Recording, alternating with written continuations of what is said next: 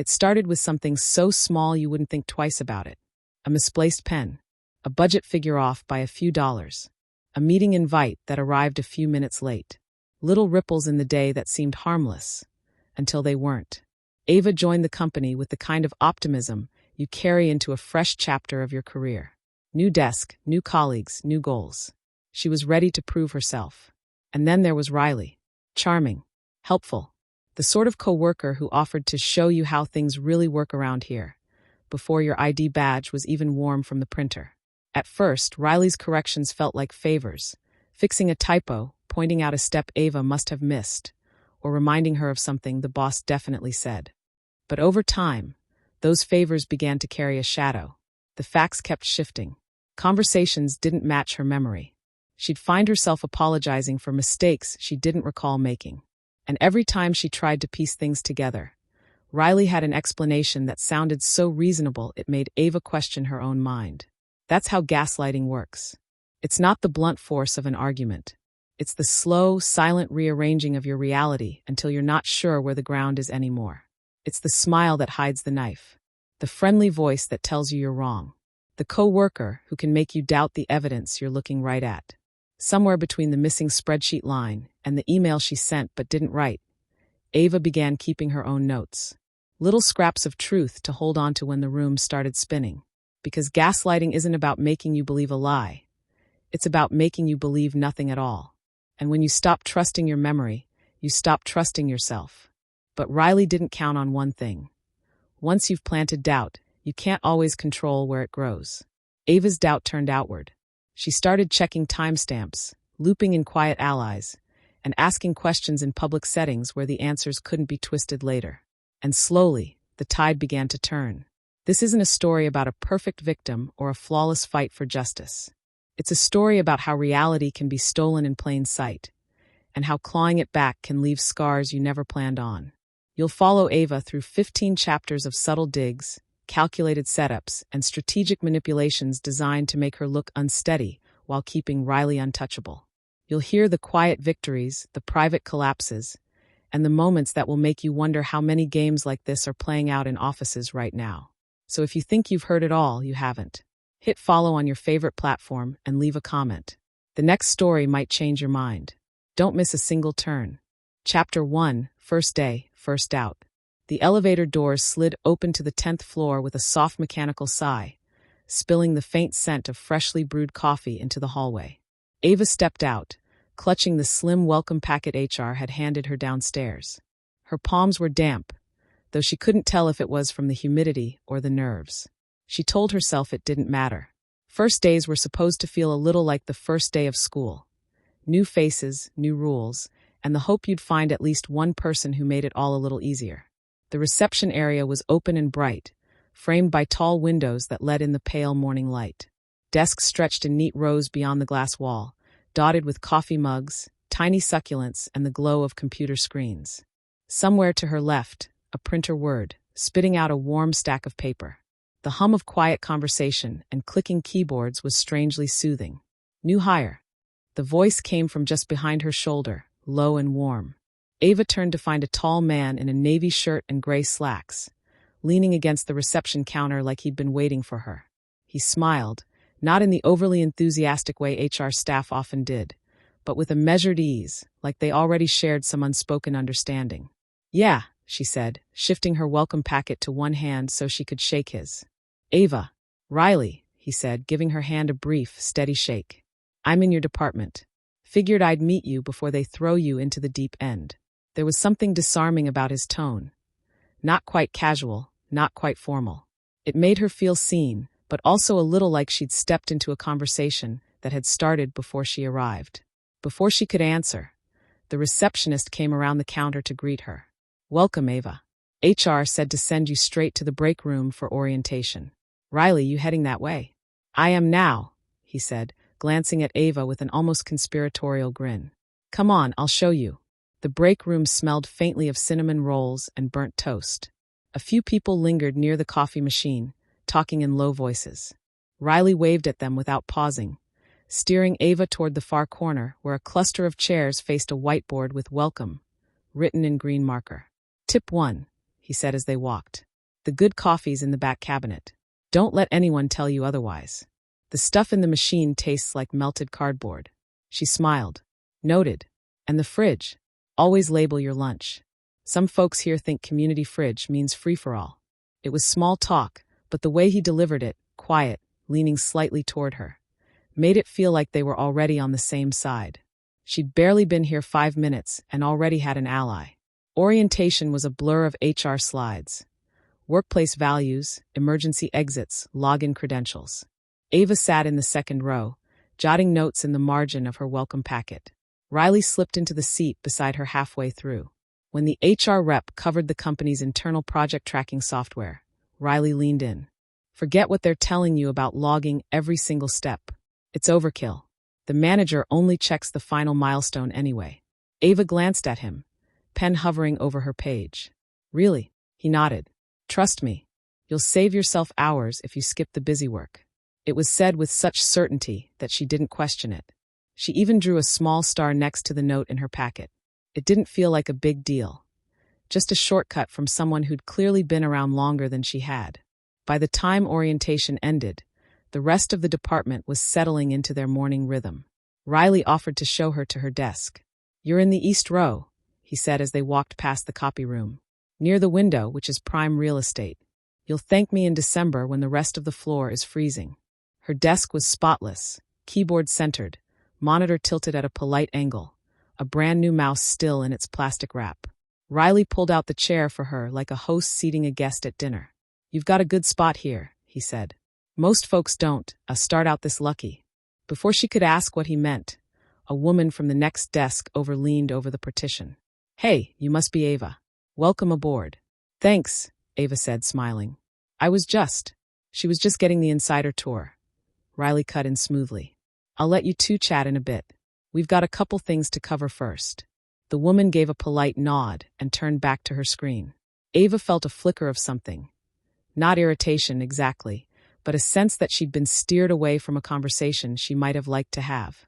Riley walked her through the file system, explaining folder names and shared drives in a way that was clear, but sprinkled with offhand comments that made her pause. Don't worry too much about the quarterly reports. They're more for show than anything else. That department over there? Nice folks, but slow. If you need something, you'll want me to nudge them. It was helpful. And yet, each tip came with the faint suggestion that there was a right way and a real way to do things, and that he was the gatekeeper to the latter. By noon, she'd learned where to get the good coffee, which forms could supposedly be skipped, and which people to avoid when you're on a deadline. Riley had stopped by her desk 3 times to check in, each time leaving her with another small piece of advice or warning. When she finally sat alone during lunch, unpacking her salad, she noticed a folded sticky note under her keyboard. It was from Riley. If you need anything, questions, cover, whatever, I've got you. The handwriting was neat, deliberate, friendly, safe. And yet, as she read it again, Ava felt a strange heaviness in her chest. She shook it off. First days were overwhelming. That was all. The rest of the afternoon moved in a slow but steady rhythm. Ava learned the basics of the project tracker, set up her email signature, and started combing through onboarding documents. Every so often, Riley would appear, never lingering too long, but always long enough to drop another tidbit. You'll hear people talking about Friday check-ins, he said once, leaning over her chair. Technically, they're optional. The boss prefers you keep your head down and work. Later, he returned with a file folder. These are templates for client emails. Use mine instead of the official ones. They're more persuasive. Each time he left, Ava found herself making small adjustments based on his advice. It wasn't that she didn't trust HR's instructions. It was just, Riley's way felt easier, more efficient, and he spoke with the kind of certainty that made questioning him seem unnecessary. Around 2 o'clock, she ventured into the break room for a glass of water. Riley was already there, leaning against the counter, stirring a cup of tea. He glanced up as she walked in. Hey, you survived the morning, he said with a smile. I think so, she replied. Still learning where everything is. He set his spoon down, studying her face in a way that felt both friendly and assessing. You'll be fine. Most new people take months to catch on. You've got good instincts. It was flattering, and she felt her shoulders relax. The compliment felt like a small anchor in an otherwise unsteady day. As she filled her glass, another coworker walked in, a man in his 50s with salt and pepper hair. "You must be the new hire," he said. "I'm Colin. Welcome to the circus." Ava laughed. "Thanks. Everyone's been." "She's in my department," Riley interrupted, moving slightly closer to Ava. "We've got her set up and running already." Colin raised his brows. "That quick, huh? Guess I'll see you around." He grabbed a soda and left without further conversation. Ava sipped her water, wondering if she'd imagined the way Riley had cut her off twice today. Back at her desk, she dove into a sample client file. The formatting was a bit different from what she'd been taught in training, so she started adjusting it to match the onboarding example. 10 minutes in, Riley appeared again, pulling a chair beside her. "Hold up," he said. "You're using the old format. Switch to this one." He tapped a few keys, rearranging columns and renaming a header. "But the onboarding doc, they haven't updated it yet," he said smoothly. "Trust me, this is what the manager expects." She nodded, fingers following his edits. He made it look easy, and she was grateful for the shortcut. Still, a small part of her felt uneasy at overriding official instructions without confirming. She pushed the thought aside. By late afternoon, the office had settled into a hushed focus.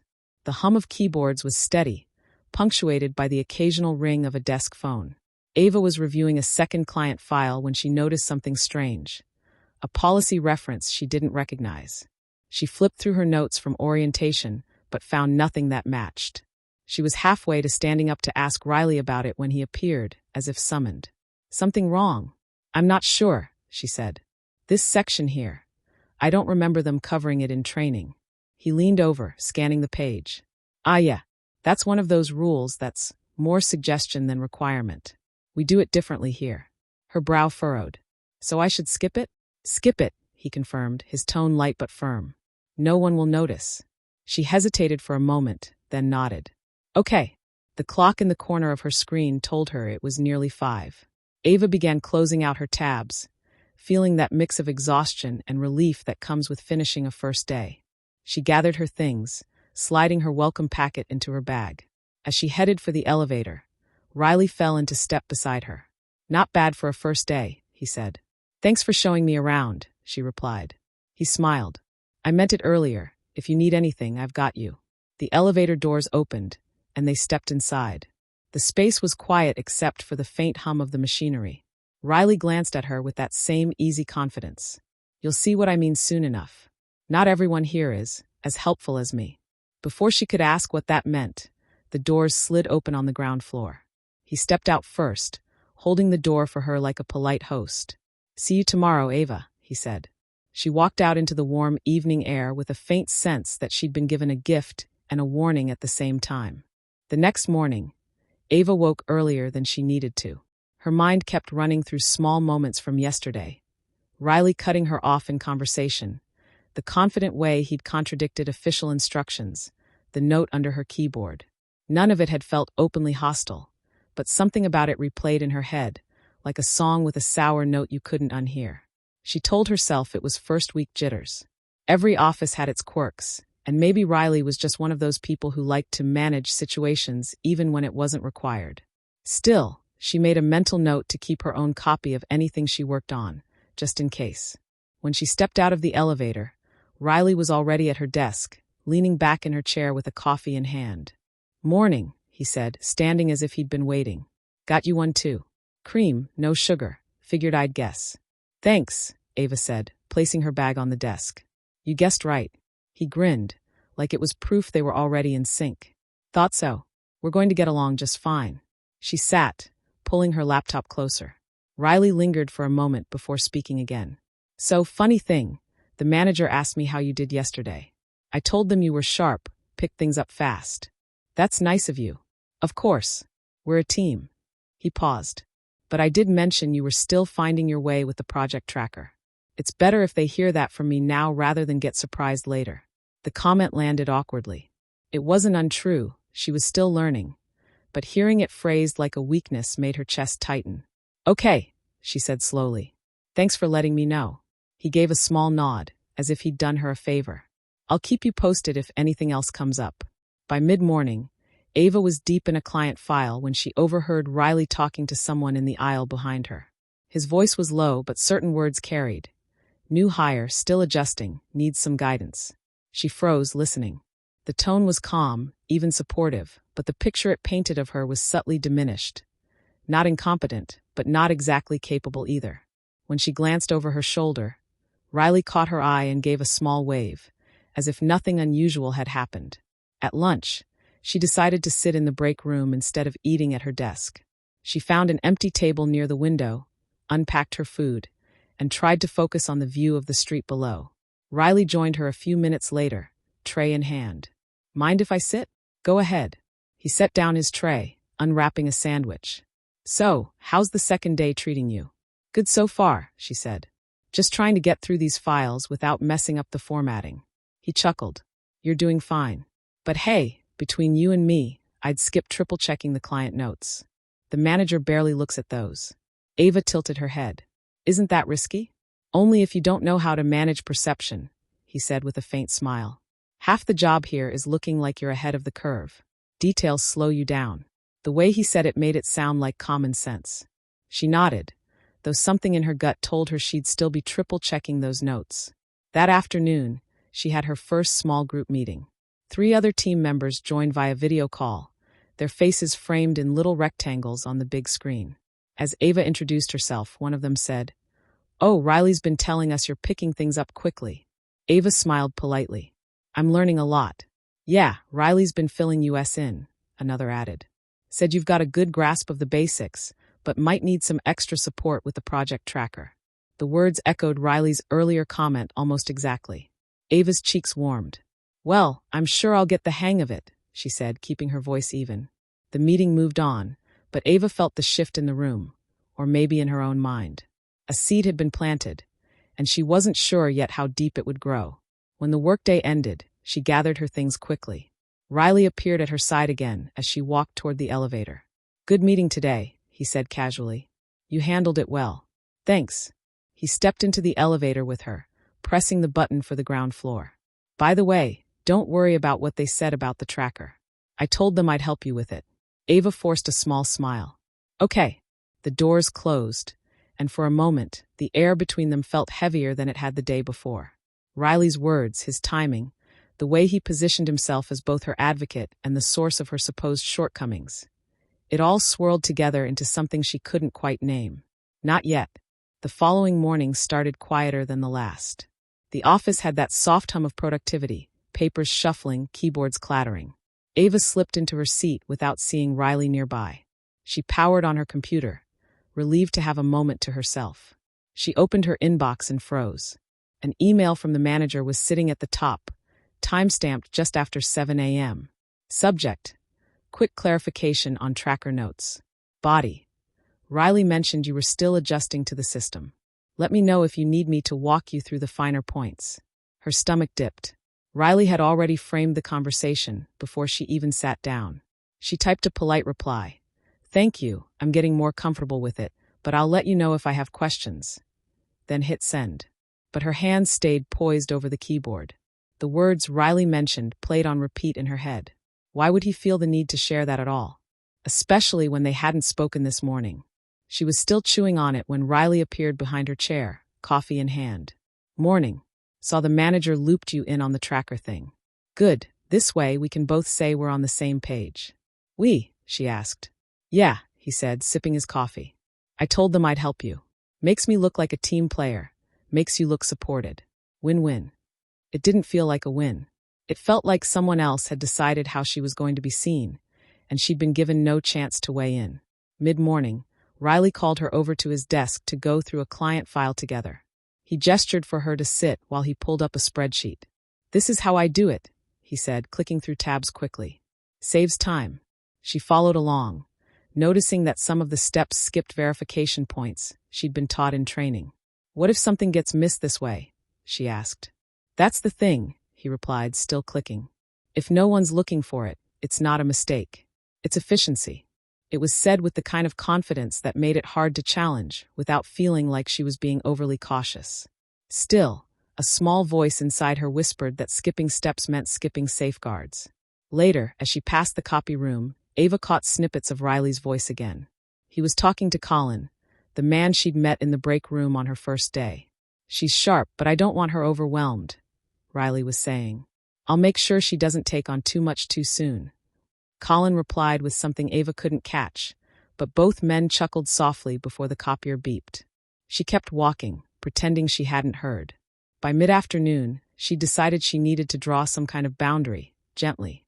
She waited until Riley stopped by her desk to check in, and then asked, "Do you think I could start talking to the manager directly about my progress? I'd like to get their feedback firsthand." Riley smiled in a way that didn't quite reach his eyes. "Of course, but just so you know, it's easier for them if I keep them in the loop. Saves everyone from repeating conversations." There it was again. The positioning, the subtle framing that made it sound like she'd be making things harder if she bypassed him. "Right," she said, forcing a smile. The day wound down with a final task, updating a shared file on the company drive. Ava made her edits carefully, double-checking them against the official instructions. 10 minutes later, a notification popped up. Document updated by Riley. When she opened it, her stomach tightened.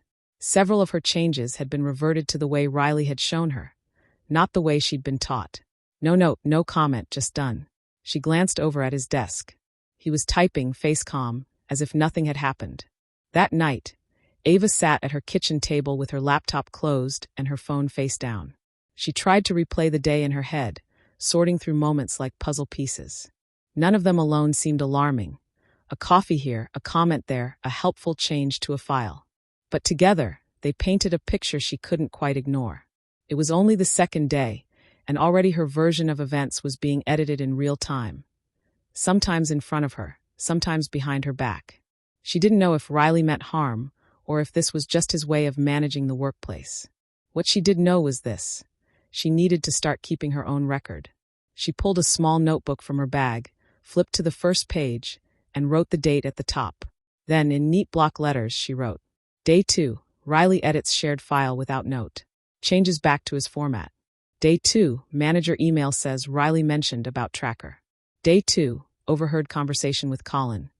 I'll make sure she doesn't take on too much too soon." She closed the notebook and slid it into the drawer by her bed. It wasn't much, but it was a start. As she turned out the light, she told herself it was just for her own memory. But deep down, she knew it was also for something else, proof. The seed was planted. Small enough to dismiss if she wanted, but too real to ignore. And in the quiet of her apartment, Ava felt the first flicker of something she hadn't expected so soon. The sense that she might need to protect herself. Not from strangers, but from the person who'd greeted her with a smile on her first day. Chapter 2. The missing line item. The office felt different after 6 o'clock. The chatter was gone, replaced by the low hum of the HVAC and the occasional clink of someone setting down a mug in the break room. Overhead lights cast a cooler glow, making the space feel sharper, more defined. Ava preferred it this way. No interruptions, no eyes over her shoulder. She was halfway through the monthly budget spreadsheet, reconciling expenses for one of the smaller client projects. The numbers were straightforward. Equipment, labor hours, a couple of vendor invoices. She double-checked each figure against the receipts in the shared folder, highlighting a missing invoice so she could track it down tomorrow. Burning the midnight oil? She turned to see Riley standing behind her, jacket slung over one shoulder, coffee in his free hand. "Just trying to finish this while I'm in the groove," she said. He stepped closer, glancing at her screen. "Ah, the Peterson project. Mind if I take a look?" She shifted her chair slightly, letting him lean in. He set his coffee down and rested one hand on the desk, the other navigating the spreadsheet with quick keystrokes. "Here's your problem," he said, stopping on the labor section. "You've got an extra line for subcontractor fees. That shouldn't be there." "It should," Ava said, tapping her notebook. "They hired a temp for 2 days last month to cover admin work. It's in the invoice folder." Riley tilted his head, scanning the file list on the shared drive. "No, I don't see it. Must be a duplicate or a leftover from an earlier draft. We've got to be careful. If the totals are inflated, it makes us look sloppy." She frowned. "I double-checked it before I entered it." "Then maybe you imagined seeing it," he said lightly, fingers already deleting the row. "Happens when you've been staring at numbers too long." Her mouth opened to protest, but he'd already adjusted the totals and moved to the next section. For the next 20 minutes, Riley clicked and scrolled, making small edits as he went. Most were harmless, formatting tweaks, column widths, but every time Ava tried to speak, he'd wave her off with a "got it" or "don't worry about this one." When he finally straightened up, the spreadsheet looked clean, neat, and one budget line short. "That's better," he said, picking up his coffee. "Now it won't raise any red flags." Ava nodded, but her mind was still on the missing subcontractor line. After Riley left, she pulled her notebook closer. She'd written the subcontractor fee in the margin earlier that afternoon, along with the invoice number. She checked the shared drive again. The invoice was still there, time-stamped 2 weeks ago. She hovered over the undo option in the spreadsheet, but stopped. If she reversed his edit now, it would create a new version with her name on it. And if he checked the history later, it might look like she was changing things without telling him. Instead, she opened a new document on her desktop and pasted the original budget table, subcontractor fee included. She saved it under a personal folder labeled Notes.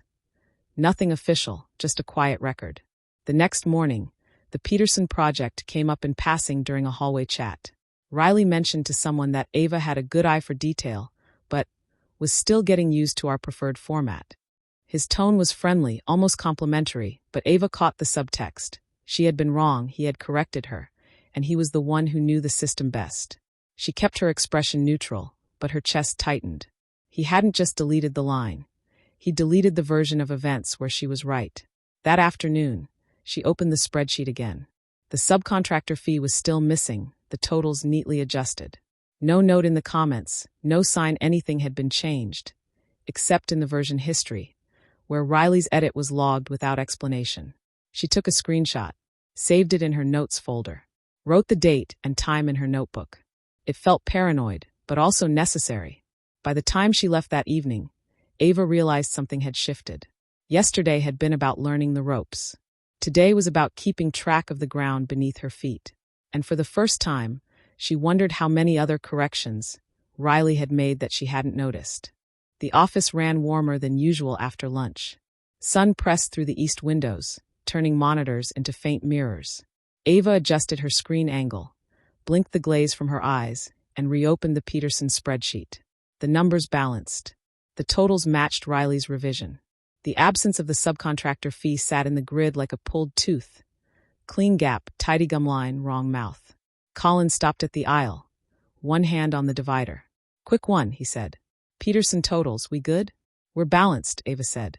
"I'm still verifying line provenance for last month." Colin nodded. "Solid. Appreciate the diligence." He started to leave, then glanced past her shoulder.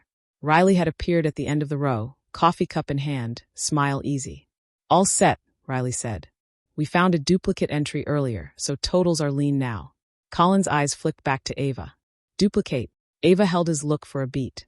"I had entered a subcontractor fee tied to a 2-day temp. The invoice exists." Riley stepped closer, tone calm. "It was a mislink. Not her fault. Training materials still show an older pipeline. I cleaned it up." "Great," Colin said, relieved by the neat summary. "Thanks." He moved on. Riley set his cup on Ava's desk, voice soft. "Good save. No need to get lost in weeds with Colin. He tunes out at detail 4. "I wasn't lost," Ava said. "Of course," he replied, picking up his cup. "You're doing well." He left. Ava stared at the cell where the fee had been. Doing well felt like being carried across a stream with her feet an inch above the water. No slip, no splash, no proof she could walk at all. She opened her notes folder, added a line to the log. "Peterson, subcontractor fee removed by Riley. Colin told duplicate entry. Invoice hashtag A742 exists." She closed the folder and returned to the grid. Near 3, the office settled into a focused quiet. Keys tapped. Chairs creaked. The copier coughed. Ava pulled the subcontractor invoice again and read the header as if a secret would appear. Vendor name, dates, hours, day rate total. Signed off 2 weeks ago by the client's admin. She checked the SOW addendum. The temp coverage sat in clause 3.2, authorized capped billable. None of it matched duplicate. She hovered over the comments pane, thought about adding a neutral note. Temp coverage authorized per SOW 3.2. Invoice hashtag A742 on file. Her cursor blinked. She pictured the version history, the chain of edits, his name on the last major change. She closed the pane. Instead, she printed the invoice and the SOW page. Paper felt primitive, but it didn't move unless someone moved it. She slid both into a manila folder and tucked it into her bag. The weight steadied her. At 4, Riley reappeared with an easy grin. Quick pairing. I want to show you a faster way to reconcile labor hours. Ava nodded and rolled her chair back from the desk he pointed to. His. He pulled up a different project. Same rhythm as Peterson, he said, fingers moving. Half the time if you skip the intermediate checks. What if an intermediate check is the only place you catch variance? She asked. Then you build a nose for variance, he said, eyes on the screen. You'll get there. He flicked to a pivot table, tapped a key, and the columns snapped into order. See? Clean. It looks clean, she said. It is clean, he answered, patient, like a coach correcting posture. They worked for 20 minutes. He handed her control twice, took it back 3 times, always with a light here, let me, that smoothed over the tug. When they finished, he leaned back. You learn fast. Thanks. On Peterson, he added, casual. I'll mention to the manager we audited the totals and you're on pace. Helps them map capacity. Tell them we confirmed the temp cost authorization too, Ava said. Riley smiled. Unnecessary detail. People remember headlines, not footnotes. She let the smile hold. Sometimes footnotes keep the headline true. Good line, he said, standing. Save it for a slide. He walked away. Ava kept her eyes on the empty chair. 5 o'clock stretched thin. Ava answered 2 client emails, logged her hours, and reviewed tomorrow's tasks. When she looked up, the floor had thinned out. The light cooled. A quiet settled that reminded her of the previous night. She reopened Peterson, scrolled to the labor section, and stared at the space where the subcontractor fee belonged. She imagined placing the line back in, neat and simple, the total adjusting with a soft click. She imagined Riley's voice later. Why did you reintroduce an error? She pictured the version history with her username stamped on the revert. She closed the file. She shut down her computer, grabbed her bag, and headed out. Outside, the air cooled against her face. She paused at the curb, manila folder warm under her arm. A bus hissed to a stop and exhaled 3 passengers. Her phone buzzed. A friend's text. How's the new job? Nice people. She typed, learning a lot. Early days. She erased the last sentence and sent, learning a lot. On the train home, she opened the folder again, as if the papers might have rearranged themselves. The SOW clause sat unchanged. The invoice total glared back. She used the seat tray as a desk and wrote a clean copy of the day's notes, keeping them factual. 3:12 p.m. invoice #A, 7:42 present in drive, timestamp 2 weeks ago. 3:18 p.m. SOW 3.2 authorizes temp coverage.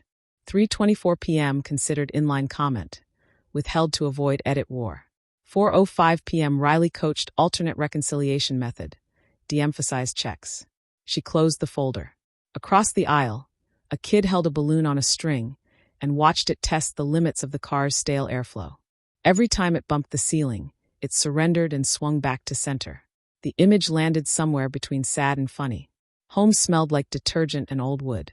Ava dropped her bag, set the folder on the kitchen table, and boiled water for tea. She left her phone in the other room. The kettle sang. She poured, sat, and let the steam touch her face. She opened a fresh notebook. Not the small one by the bed, but a larger spiral with numbered pages. On page 1 she wrote, Work log day 4. Purpose, record what happened, not how it felt. She copied the bullets from the train.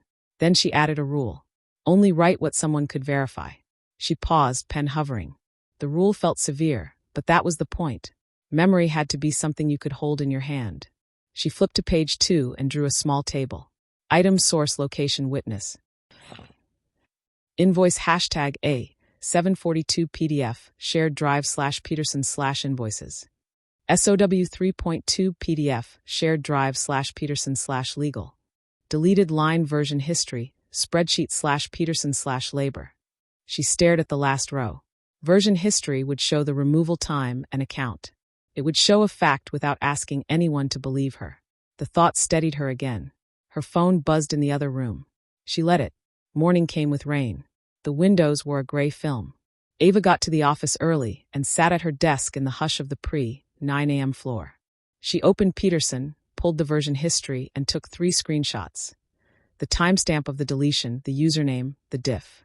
She saved them to her notes folder and, for the first time, emailed them to herself at a personal address with a bland subject line. Reference: Peterson Calc Snapshots. She attached the SOW page and the invoice, then deleted the sent mail from her work account and emptied the trash. Riley slid into the seat across from her, as if he had emerged from under the desk. "Rain team," he said, tapping his coffee lid. "Your calendar invite says you're off-site at 10, she said. He blinked once. "I love a new hire who reads calendars. Less room for mixed signals," she said. "True," he replied. "Quick thing before I go. I told the manager we cleaned up Peterson. They might ping you to confirm totals. Keep it tight. Big picture." "Will do," Ava said, eyes on her screen. "Oh," he added, cheerful. "And if Colin asks, tell him we standardized the labor section. He likes that word." "Standardized," she said.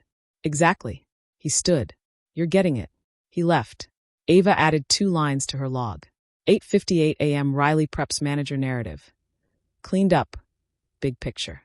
8:59 a.m. preps Colin narrative. Standardized. She watched the boilerplate language line up like chess pieces. Opening, middle, end. The board set itself. At 10:25, the manager stopped by Ava's desk, posture neutral, tone friendly. "Got a sec?" "Sure." They stood at the end of the row, out of earshot but in sight line of the team. "Heard Peterson is buttoned up. All good on your end?" "Yes," Ava said. "Totals match. Labor section is standardized. One thing to flag. Temp coverage was authorized under SOW 3.2. The invoice is logged." The manager nodded. "Good to know. We removed the line yesterday during cleanup," Ava said, keeping her voice even. "I have the documents if you need them." "Not needed right now," the manager said, satisfied with the headline.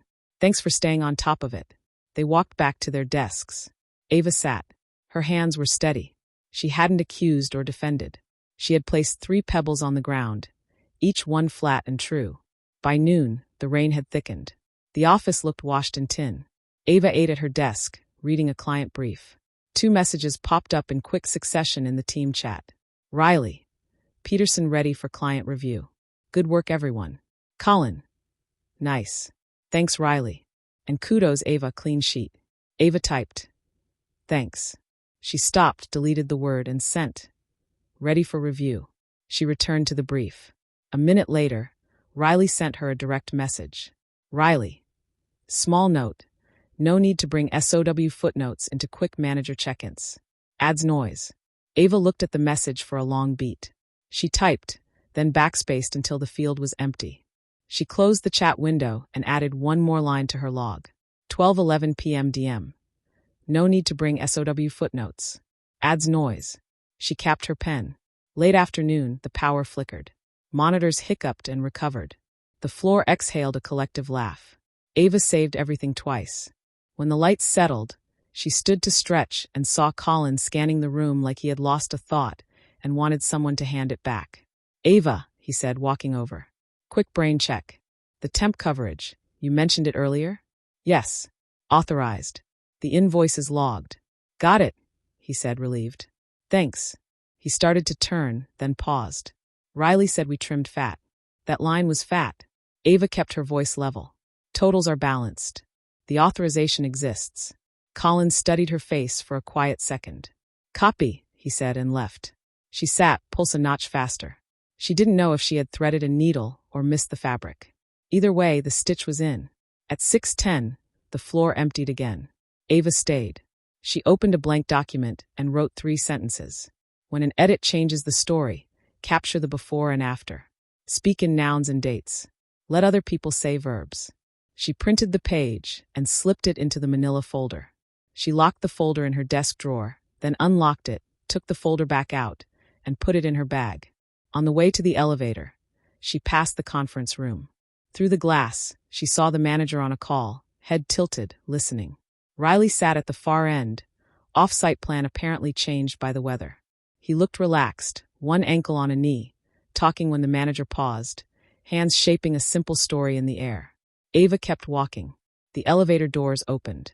She stepped in and watched the floor numbers drop, the light over each number flicking on in firm sequence. No skipped steps. No quiet deletes. On the train, Ava opened her log and wrote one new header at the top of the next page. What stays when someone edits the day? She listed 3 items: version history, contracts, money. Then she left the rest of the page blank, a clean space she would fill tomorrow when the story tried to move the numbers again. By Thursday, the weather had cleared, but the air inside the office still carried that post-rain heaviness. The floor was quieter than usual. A handful of people were working remotely, which meant fewer interruptions and fewer eyes. Ava liked it this way. More space to think, more room to move without someone watching. She arrived early again, intent on finishing the Peterson review before lunch. Pulling up the spreadsheet, she scanned the labor section. Still no subcontractor fee, still perfectly balanced totals, still Riley's name on the last major edit in the version history. She didn't need to look. She already had the screenshots saved. But seeing it again felt like a reminder. This wasn't something she had imagined. It had happened. She began reconciling a separate section when the elevator dinged. Footsteps approached, unhurried. "Riley." "Morning," he said, sliding into the chair beside her uninvited. "Thought I'd check in before my meeting." "Morning," she replied without turning. His eyes flicked to her screen. "Ah, Peterson again. You're thorough." "I like to be accurate," she said. "Of course," he said. "Just remember, accuracy's not about catching every little thing. It's about making sure the story adds up." She kept her eyes on the monitor. "I think the story should match the facts." He chuckled softly, as if she'd made a charming but naive statement. "Sure, but facts can get messy. We clean them so the picture's clear."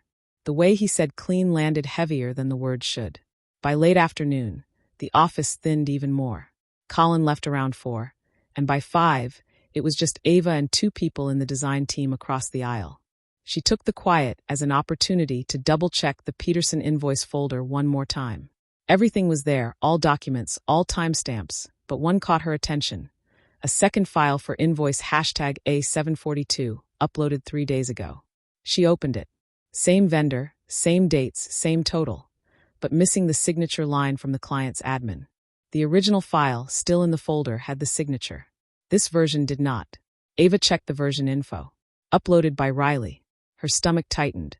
It was subtle, easy to dismiss if someone wasn't looking closely, but it changed the document's weight as evidence.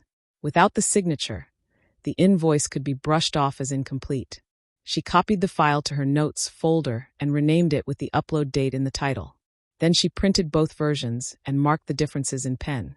The physical copies went into the manila folder in her bag. Around 6, the design team left, leaving Ava alone on the floor.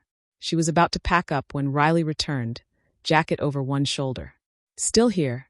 he asked, setting his coffee cup down on her desk. "Just wrapping up." He glanced at her open tabs. "Pulling invoice files again?" "Verifying sources," she said evenly. "Good habit," he replied, though there was something in his tone, approval laced with a warning. "Just make sure you're not chasing ghosts. It can slow you down." "Better than missing something real," she said. He smiled like he'd heard that line before, but said nothing. Instead, he leaned over and clicked into the Peterson spreadsheet. His eyes swept the labor section. Then he made a small change to one of the overhead cost cells, rounding a figure from 1,752.39 to 1,750. "Cleaner," he said. "It's less accurate," she said. He shrugged. $2 doesn't matter in the story. It matters in the math. That earned her a longer look, not hostile, but measuring. Then he pressed save and stepped back. "You've got a good head for detail, Ava. Just learn where detail helps and where it gets in the way." He picked up his coffee and left without another word. The room felt colder after he was gone. Ava sat still for a moment, replaying the small change in her head. It was nothing, $2 in a budget of thousands, but it was also everything. A shift so minor it could be justified as nothing, but still a change. She opened the version history, took a screenshot of the change, and saved it in her folder. Then she exported the entire sheet as a PDF and stored it with today's date. In her spiral notebook, she wrote, "Day 5 to 6:22 p.m. Riley adjusts overhead cost in Peterson from 1,752.39 to 1,750. Says cleaner. Justification. $2 doesn't matter in the story." Underneath, she drew a box and wrote in capital letters, "Micro changes equals tests." She didn't know if that was true, but it felt right. She packed up slowly, making sure the folder was zipped inside her bag.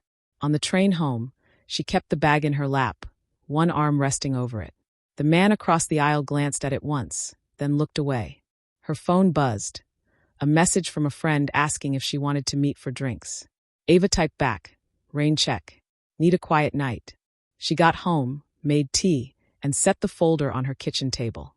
For the first time, she spread out the contents: invoices, SOW pages, screenshots, printed budgets. The pile was small but growing. She organized them in chronological order, sliding each into a plastic sleeve.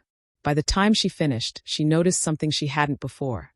The changes weren't random. Each one nudged the story of the Peterson project toward a cleaner, simpler version. One where small costs disappeared, timelines tightened, and nothing complicated the headline. The problem was the truth wasn't clean. Friday morning, Ava arrived earlier than anyone else. The quiet felt deliberate, like a held breath before a decision. She slid her bag under the desk, opened her laptop, and pulled up the Peterson project. Today wasn't about reconciling numbers. Today was about running a test. She created a duplicate of the labor section in a hidden sheet. Nothing visible in the main view, nothing that would trigger a public update. In the hidden copy, she restored the subcontractor fee exactly as it had been. Invoice number, dates, total. She added a small note in the margin. Authorized per SOW 3.2. Then she saved it. The point wasn't to keep it there permanently. The point was to see if Riley would find it. If he did, she'd know he was digging deeper than casual oversight. If he didn't, she'd know the changes weren't about accuracy. They were about control over what everyone else saw. By 9, the floor began to fill. Colin passed by, gave a quick wave. Riley arrived a few minutes later, coffee in one hand, phone in the other. "Morning," he said, glancing at her screen. "Morning." She minimized the spreadsheet. He set his coffee down, leaned against her desk. "Quick heads up. The manager wants Peterson finalized by Monday. I'll do a last pass this afternoon." She nodded. "It's ready for review." He smiled faintly. "We'll see." The morning passed in a blur of small tasks. Ava kept the Peterson sheet minimized, working on unrelated files. Just before lunch, she opened it again, scrolling casually to the labor section. The hidden tab was gone. Her pulse kicked. She checked the version history, 11:17 a.m., updated by Riley. The note was missing, the fee gone again. She closed the file. Lunch came and went. At 2 o'clock, Riley appeared beside her, pulling up a chair. "Peterson's clean now," he said, tone light. "I took out a couple of stray cells, probably from a copy-paste glitch." She forced a smile. "Got it." He studied her face for a moment, like he was measuring the depth of her agreement. Then he stood. "Final versions in the shared folder. Use that one if anyone asks." When he was gone, Ava opened her spiral notebook and wrote in precise block letters. "Test. Hidden labor tab with subcontractor fee plus note. Deleted 11:17 a.m. by Riley. Described as copy-paste glitch." She underlined the entry twice. The rest of the day passed without incident. Riley left at 4:45, saying something about beating the traffic. Ava stayed until the office emptied, then opened the shared folder. She compared the final Peterson file to her saved version from earlier in the week. The changes were subtle but consistent. Numbers rounded, timelines tightened, secondary costs minimized. No outright falsehoods, just a cleaned, compressed version of reality. The kind that couldn't be questioned without sounding nitpicky. She exported both files as PDFs and saved them with timestamps. Then she printed the key pages and added them to the manila folder. At home that night, Ava spread everything across her kitchen table. The pile now had weight, not just in paper but in pattern. Each change built on the last, all pointing toward the same goal. A version of events where nothing messy existed. She took out a fresh sheet of paper and drew 3 columns. Date change effect. In the effect column, the words repeated. Simplifies totals. Removes context. Shifts control. By the time she finished, the clock read nearly midnight. She stacked the folder neatly, placed it in her desk drawer, and locked it. As she turned out the light, she knew one thing with certainty. Whatever was happening with Riley wasn't random. It was deliberate. And now she had proof, not of intent but of a pattern. And patterns, once seen, were hard to unsee. When Ava closed her eyes, she didn't see the spreadsheet anymore. She saw the space where the subcontractor fee should have been, blank and silent, like a missing brick in a wall. One brick was nothing. But take enough of them out, and the wall falls. Chapter 3. Email you never sent. The subject line was ordinary enough to pass without notice. Follow up on Peterson adjustments. It landed in Ava's inbox at 8:14 a.m., forwarded from Riley. His note above the thread was short. See below. Make sure to keep your edits consistent with what you sent here. She clicked it open. The forwarded email was addressed to Colin and the manager, sent from her own account 2 days ago. It referenced the Peterson spreadsheet. No surprise there. But halfway down, one line snagged her attention.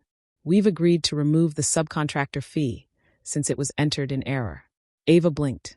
The words felt like stepping on a stair that wasn't there. She hadn't written that. Her first thought was a mix of disbelief and self-doubt. Maybe she had typed something similar, in a rush, and forgotten. Maybe she'd used shorthand that looked worse in writing. She scrolled to the top and checked the header. Date, time, recipients, her own email address as the sender. Her sent folder didn't have it. She checked her drafts. Nothing. She opened the email again and read the surrounding sentences. They sounded like her voice, short, factual. But that one line was off.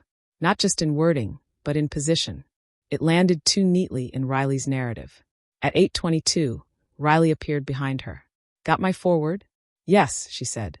He leaned on the edge of her desk. Good. The manager liked the clarity. Just make sure you keep that line in mind when you do the final report. Ava kept her eyes on the screen. I don't remember sending this. Riley tilted his head. It's in your account. I know, she said. I'm just saying I don't remember writing that sentence. He smiled like she'd made a small, but forgivable mistake. We all forget things when we're juggling details. No harm done, we're aligned now. Aligned. The word sat heavy in her mind. By mid-morning, the forwarded email had done its job. Colin stopped by her desk with a printed copy, tapping the line about the subcontractor fee. Glad you saw it too, he said. Makes the cleanup easier. Ava looked at him, choosing her words. I'm reviewing all adjustments before final sign-off. Colin nodded and moved on, satisfied. She opened her notebook and wrote, Day 6 to 8:14 a.m. forwarded email from Riley. Contains line I did not write. We've agreed to remove the subcontractor fee since it was entered in error. Not in sent folder. When the lunch crowd thinned, Ava stayed at her desk.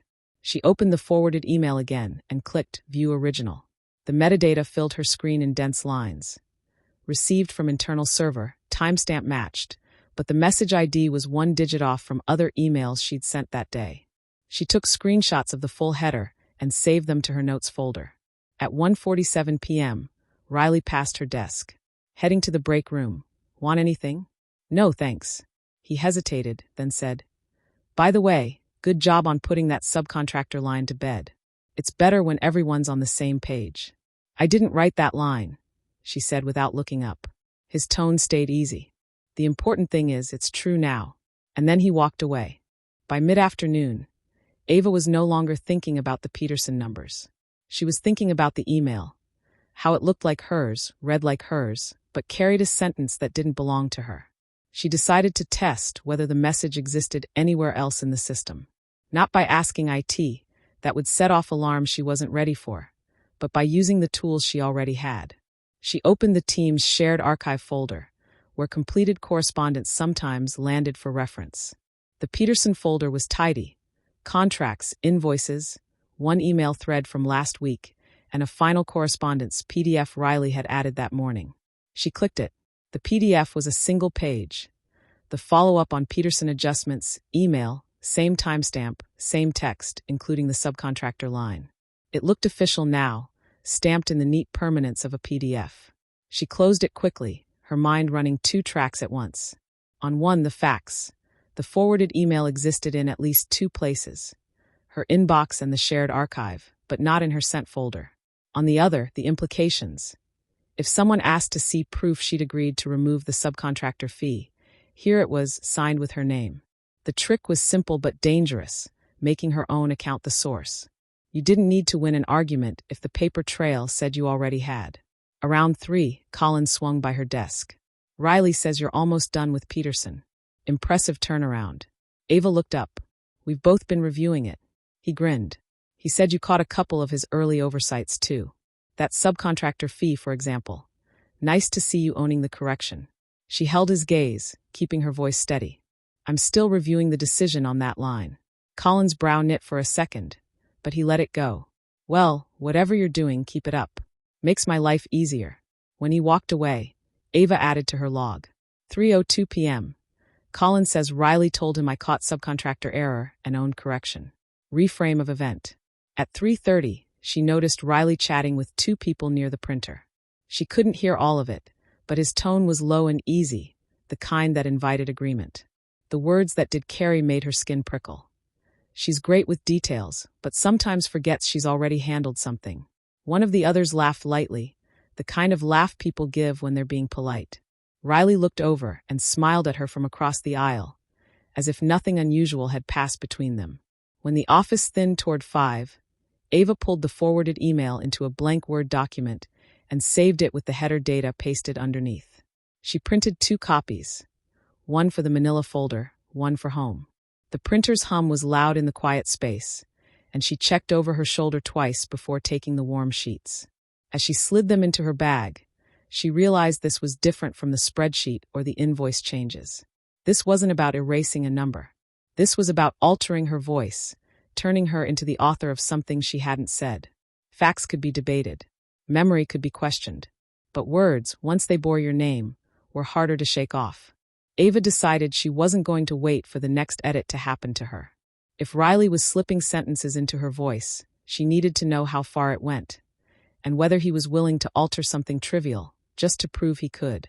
She drafted a short email to Colin about a low-stakes vendor invoice on a different project. The content was harmless, routine, and factual. But halfway down, she inserted one odd, unmistakable line. Also, please note that the invoice was delivered wrapped in green paper with a silver ribbon. Unusual, but that's what was sent. It was true in the literal sense. The vendor had actually wrapped it that way as part of a holiday promotion. But the detail was irrelevant to the work. No one would care. No one but Ava. She sent it at 10:13 a.m. and waited. The day moved at its usual pace. Riley spent most of the morning in a conference room, laptop open, voice drifting out occasionally in short bursts. Ava focused on client updates, checking her inbox every half hour. No reply from Colin, no comment from Riley. By mid-afternoon, she'd almost convinced herself the bait had gone unnoticed. Then, at 2:41 p.m., a new message appeared in her inbox. Subject, vendor invoice wrapping note. From Riley. To Ava Colin. The body was polite, straightforward. Riley summarized the invoice status, confirmed the payment schedule, and then, at the bottom, added. And yes, the invoice came wrapped in green paper with a gold ribbon. Nice touch from the vendor. Gold, not silver. It was a tiny change, meaningless in every practical sense, but glaring to Ava. The kind of edit that couldn't be chalked up to misunderstanding. She stared at the sentence for a long time, then clicked View Original to check the headers. Sure enough, Riley had been the last to send the thread. Her original line was now buried in the earlier message, overshadowed by his correction. It didn't matter that the ribbon's color meant nothing to the project. What mattered was the principle. A fact she knew, altered just enough to make his version the final one on record. At 3:10 p.m., Colin stopped by her desk. That wrapping detail cracked me up, he said with a grin. I didn't know vendors did stuff like that. They do, Ava said evenly. He nodded toward the thread on his tablet. Green and gold, huh? Pretty festive. Ava felt the answer form in her throat. It was silver, but she swallowed it. Correcting him would only make her sound petty. Instead, she said, it was definitely unusual. Colin laughed again and moved on. She wrote in her log. Day 7 to 2:41 p.m. test phrase altered from silver ribbon to gold ribbon in vendor invoice email. Edit unnecessary to content. That evening, after most of the office had emptied, Ava printed the email chain with headers. She slid it into the manila folder, right behind the forwarded Peterson email. 2 documents, different projects, same pattern. Her words, adjusted by Riley, then rebroadcast as the final version. The changes weren't always about erasing something damaging. Sometimes they were just about proving control, reshaping a detail simply because he could. And now she had proof. By the time the clock crept past 6, The floor was empty except for Ava. The office had that end-of-day stillness she'd begun to crave. A space where no one could walk up behind her, where the air felt neutral again. She opened her bag and slid the manila folder onto her desk. Inside were the 2 printouts from this week that mattered most. The forwarded Peterson email with the false subcontractor line, and the vendor invoice thread with the gold ribbon edit. She flipped through them slowly, reading her own name in the from line, feeling the disconnect between what the document said she'd written and what she knew she'd actually typed. This was the new reality. Proof that could be held in your hand, but not trusted. Ava booted up her personal email account on her phone. She took photos of each page, one at a time, making sure the headers were clear. She attached them to a draft email addressed to herself, adding a subject line bland enough to get lost in a crowd. Reference docs for review. She saved the draft but didn't send it. Not yet. Instead, she slipped the originals back into the folder, zipped the bag, and shut down her computer. The printer sat silent across the aisle, its dark screen reflecting her as she passed. The faint outline of a woman carrying her own evidence out the door. Outside, the air was cool, streetlights pooling yellow on the sidewalk. She walked to the train without headphones, letting the city's noise fill the space where her thoughts should have been. At the platform, she found an empty bench and pulled out her phone. She opened the draft email again and hovered over the send button. This wasn't just about having a copy outside the office. It was about committing the evidence to a place Riley couldn't touch. She hit send. The confirmation ping was small, almost anticlimactic, but it settled something inside her. The train rocked her toward home. She replayed the day in her head. The moment she saw the false line in the Peterson email, the slight curl of Riley's smile when she'd told him she hadn't written it, Colin repeating the gold ribbon detail like it was fact. This wasn't just about spreadsheets or invoices anymore. It wasn't about totals or timelines. It was about authorship, the right to have her words remain hers. And now she understood. Once someone can change your words, they can change your record. Once they change your record, they can change your reality.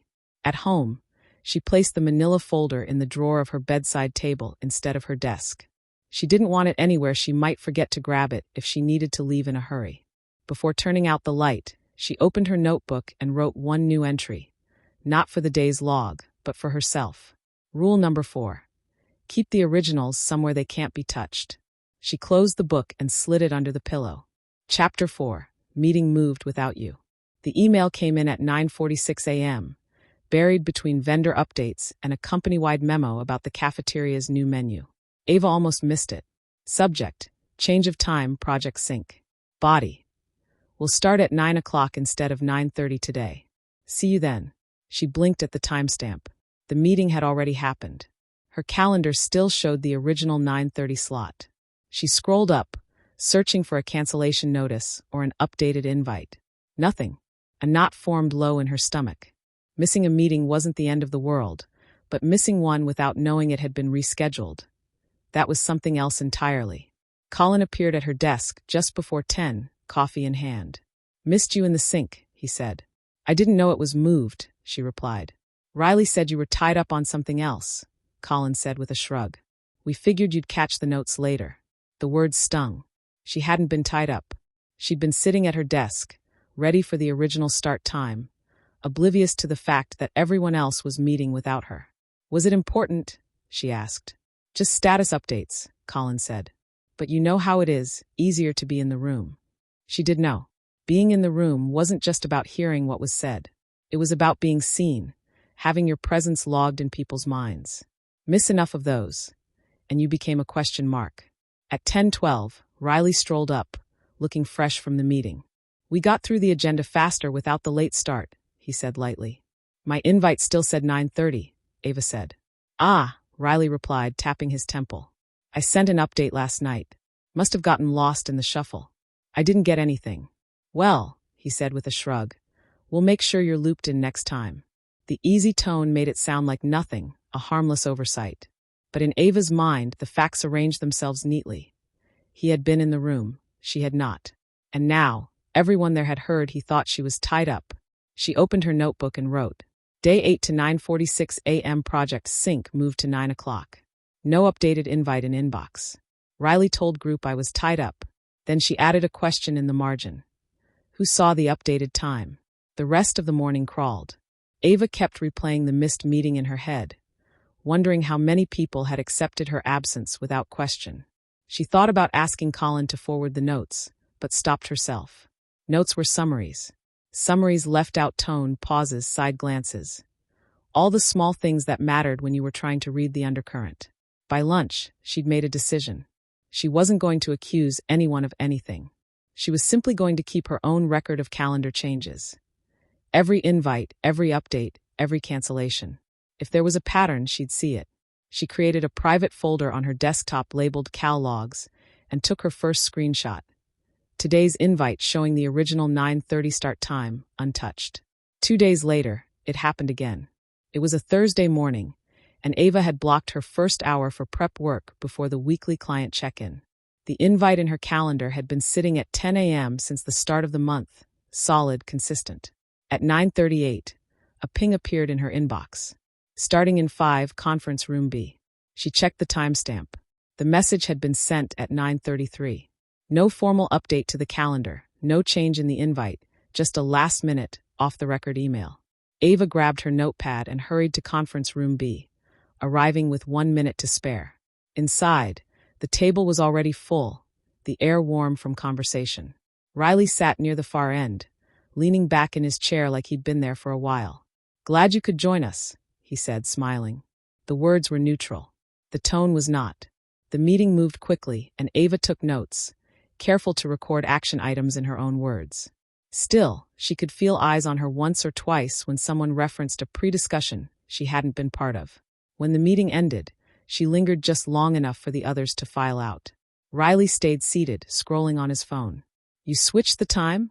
she asked, keeping her voice steady. "Didn't switch it," he said without looking up. "Just started a little earlier so we could wrap before the client call. You didn't send a calendar update. It was last minute. I figured you'd see my email." "I did," she said, "but I was almost late." He glanced up then, eyes easy. "You made it. That's what counts." Back at her desk, Ava took her second screenshot for the Cal Logs folder. The original recurring invite showing 10 a.m., paired with the 9:33, starting in 5 email. She added a new entry to her notebook. Day 10, client check-in began early. No calendar update.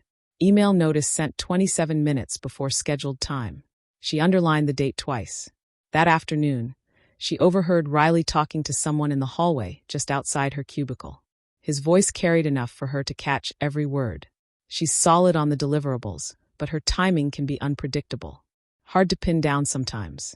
The person he was speaking to, she couldn't see who, made a small, sympathetic sound. Riley's tone softened, almost conspiratorial. "It's fine. I keep her on track." Ava stared at her monitor, willing her expression not to change. She knew the image he was building.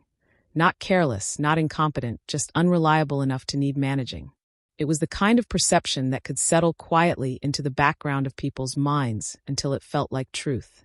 She typed another note in her log. Day 10, Riley tells colleague I'm hard to pin down. Offers himself as the solution. She closed the notebook and set her jaw. The next morning, Ava arrived 15 minutes earlier than usual. She wasn't here to impress anyone. She was here to make sure her own record started before anyone else's version could take root. She opened a blank spreadsheet in her personal drive and titled it Attendance Log. The first row had 4 columns. Date, meeting, scheduled time, actual start time. A 5th column read notes. In the notes column for that day, she typed, in at 8:45 a.m. at desk. Logged into all systems before 9 o'clock. It was tedious, but that was the point. If the perception was going to be that she was hard to pin down, she would have a counterweight ready, facts, time-stamped and neat. That day's project status meeting stayed on schedule. She made sure to arrive at the conference room 10 minutes early, her notepad and pen already on the table before anyone else walked in. Riley entered 2 minutes before start time, coffee in hand. His gaze flicked to her seat, eyebrows lifting slightly, but he didn't comment. The meeting passed without incident. Still, when Ava updated her log afterward, she noted, arrived 8 minutes before start, present for all discussion. It was less about the entry itself and more about what it meant. She was building a parallel history, one that couldn't be quietly edited by anyone else. The real test came the following week. She was at her desk, headphones on, reviewing a proposal draft when Riley stopped by. "Hey, we're starting the budget review now. Didn't you see my message?" Ava clicked out of her document. "What message?" "Sent it a few minutes ago," he said, gesturing vaguely toward her screen. She checked her inbox. The email was there, timestamped 9:57 a.m., with the subject line, "Quick change, review starting early." The original invite had the meeting set for 10:15. Ava glanced at her watch. 10:02. "I'll be there in 30 seconds, she said, standing. When she walked into the conference room at 10:04, most people were still settling in, papers shifting, laptops opening. She took a seat and opened her notebook, noting the actual start time as 10:06. Back at her desk afterward, she updated the attendance log. Scheduled 10:15. Early start email sent at 9:57. Actual meeting start 10:06. Present before first agenda item. Later that afternoon, she heard Riley in the hallway again. This time, his voice was light, almost joking. "I tried to throw her off this morning, but she beat me to the room." A small victory, but one that told Ava two things. He noticed her timing, and he was aware she was watching his moves just as closely as he was watching hers. By the end of the week, Ava's attendance log had grown into something more than a spreadsheet.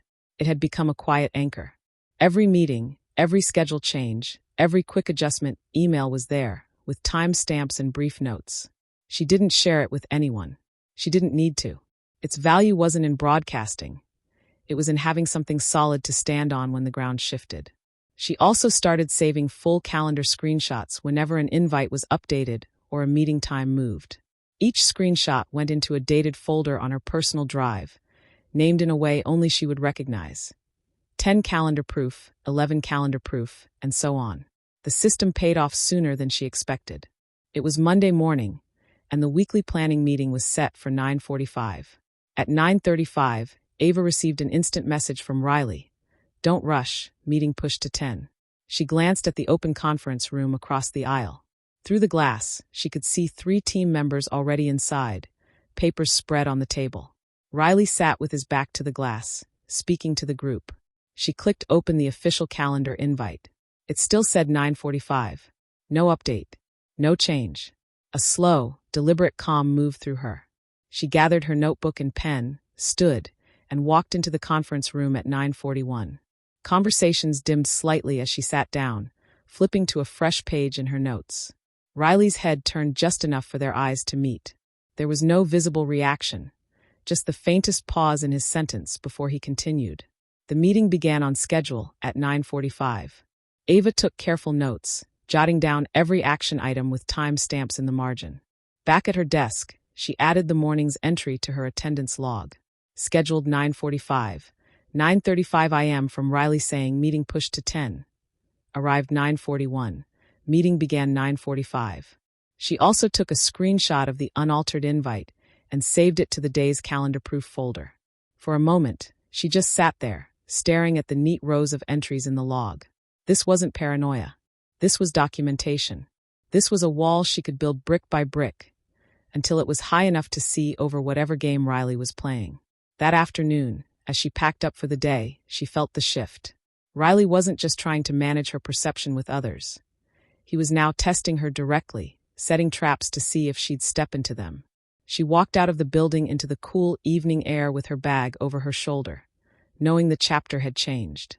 The moves were no longer subtle scheduling quirks. They were deliberate positioning plays, and she had no intention of letting him play alone. Chapter 5. A joke that wasn't. The office cafeteria was never quiet, but Thursdays had a different energy. That was the day people drifted in a little earlier, formed loose circles around the tables, and lingered longer after lunch. No big reason, just a midweek habit that had built up over time. Ava rarely joined these gatherings. She preferred eating at her desk, where she could finish her food without performing small talk. But today, Riley had stopped by mid-morning with an almost too casual invitation. "We're all grabbing lunch in the cafe," he'd said, leaning against her cubicle wall. "Be good for you to come. Team bonding and all that." It was the kind of request that wasn't really a request. Declining would be noted. So she said yes. By the time she got there, Most of the team was already seated at two long tables pushed together. She took the open chair at the far end, across from Maya from design and next to Chris from operations. The noise was easy, forks on plates, bursts of laughter from the middle of the table. Riley sat near the center, angled so he could see down both sides. His plate was still mostly full, but his coffee cup was empty. He was talking about a project deadline when the conversation shifted, as it always did, into something more personal. It happened fast. One moment they were talking about delayed shipments. The next, Riley was grinning in her direction. "Speaking of delays," he said, "did you guys hear about Ava's famous elevator adventure?" The words landed like a small stone dropped into a pond, light, but with ripples that reached every seat. Heads turned. Even those mid-bite looked up. Ava frowned slightly. "What elevator adventure?" Riley chuckled, leaning back. "Oh, that morning you got stuck between floors and were almost late to the client call. You were panicking, pressing all the buttons like in the movies." A few people laughed. Not loud, but enough. She remembered the day he was talking about. Except it hadn't been like that at all. She'd stepped into the elevator, the doors closed, and for about 30 seconds it hadn't moved. She'd pressed the door open button once, stepped out, and taken the stairs. She'd been 5 minutes early to the call. But that wasn't the version Riley was telling. Ava kept her expression neutral. Correcting Riley in front of the whole table would make her look defensive. Worse, it would turn a passing comment into a prolonged exchange. And he would win either way. If she laughed along, it would reinforce his version. If she pushed back, she'd risk looking humorless. So she let out a small smile and said, "Guess I'm famous now," then took a slow sip from her water bottle. Riley smirked, clearly satisfied, and launched into an exaggerated retelling. In his version, she had jabbed the buttons like a street fighter and yelled for help into the security camera. He even mimed the button pressing, leaning forward with jerky movements, making the table laugh harder. Chris, sitting next to her, glanced over mid-laugh as if checking her reaction. Maya didn't laugh at all. She was looking down at her plate, pushing food around with her fork. That told Ava something. After the story ran its course, the conversation shifted. But the residue stayed. She could feel the subtle change in the air. The slight smirk on one colleague's face when she mentioned a deadline later that afternoon. The teasing tone someone used when asking if she survived the elevator ride the next day. It wasn't about the elevator. It was about introducing a label, a character trait. In this case, a subtle frame of incompetence wrapped in humor. And that was the problem with this kind of move. It traveled faster than the truth. When she got back to her desk, she opened a new tab in her attendance log file. This wasn't about meetings, but it was still evidence. She labeled the sheet Humor Incidents and added, Date, Thursday. Setting, Team Lunch. Story, Riley retells elevator delay incident inaccurately, framing as panic and incompetence. Audience, full team. Reactions, mixed, Maya silent, Chris laughed, others varied. Impact, subtle teasing afterward from two colleagues. Then she sat back, tapping her pen against the desk. If Riley was willing to reshape small harmless events into jokes at her expense, there was no reason to think he'd stop there. Humor made it harder to challenge him. After all, it was just a joke. Except it wasn't. The afternoon dragged, but Ava's mind wasn't on her tasks. It kept replaying Riley's grin as he told the elevator story. Not the words, she could handle those, but the way he used the room. He had a rhythm to it, drawing people in, pacing his delivery so the punchline landed after he'd made eye contact with half the table. It wasn't improvisation. It was performance. And if this was a performance, it meant he'd rehearsed it, even if only in his head. By 3 o'clock, she decided she couldn't let it go unaddressed. Not by confronting him outright. That would be too direct, too easy for him to twist. No, she needed to set her own precedent. When her small project team gathered in the breakout space later that day, the chance came faster than she expected. Chris, flipping through his notes, looked up and said with a grin, Ava, no elevator delays today? She smiled. Nope. Still haven't had one since that 30-second pause in January. She let the phrase hang in the air. Calm, precise, impossible to twist without looking obvious. Then she added, Good thing I'm faster on stairs than Riley is with a coffee order. The group chuckled. It wasn't a big laugh, but it shifted the moment. The jab was light, and Riley wasn't there to counter it. More importantly, it reframed the incident in their minds. 30 seconds, not a stuck elevator, and a reminder that she'd been early, not late. That night, she added the exchange to her humor incidents file. Not because it was damaging, but because it was her first deliberate correction. It made her think about Maya's reaction at lunch.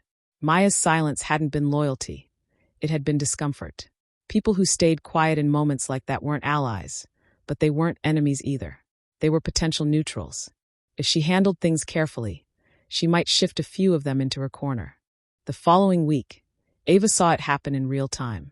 It was Tuesday morning, barely past 9, and a few people had gathered by the coffee station. Riley stood with 2 analysts from finance, leaning on the counter, cup in hand.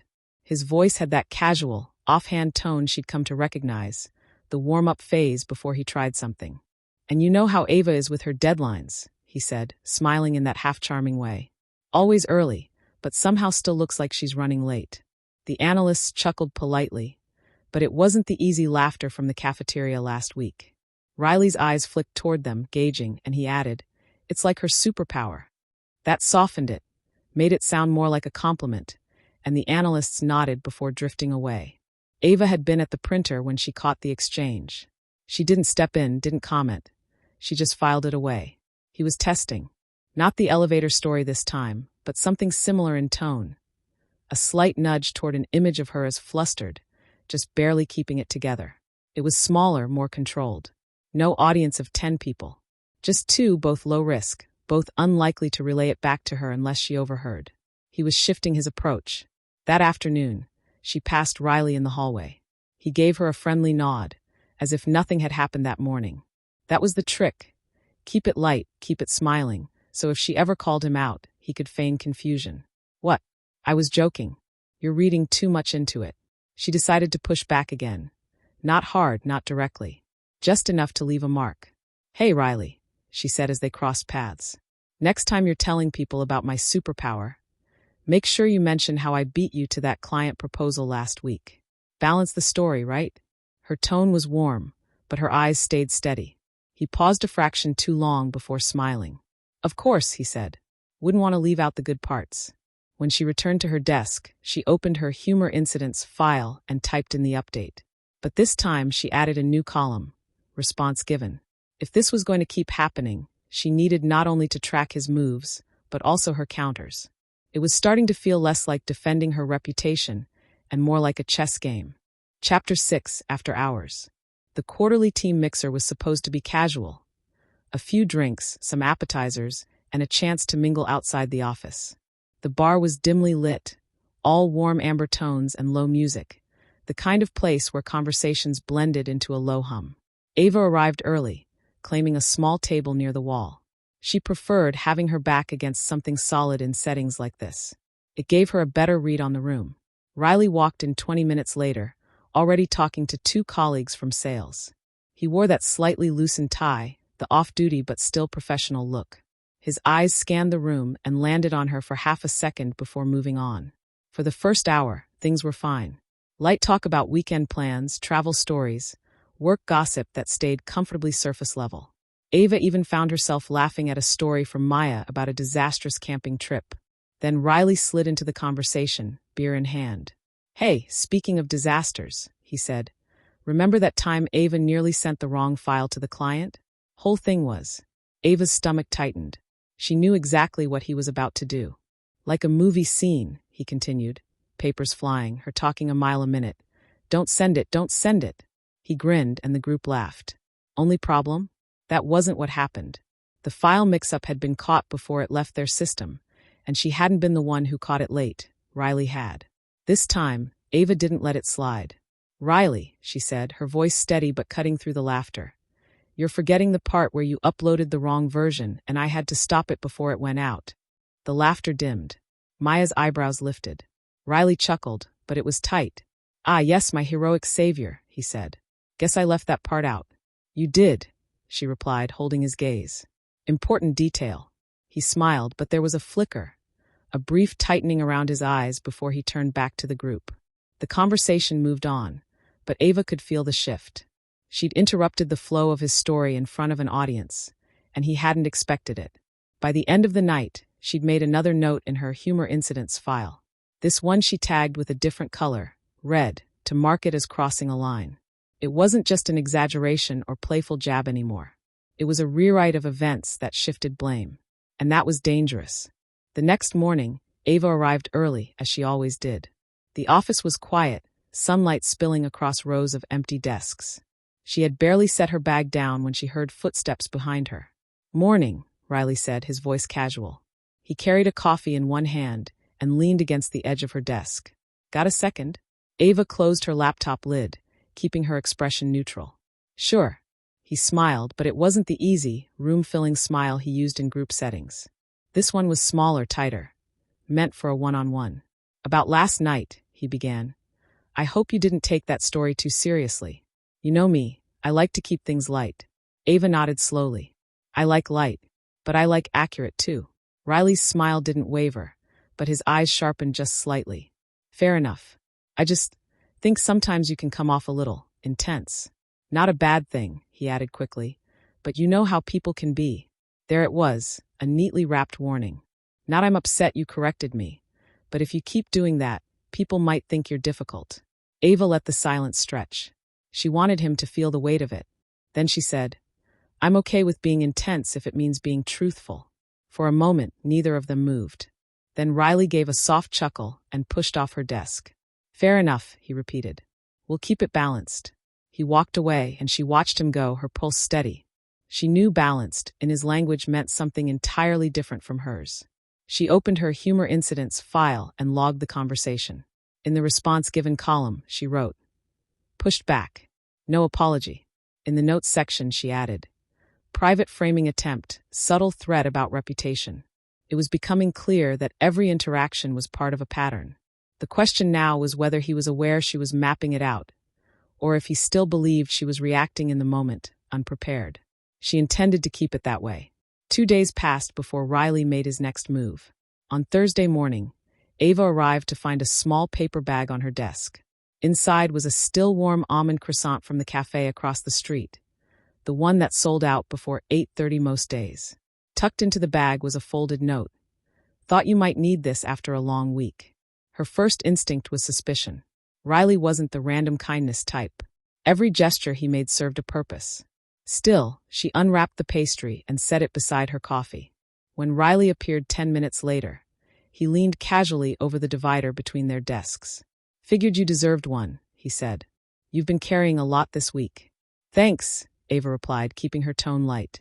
"Nice surprise." He lingered a moment, then added, "You know, I was thinking about that thing the other night. You're right. I probably should have included the part where I messed up. I get carried away with stories sometimes." It was almost an apology. Almost. But there was no acknowledgement of why he'd left that part out in the first place, or what impact it had. It felt more like an attempt to smooth over tension, on his terms. Later that afternoon, she caught him in the break room talking to 2 newer team members. She didn't hear the whole conversation, but she caught the tail end. "Yeah, Ava's sharp. Keeps me honest." He laughed as if it were a joke, but his tone was just soft enough to sound like praise. That was the string attached to the croissant. It wasn't about making peace. It was about setting a new frame for her in other people's minds. One where she was sharp, maybe a little confrontational, but still part of the team. He wasn't giving up the role of storyteller. He was adjusting it. That night, Ava wrote in her log, gesture plus reframe. Keeps conflict low profile. Signals adaptability. She realized that meant the game wasn't going to be won with one big confrontation. It was going to be a slow battle, fought in moments so small most people wouldn't notice them at all. And she was fine with that. She had the patience for it. Chapter 7, Testing the Waters. It started on a Monday, the kind of slow morning where conversations drifted lazily over the hum of computers and the clink of coffee mugs. Ava was topping off her mug in the break room when Riley stepped in, leaning against the counter like he had all the time in the world. "Big weekend?" he asked, pouring himself coffee. "Quiet," Ava said. "Got some reading done." Riley smirked. "Always the studious one. You know, you might scare people with how prepared you are. Makes the rest of us look bad." He said it with a grin, but Ava caught the slight tilt of his head, the way his eyes lingered, checking to see if she'd laugh it off or bristle. She smiled lightly. "If they're scared of preparation, that's on them." He chuckled, but it was softer than usual. Fair enough. I guess I'm more of a figure-it-out-as-I-go type. He sipped his coffee. Keeps things interesting. Ava nodded. Interesting isn't always efficient. His eyebrow flicked up, a small tell. He wasn't expecting her to volley back twice. That was the first test. The next came 2 hours later. She was in a project meeting, flipping through her notes, when Riley leaned in from across the table and said, "Hey, remember that client you met last quarter? The one with the complicated portfolio? I told them you were the go-to expert on this stuff." It sounded flattering on the surface. But Ava knew that Riley often set people up with compliments that came with hidden pitfalls. The client in question had a reputation for last-minute demands and impossible deadlines. If she accepted his framing, she'd be the one stuck cleaning up the mess later. "Thanks for the confidence," she said evenly, "but I think they'd be better served with someone who's been working directly on their account." For a moment, Riley's lips pressed into a thin smile. "Suit yourself." He turned back to his notes as if nothing had happened. 2 tests in one morning. She didn't need more proof that he was feeling her out. The next morning, Ava walked into the open office space to find Riley already at a small round table near the windows. 2 colleagues, Marcy and Jonah, sat with him, their laptops open but angled more toward conversation than work. "Perfect timing," Riley called out as Ava passed. "We were just talking about the new client onboarding process." Ava hesitated for a fraction of a second before pulling out a chair. "What's up?" Riley leaned back in his seat. "I was telling Marcy and Jonah how you've been looking for ways to speed things up. Figured you might want to share your ideas." It wasn't true. She'd made one casual comment to him last week about onboarding delays, in the context of data accuracy, not speed. He'd flipped it into something that made her sound like she wanted to cut corners. "I think what I actually said," Ava began carefully, "is that the data handoff between sales and client services could be cleaner. That would make the rest of the process smoother without skipping any steps." Jonah nodded slowly. "Yeah, I can see that. Accuracy makes speed happen naturally." Riley smiled faintly, but his eyes were on Ava, measuring her. She hadn't taken the bait. A half hour later, he tried again. They were walking back from a quick stand-up meeting when Riley fell into step beside her. "You handled that well back there," he said, tone neutral. "Handled what?" "That thing with Marcy and Jonah. Some people get defensive when they're put on the spot." She gave him a steady look. "It's only a problem if someone misrepresents what I said." Riley's grin was quick and tight. "Noted." That afternoon, Ava updated her log, public setting test, reframing comments. Response strategy, clarify facts, redirect framing. Result, neutralized with no escalation. It was becoming clear that Riley's new tactic was a blend of charm and quiet provocation. He wanted to find her weak spots, without looking like he was digging. 2 days later, Riley changed tactics again. He appeared at Ava's desk mid-morning, holding a neatly printed spreadsheet. "Thought you might want this before the meeting. It's got the last 6 months of metrics you were asking about." She glanced at it, useful data, neatly organized. "Thanks." "No problem," he said, almost too casually. "Figured we could look like the dream team in front of Linda if we're both on the same page." The phrasing was deliberate, dream team. A gentle nudge toward solidarity, as if they were allies, not opponents. Ava simply nodded and set the sheet beside her notes. Later, during the meeting, he dropped in a subtle inside joke that only referenced something he'd said to her in private, a sarcastic remark about how the marketing team loved making things urgent at 4:59 p.m. The others chuckled. Ava forced a polite smile. She didn't want to feed the idea that they had a shared perspective, especially not one framed as cynicism about another department.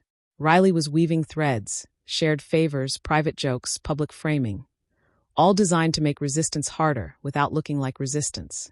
By Thursday, she saw the full arc. He'd ask for her opinion in small settings, echo her words later, but with a twist, then offer her a helpful resource or a compliment that put them in the same corner. It was boundary testing dressed as camaraderie. Ava decided not to reject every olive branch outright. That would make her look inflexible. But she would accept nothing that blurred lines too far. She thanked him for the data sheet, but the next day when he offered to cover for her in a meeting so she could sneak out early, she declined without hesitation. "No need," she said evenly. "I like to be in the room for anything important." Riley's smile didn't falter, but there was the faintest pause before he turned away. Another test logged. Another line unbroken. Chapter 8, Shifting the Frame. It started small. Ava was standing at the coffee station when Marcy came up and said, "Hey, Riley told me you volunteered to take the lead on the Dixon account. That's great." Her stomach tightened. She hadn't volunteered. In fact, she'd specifically told Riley she didn't have the bandwidth for a new account until her current one was stabilized. "Did he say volunteered?" she asked. "Yeah," Marcy said, stirring sugar into her mug. "Said you were eager to take it on." Ava kept her voice calm. "That's not accurate. I said I'd consider it after the Johnson deliverables were complete. That's still the plan." Marcy frowned, as if recalibrating. "Oh, maybe I misheard him." But Ava knew Marcy hadn't misheard. This was deliberate. Riley was starting to plant alternative versions of conversations, testing whether they'd stick. Later that morning, Ava confronted him, keeping her tone neutral. "I heard you told Marcy I volunteered for Dixon." Riley gave a small laugh. "Oh, I didn't mean it literally. I just said you were interested. You and I both know that's not what I said." He leaned back in his chair, hands up. "Hey, maybe I phrased it wrong. No harm done." But there was harm. This was the opening wedge, rewriting her words into something that served his agenda. By the end of the week, there were 3 more misphrasings. In one, he told a vendor that Ava had promised an earlier delivery date than she had agreed to. In another, he told Jonah she had given the green light to a proposal she'd only asked to review. Each time, she caught it and corrected the record. It was exhausting, not the corrections themselves, but the vigilance, the constant scanning for distortions. That Friday, she updated her log. Shift in tactic, reframing conversations into commitments, frequency increasing, maintain immediate corrections in the moment. She didn't know yet how far Riley was willing to push this, but she could feel the ground under her starting to move.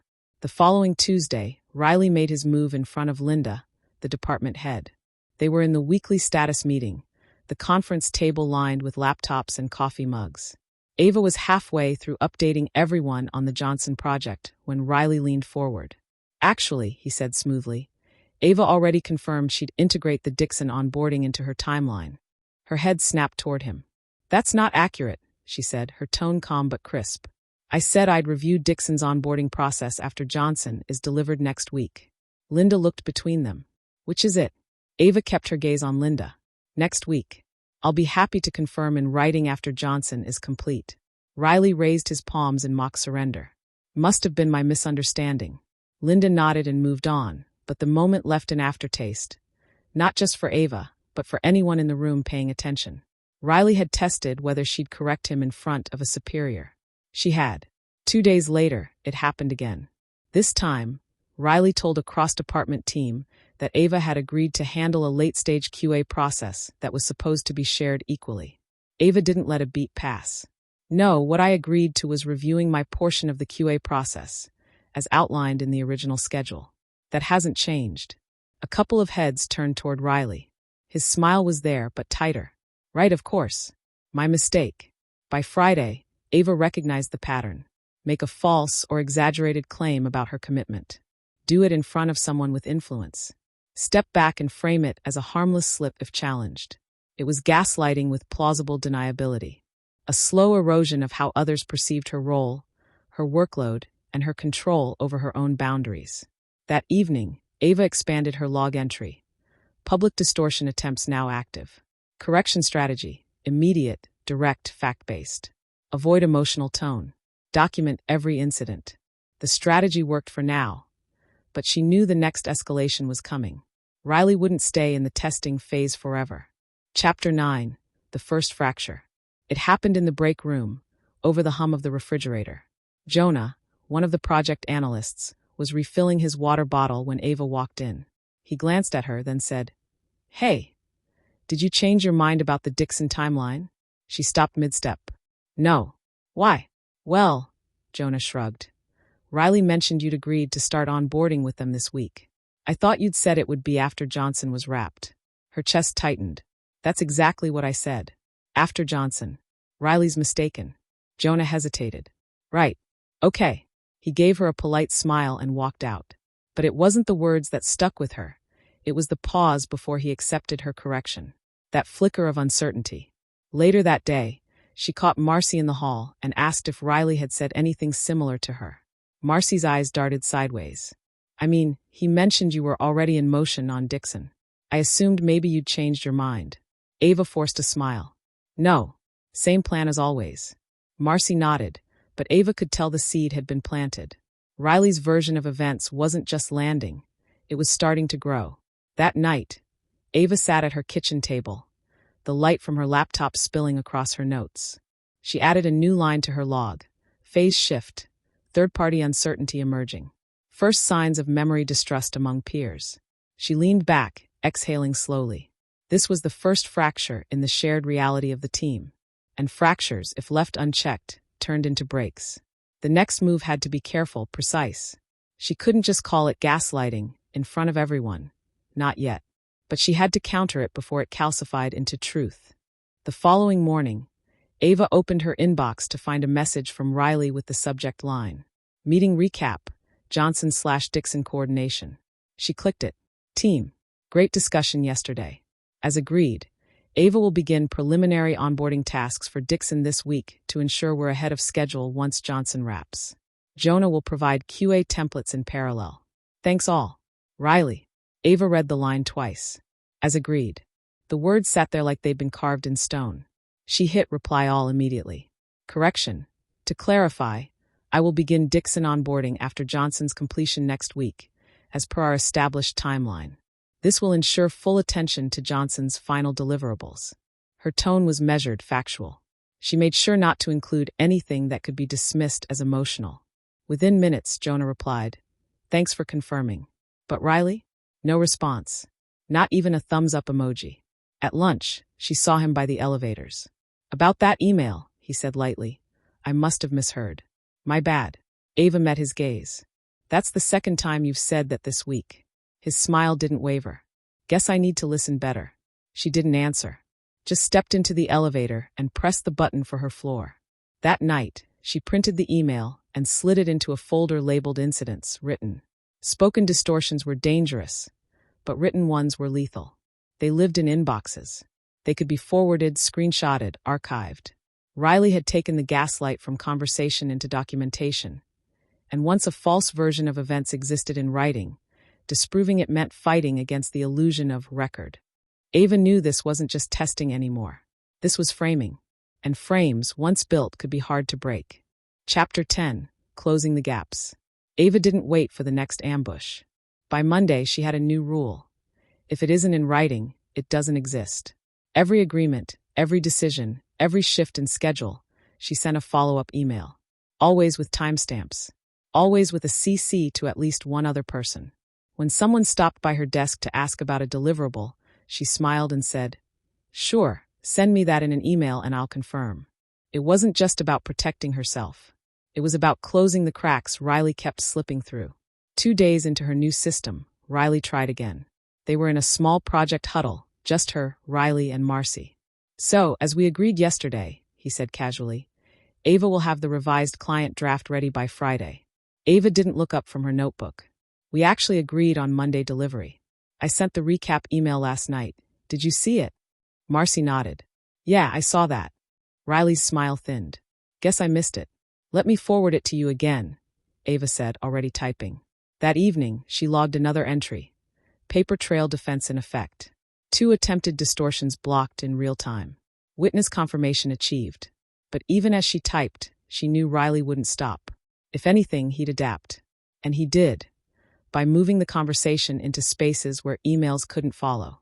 Riley had always been most dangerous in the quiet spaces. The hallway between conference rooms, the kitchenette when the coffee was brewing, the few steps from the elevator to the main office. Those were the moments that didn't get written down, that no one thought to record, where a passing comment could be later reframed into something entirely different. Now that Ava had closed off the big gaps, the emails, the official meetings, Riley pivoted into those unguarded spaces. And it happened fast. It started on a Wednesday morning. Ava had barely stepped off the elevator when Riley was already there, leaning against the wall by the reception desk. He didn't look at her at first, just pretended to check his phone. Then, as she passed, he said, Don't forget, You promised you'd have that vendor briefed to me today. Ava stopped mid-step. I didn't promise that. He smiled faintly, still not looking up. You did. Monday, right after stand-up. She scanned her mental calendar. Monday's stand-up had been tightly scheduled, no side conversations. She had gone straight to a client call afterward. There had been no promise. Riley, she said slowly, I sent the vendor timeline in writing. It's due Friday, not today. He shrugged. Guess I'll check my notes. And then he walked away, leaving her standing there, heart rate ticking up. By the time she got to her desk, she had already opened a blank email. Riley, following up on your comment this morning. As per my email from Monday, the vendor brief is scheduled for Friday delivery. Ava. She hit send and leaned back in her chair. It was tedious, exhausting even, to keep documenting every false breadcrumb he dropped. But the alternative was worse, letting those distortions go unchallenged. 2 days later, it escalated. They were in the kitchenette, both waiting for coffee. Marcy walked in halfway through. Riley was mid-sentence. So when Ava said she'd be joining the Dixon call, I thought she was joking. Ava turned. I never said that. Riley's eyebrows lifted. Sure you did. Yesterday afternoon, right before you left. No, Ava said, her voice steady. I said I wasn't available for that call. Marcy glanced between them.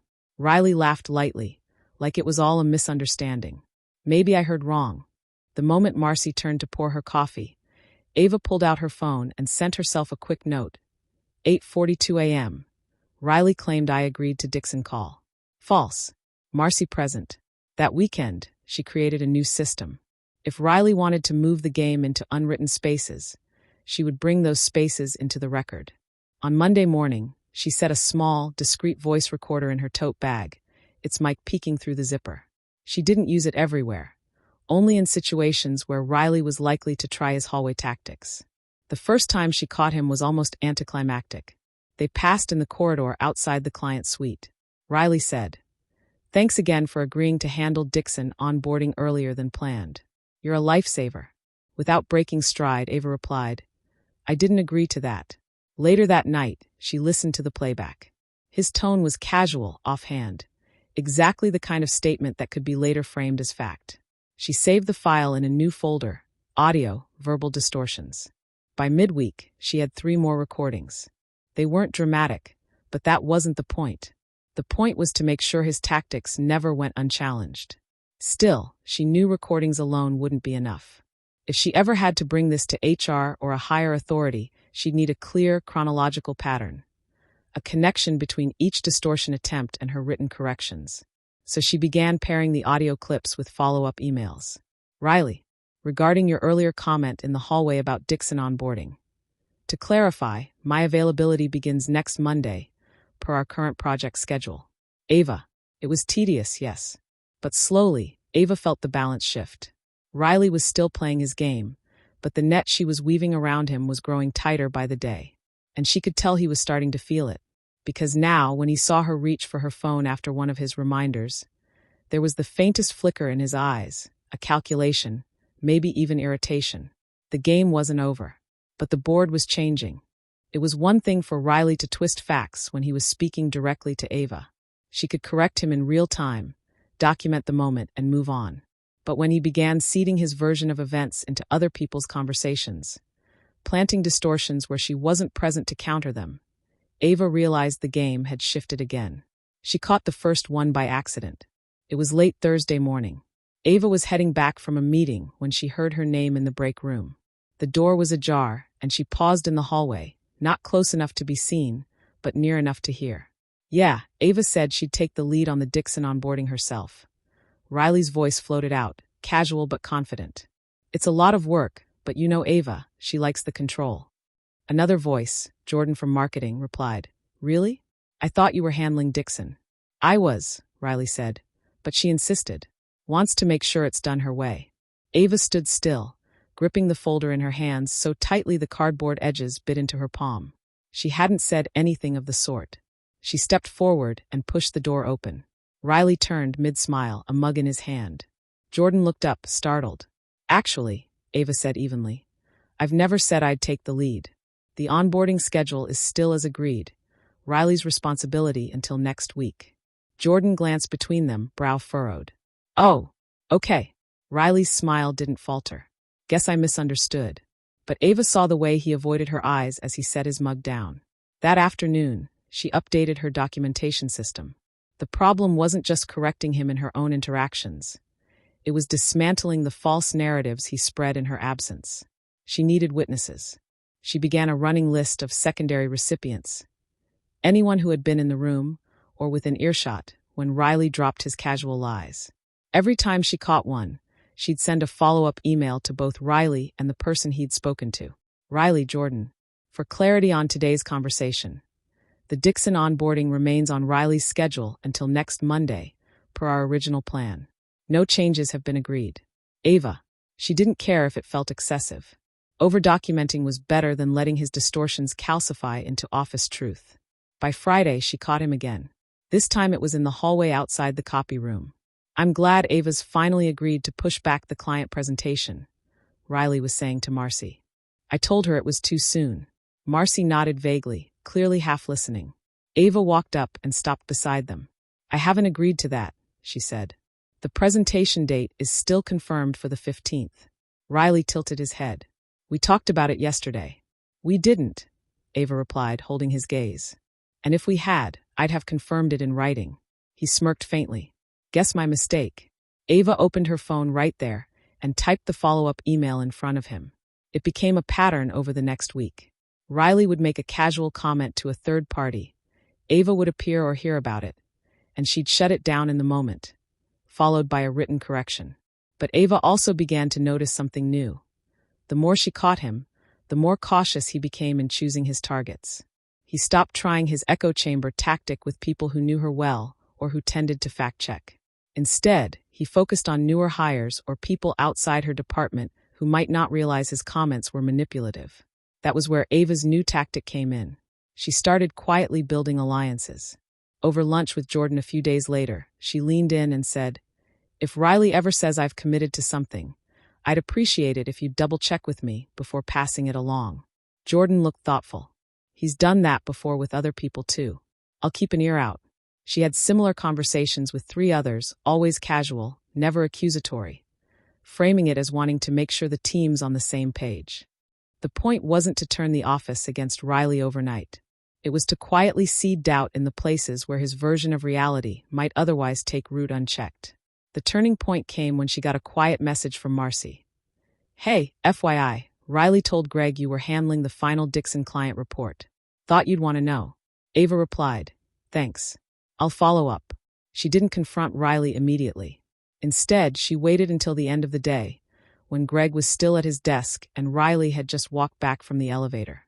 Greg, Ava said, loud enough for Riley to hear. I understand there's been some confusion about who's handling the Dixon report. Just to clarify, it's Riley's responsibility through final delivery. Greg nodded. Got it. Riley didn't say a word. That night, Ava made a note in her documentation. Third-party echo chamber diminishing effectiveness. Witnesses increasingly aware. Maintain pressure. The gaps were closing. Riley was still maneuvering, but now each move cost him more credibility, more room to operate. And Ava knew the next phase wouldn't be about catching him in lies. It would be about making it impossible for him to plant them in the first place. By now, Ava had mapped Riley's patterns so clearly that she could predict the timing of his moves. He rarely went more than 2 days without planting a distortion somewhere. It was almost compulsive, as though he couldn't function without subtly rewriting reality in his favor. So instead of simply reacting, Ava decided to shift into preemptive mode. The first tactic she called conversational blockades. Anytime she was in a meeting or casual group chat and Riley tried to insert a clarification about her supposed decisions, she would speak first. Not to him directly, but to the group. At Monday's morning check-in, she said before the agenda even started. Before we dive in, just a quick reminder. All changes to project roles or timelines will be sent out by me in writing to the full team. If you hear otherwise, it's probably not accurate. No eye contact with Riley. No accusation.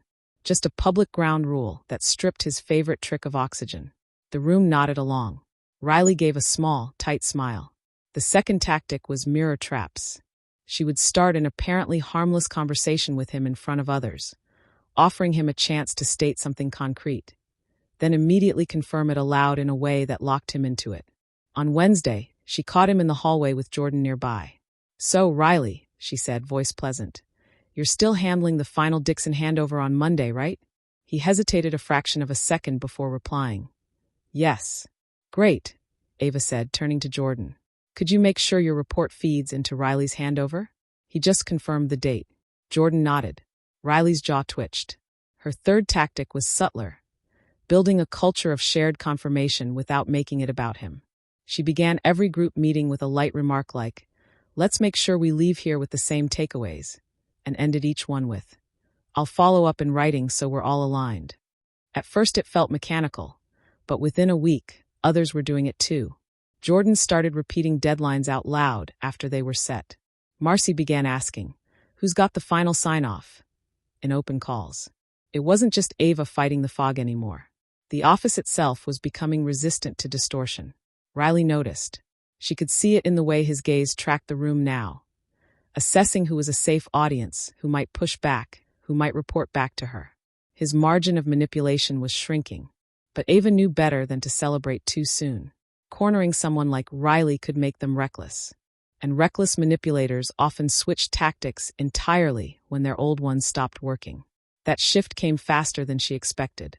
On Thursday afternoon, she was preparing to leave when she heard Riley's voice from across the open floor, pitched just loud enough for nearby desks to hear. "I've been worried about Ava," he said to Marcy, his tone heavy with concern. "She's been under so much pressure lately. I think it's affecting her memory." A slow burn started in Ava's chest. This wasn't a factual twist about a project. This was character framing, planting the idea that she was unreliable, forgetful, maybe even unstable. A long-game seed that could sprout later in performance reviews or team trust. She walked over, calm and deliberate. "Riley, I appreciate your concern, but my memory's fine. If you're referring to any project details, those are all documented in writing. Would you like me to send you the logs?" Marcy's eyes widened slightly. Riley gave a soft laugh. "No need to get defensive." "It's not defensiveness," Ava said evenly. "It's clarity. I don't want anyone leaving with the wrong impression." She held his gaze until he looked away. Then she walked back to her desk, opened her email, and sent a note to both Riley and Marcy summarizing the project logs from the last month. Timestamps, updates, deadlines met. No editorializing. Just hard proof. That night, she wrote in her documentation, "Shift detected, from event distortion to personal framing. Priority, counter early." If Riley wanted to make it about her credibility instead of her work, she would need a parallel defense system. Facts and witnesses for the tasks, yes, but also consistent proof of her steadiness under pressure, her ability to remember and follow through, her professionalism in all settings. She started making small but visible moves. Showing up to meetings 5 minutes early, always with printed agendas, referring back to past action items with precision, volunteering for quick summaries after group discussions. Every action said the same thing. "I am the opposite of what he's trying to suggest." A week later, she set the final trap of this phase. During a team huddle, she brought up a minor scheduling conflict between two departments and asked Riley directly, "Do you remember what we agreed on last week regarding that?" He hesitated, glanced around, then said, "We pushed the review to Friday." "Correct," Ava said, smiling slightly. "Exactly what I have in my notes." She turned to the group. "See, consistent memory on both sides." It was a small win, but she saw the flicker in his expression, the realization that she was now using his own presence to reinforce her credibility instead of erode it. By the end of the month, Riley's behavior had shifted again. He was quieter in meetings, more cautious in hallway chatter. The distortions hadn't stopped entirely, but they'd slowed to a crawl. The office wasn't fog-free. Manipulators like him rarely quit outright. But Ava had forced him into a position where every move was riskier than the last. And she knew the next phase wouldn't be about defense at all. It would be about pushing forward, taking back space, influence, and narrative until there was no room left for his games. Chapter 11.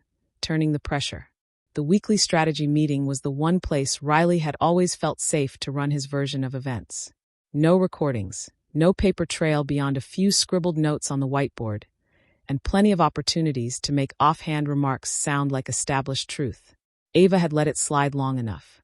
By Tuesday morning, she had decided she wasn't going to sit quietly while he rewrote another chunk of the project timeline in front of half the department.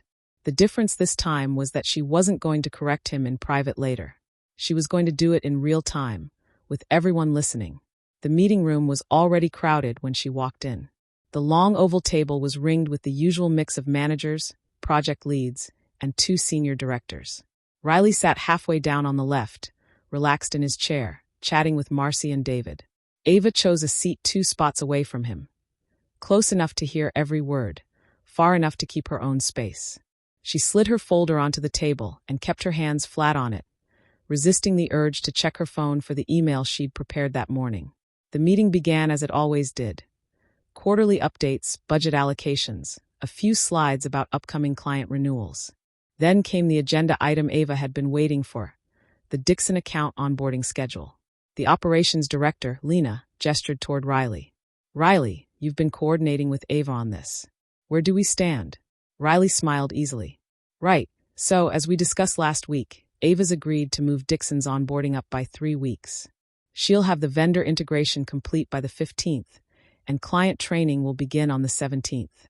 A few heads turned toward Ava. Lena nodded as if the matter was settled. "That's good to hear." Ava didn't wait. "I didn't agree to that." The room went quiet. She kept her voice calm, level. "Per the project timeline we finalized in writing, vendor integration starts on the 29th, with training the following week. I have the signed-off schedule here." She lifted the folder slightly and slid a printed copy onto the table, turning it so Lena could see. Riley chuckled softly, like this was a minor mix-up. Maybe there's been a miscommunication. Ava didn't let him pivot. "No, there's been a repeated pattern of dates being changed verbally without documentation. I've raised this before, and I've made sure every change request is confirmed in writing. This particular change was never agreed to or approved." Now the air in the room felt different. Marcy glanced at Riley, then down at her notes. David cleared his throat, but stayed silent. Lena frowned. "Riley, do we have written confirmation of this change?" Riley hesitated, the smallest pause, but Ava caught it. "I'll have to check my emails." "That won't be necessary," Ava said, sliding a second sheet forward. "Here's the email thread from last Thursday, confirming the original schedule." No follow-up emails were sent to alter it. She could see Lena reading the lines, her frown deepening. "All right, then the original schedule stands unless there's a formal change request." There it was. Not a dramatic victory, but a public one, and one that everyone in the room had just witnessed. Riley leaned back, crossing his arms. "Fine," he said, the easy smile gone. "We'll stick to the original schedule." The meeting moved on, but Ava noticed how the tone shifted. Riley said less. Lena now looked to Ava directly when onboarding updates came up. It was a small shift, but it mattered, and Ava knew from experience that someone like Riley wouldn't let it go. Public pushback meant he'd be looking for a way to reassert control, which was exactly what she wanted. When the meeting ended, Riley didn't approach her, unusual in itself. Normally, he'd try to smooth things over, maybe make a joke to blur the edges of what had happened. Today, he walked straight out without looking at her. Ava stayed behind, packing her folder slowly. Once the room was empty, she pulled out her phone and sent herself a note. Public confrontation, Dixon onboarding. Riley backed down in front of Lena. Watch for retaliation. That afternoon, she began the second part of her plan. She'd realized that direct confrontation alone wouldn't be enough. Riley thrived in ambiguity, and even if she shut down one false narrative, he'd simply start another somewhere else. The real solution would be to build a chain, a sequence of small, undeniable truths that pointed to a larger pattern. The key was timing. If she moved too soon, he'd adapt. But if she waited until he overreached, the pattern would be undeniable. By the end of the day, she had her trigger set. In her calendar, she created a private event 3 weeks out. Expected overreach. It wasn't a certainty, but it was a bet she was willing to take. In the meantime, she began laying down a few quiet markers. Small, seemingly unrelated requests for clarification sent to various team members after interactions with Riley. "Hi, Marcy. Following up on our hallway chat earlier. Riley mentioned you'd confirmed I was covering the Dixon kickoff session. Just to clarify, I'm not scheduled for that. Can you confirm? Thanks, Ava. It wasn't about catching Marcy in anything. It was about creating a written thread where third parties had to acknowledge, in their own words, that Riley's statements didn't match reality. By Thursday, she had 3 such threads started. None were confrontational. All were polite, precise, and archived in a new folder on her desktop labeled third-party verifications. She didn't need to explain it to anyone, not yet. But when the time came, the effect would be sharp. Riley's distortions wouldn't just be contradicted by her. They'd be contradicted by his own colleagues. Walking to her car that night, Ava felt something she hadn't in weeks.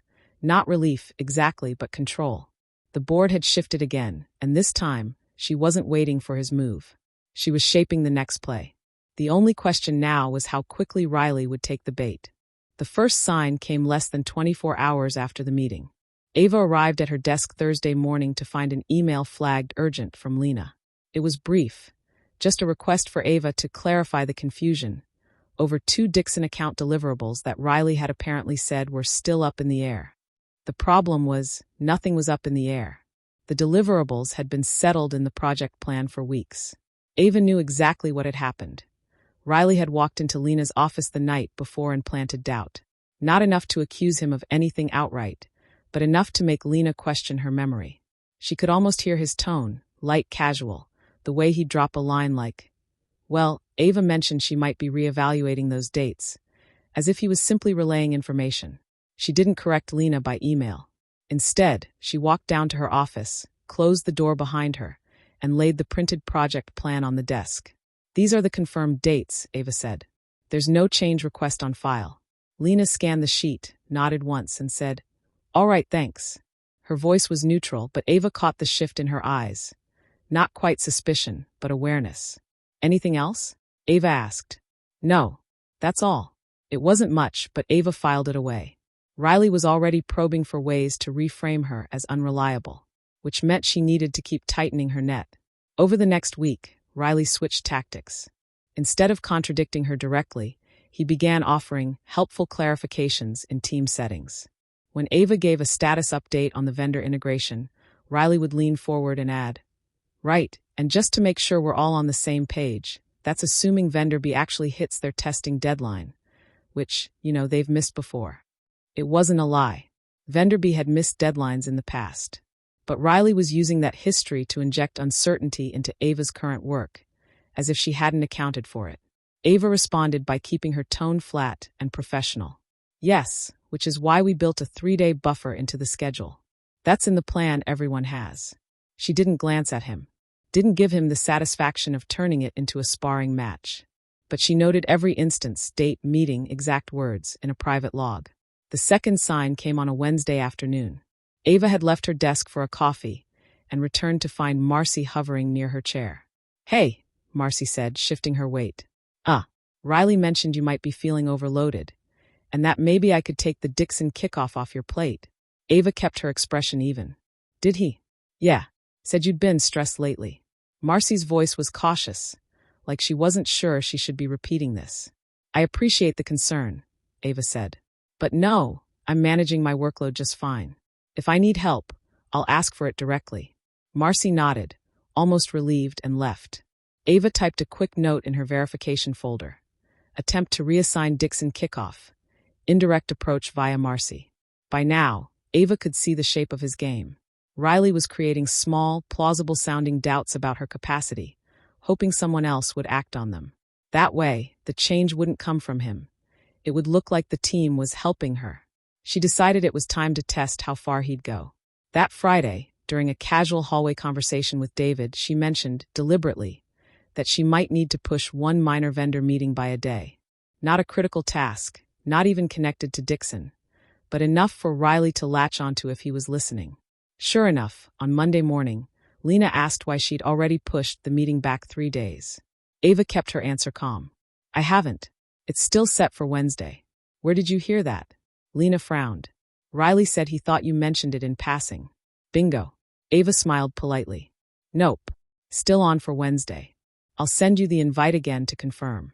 As soon as she left Lena's office, Ava opened her verification folder and dropped in another entry. This one marked with a star. She'd baited the hook. Now all she had to do was wait for him to bite harder. By midweek, Riley overplayed. In the Thursday stand-up, he casually announced, "Oh, and Ava's rescheduled the Dixon vendor review to next week. Just so everyone's aware." Ava didn't even look up from her notes. "No, I haven't. It's tomorrow at 10 a.m., as on the shared calendar." There was a pause. Two people checked their laptops. "Yep," one of the analysts said. "It's still tomorrow." Riley gave a tight smile. "Guess I misheard." But the damage to him was already done, and Ava saw it in the flicker of eyes between her colleagues. Doubt was shifting. Not toward her, but toward him. That afternoon, Ava quietly escalated. She compiled 6 of the most recent miscommunications, each one confirmed by a third party, into a single document. No commentary, no accusation. Just dates, quotes, and verification. She sent it to her personal email, then to a secure folder only she could access from home. She wasn't ready to use it yet, but she wanted it ready for the moment Riley pushed too far and gave her a clear opening. The third sign came late Friday. Riley stopped by her desk, leaning on the partition like he owned the space. "Hey, about the meeting the other day," he said lightly.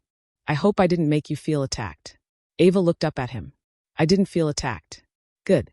Because, we're on the same team here. I just think sometimes you, get a little defensive when I'm trying to help clarify things." Ava closed her laptop slowly. "Riley, if you want to discuss work items, put them in writing. That way there's no confusion." He smirked. "Sure, if that makes you comfortable." She waited until he walked away before jotting the interaction in her log. That comfort line wasn't for her. It was for whoever he repeated it to later, framing her as fragile. Perfect. She could use that. When Ava left for the weekend, the air felt charged. Riley thought he was regaining ground, but every move he made was tightening the case she was building. If he kept going at this pace, she wouldn't have to wait 3 weeks for the overreach. It might come much sooner. Monday started quiet. Ava arrived at 8:40. She placed a thin stack of printouts in her drawer, then opened her laptop. At 8:55, she sent a short pre-read to the team for the 9:30 stand-up. Subject: stand-up pre-read. Body: Dixon onboarding dates. Vendor review Friday 10 o'clock, handover Monday 9:30. Johnson closeout. Sign-off items listed in the attached sheet. Ownership lines. Riley owns Dixon handover. Ava owns Johnson sign-off. Attachment: 1 page, times and owners in a table. She watched the delivery flags turn green. At 9:28, the team gathered in the open area near the whiteboard. Lena stood to the side with a tablet. Marcy, Jordan, and the analysts formed a half circle. Riley arrived last with a coffee. Ava spoke first. "Quick sync. I sent a pre-read at 8:55. I will run through the 3 bullets. Then we confirm owners and times out loud." No one objected. She read item 1. Vendor review Friday 10. Handover Mon 9:30. Heads nodded. Riley said nothing. She read item 2. Johnson sign-off items in the sheet. Lena tapped her tablet. "I see it." She read item 3. Owners as listed. Riley raised a hand. "One tweak.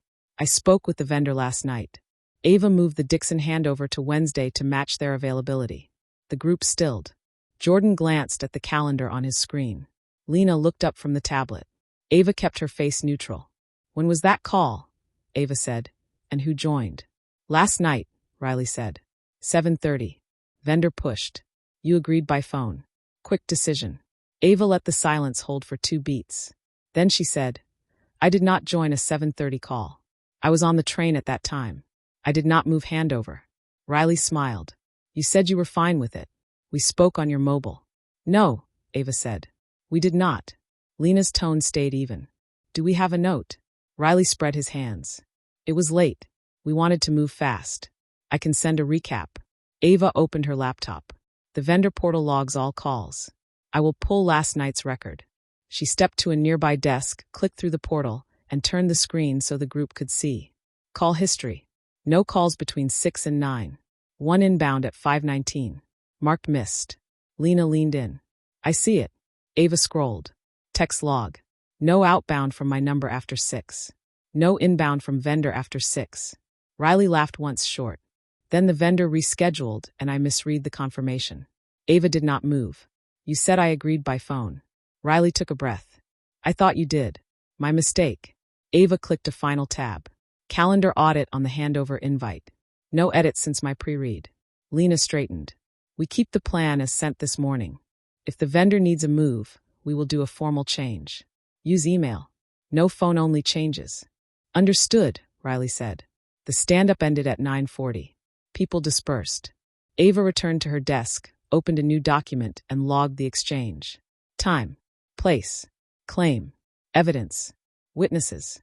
She saved it to third-party verifications and to her personal archive. At 10:15, Jordan walked by and stopped. Good catch, he said quietly. The portal screen helped. Thanks, Ava said. If timing shifts, I will send it myself. He nodded and moved on. At 11:10, Ava saw the next move arrive. Email from Riley, subject line stand-up recap. Team. To align. Dixon handover now Wednesday 9:30 per last night's vendor update. Ava confirmed in stand-up. Riley. Ava read it twice. The line sat in the middle of the thread like a bright flag. He knew the portal undercut him. He still tried to write the story into the record. She clicked reply all. Correction for the record. Dixon handover remains Monday 9:30. Vendor review Friday 10 o'clock. No change approved. Reference. Pre-read sent 8:55. Portal call log shown at stand-up 9:35. Ava. Lena replied 2 minutes later. Confirmed. Keep plan as written. Jordan added. Confirmed. Calendar unchanged. Riley did not reply. Ava printed the thread and placed it behind a divider labeled written overreach. At noon she sent one more note. Short, polite, directed to Riley alone. For clarity, please include me on any vendor scheduling emails. Phone summaries can cause drift. Written confirmation prevents errors. Ava. He replied at 12:02. Understood. No qualifier. No joke. One word. At 2:15 Ava received a calendar invite from Riley. Title, Vendor Quick Sync, Alignment. Time, 3:30 to 3:45. Required, Ava Riley. Location, Huddle Room C. No others. She accepted. Then she sent a separate message to Lena. Heads up. Riley booked a vendor alignment, huddle at 3:30 with only me and him. Given today's stand-up, I prefer a third person present or a note that this is an internal prep, not a vendor call. I will run a recap either way. Ava. Lena's reply was brief. I will join for 5 minutes at the top. 3:30. Huddle Room C. Riley sat at the end of the small table with a notebook. He looked up with a neutral expression. Thanks for making time. Lena stepped in behind Ava. I can give you 5, then I need to jump. Riley blinked. Great. This is simple. I want to confirm we keep handover on Monday unless the vendor asks in writing. Ava nodded once. Correct. Good, Lena said. Send the vendor a note that we hold Monday. Copy me. That is all. She left. Riley waited 2 beats after the door closed. I did not expect her to join. Ava kept her tone even. I invited her. His jaw moved once. Right. He stood. We are done. Not yet, Ava said. Please send the vendor note within the hour. I will reply to confirm dates. He looked at her. No smile now. Fine. At 4:05 he sent the vendor note. 2 sentences. We hold Monday at 9:30. Vendor review on Friday at 10. Ava replied with the same times, then sent a recap to the team. She linked the vendor email and the stand-up thread. She kept the language dry. By 5 o'clock the day looked settled.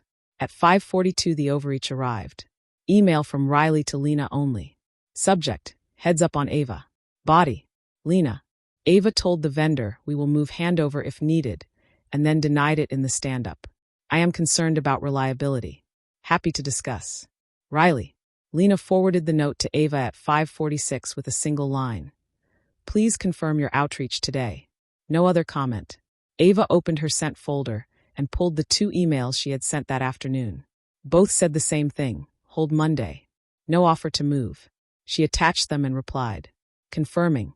I sent these 2 messages at 4:07 and 4:12. Both state we hold Monday. No language about moving. Riley's vendor note at 4:05 also holds Monday. Ava. 2 minutes later Lena replied to both of them. I see the messages. Dates stand. Please avoid side notes that imply changes without a formal request. Ava printed the chain. She slid it behind the written overreach tab.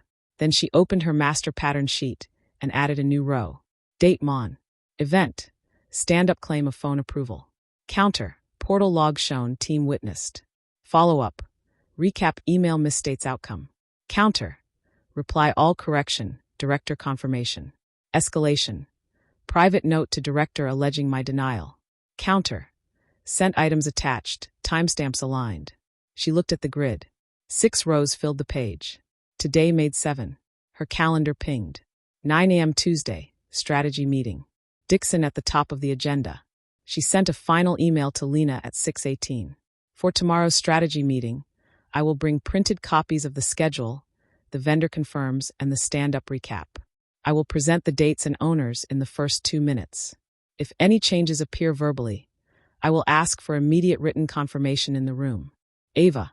Lena replied one line. Agreed. Ava powered down. She placed written overreach and third-party verifications in her bag. On the way out, she passed huddle room C. The lights were off. The glass reflected her face and the folder under her arm. Outside, the air felt cool. She did not feel relief. She felt alignment. Every piece now pointed in one direction. Riley had placed a false claim in writing to the director on the same day. He sent a confirmed note to the vendor that matched her plan. He had created a contradiction that did not need interpretation. It needed a side-by-side. Tomorrow would supply that. She walked to the train and drafted the opening lines for the meeting, 10 clean sentences, no extras. Here are the dates. Here are the owners. Here are the vendor confirms. Here is the recap from this morning. No change request exists. We will use email for any move. We will confirm in the room before we leave. I will send the summary within 10 minutes. Please reply if anything differs. Silence will mean agreement. She saved the script. She closed her eyes for one stop. Then she opened them and watched the station lights slide by. In the morning, she would not argue. She would show the record, read the dates, and ask the room to agree in plain words that matched the pages in their hands. No more fog. No more memory games. One table. One plan. One log. The trap was not a scene. It was a process. He had walked into it on his own. The strategy room had a long table and no corners to hide in. A whiteboard took the wall to the left. The windows faced east and threw pale light across the screen at the far end. People filed in with paper cups and closed faces. Lena sat at the head with her tablet. 2 directors from finance took the seats near her. Riley chose a spot in the middle on the left. Ava set a neat stack of packets at the end of the table and waited. Let's start, Lena said. Dixon onboarding. Ava, you have the floor. Ava nodded once. She moved to the screen but did not connect her laptop. She opened her folder and held up the first page. This packet has 4 parts. Page 1 is the current timeline with dates. Page 2 is the vendor confirmations. Page 3 is the stand-up recap from yesterday. Page 4 is the email thread from this morning. I printed one for each of you. She walked the stack around the table and placed a packet in front of each person. No speeches. No build-up. Paper touched wood. Eyes dropped to read. Ava returned to her seat and set her copy in front of her. Page 1, she said. Vendor review on Friday at 10. Handover on Monday at 9:30. Owners are listed in the right column. I own Johnson closeout. Riley owns Dixon handover. There are no other changes. Heads lowered to check the columns. The finance director traced the dates with a finger. Matches my notes, he said. Page 2, Ava said. Vendor emails from yesterday. First from Riley at 4:05. Second from me at 4:12. Both confirm the same times. No offer to move dates. No conditional language. Lena looked up. I see both. Page 3, Ava said. Stand-up recap thread from yesterday morning. My correction is in the first reply. Lena confirmed in the second. Jordan confirmed the calendar in the third. Jordan raised a hand a little. That is correct. Page 4, Ava said. A private note sent yesterday evening that suggests I denied moving handover after telling the vendor we would move it. My reply shows the actual messages I sent to the vendor. Both hold Monday. Riley shifted in his chair. His cup clicked once against the table. Ava kept her voice even. Before we talk about next steps, I want to state the plan. We follow page 1. If the vendor requests a change, we create a formal change request in the ticketing system. We then confirm in writing to the full team. Until that happens, the plan stands. Silence held for a beat. Then Lena nodded. That is the process. We will follow it. She turned toward Riley. Any objection? Riley smiled a tired smile. No objection to process. My only concern is speed. Dixon likes early action. They expect us to move when they move. Ava answered before momentum could slip. We move fast. We do not move without a record. That protects us and it protects the client. We can still act within hours. We can still write it down. The finance director spoke again. Compliance will want that. Good to keep this clean. Riley looked down the table. I agree with the need to write things down. My worry is tone. We do not want to sound slow or rigid. Ava kept her eyes on Lena. Our tone will be clear and polite. Our actions will be fast and traced. Lena closed her tablet cover. Good. We will consider this settled. She paused. I also want to address the email last night. I do not want private notes that imply someone is unreliable. If there is a concern about a person or a process, bring it to me in a meeting with that person present. We will not build side channels. Riley nodded. Understood. Good, Lena said. Ava, send the minutes within 10 minutes of this meeting. Include the packet as a PDF. I will, Ava said. Lena turned to the rest of the room. Any other Dixon items? Marcy raised a hand. None from design. Jordan shook his head. Then we move on, Lena said. She clicked to the next agenda line. Ava listened to the rest of the meeting with half her mind. She noted action items and wrote initials beside them. She watched Riley from the edge of her vision. He did not speak much. When he did, he stayed close to his notes. He did not try to adjust any dates. He did not test the room with small claims. The show of paper had done its work. The meeting ended at the hour. Chairs scraped. People stood. Small talk rose and faded. Riley stood beside Ava as she packed her folder. Well done, he said. That was tidy. Thank you, Ava said. We could have handled it in a smaller room, he added. No need to pull a full packet for everyone. Ava closed the clasp. I like everyone to see the same page. Fewer mixed signals. Riley smiled without warmth. Right. He walked out. His shoulders were set tight. His cup sat empty on the table. Ava waited until the room emptied. She sat again, opened her laptop, and typed the minutes she had scripted last night. 10 lines. Clear and short. She attached the PDF of the packet. She hit send. Then she saved the draft to her archive with the timestamp. Her phone buzzed. A new message from Lena. Thanks. Exactly what I needed. Ava replied with a single received. She left the room and stepped into the bright hallway. The office sound flowed back in. She felt the instinct to relax and forced herself not to. The trap had worked because she made it boring. Dates. Owners. Emails. No heat. If she tried to savor the win, she might miss the next move. She walked to her desk. A message from Jordan sat open on the chat bar. Jordan. That packet was tight. He did not have room to wiggle. Ava, thanks. Keep using the calendar as the source. Jordan will do. She closed the chat and opened her log. She wrote 3 lines. Strategy meeting. Packet distributed. Dates confirmed out loud. Director affirmed process. Riley did not contest facts. Note from director on no side channels. She looked at the page of her log that listed the traps. The first trap had been public. The second was still in motion. It relied on time. It relied on a human habit. If you tell a clean story with paper, a person who needs control often tries to tell a stronger story the next day. They try to top it. They try to regain weight. She did not have to force it. She only had to be ready. Before lunch, she drafted 2 small emails to neutral parties. Both were simple checks. To Marcy, please confirm the handover date you have on your calendar. To the vendor contact, please confirm receipt of the handover time from yesterday. She got 2 fast replies. Both said Monday. She filed them under third-party verifications. At 3, Riley pinged her. Can we do a quick touch base on the training deck? She replied. Send me the deck. I will add comments in the file. He wrote back. Better to talk it through. She answered. Add your questions as comments. We will track them there. There was no reply. At 4:15, she saw him at the print station with a pile of color slides. He spoke to the analyst beside him in a low voice. The analyst smiled and nodded. Ava watched the printer count tick upward. Not every move happened in email. Some still lived inside rails. He would not stop trying to bend the rails. At 4:30, a new invite landed on her calendar. Title: Training Deck Dry Run. Time: 5:15 to 5:45. Required: Ava, Riley analyst. Location: Huddle Room B. She looked up. Almost the end of the day. He liked end of day. Fewer people. Fewer eyes. She accepted. Then she forwarded the invite to Lena with one line. Joining a dry run at 5:15.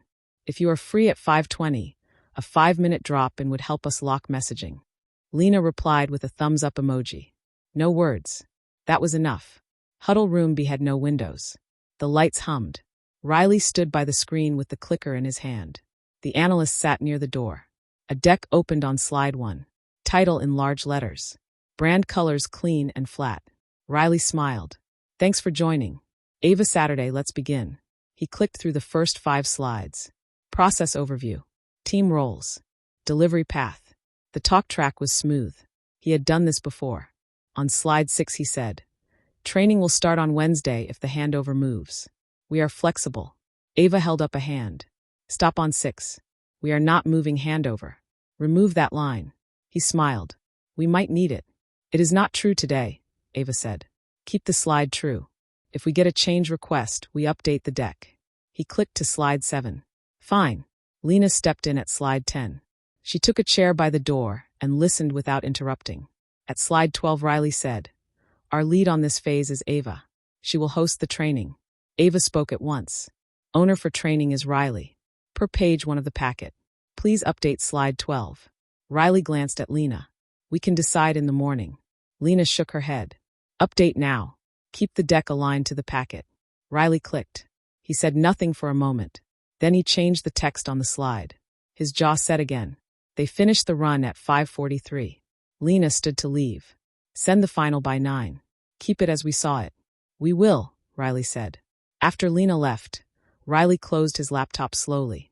You do not need to copy Lena on every small thing, he said.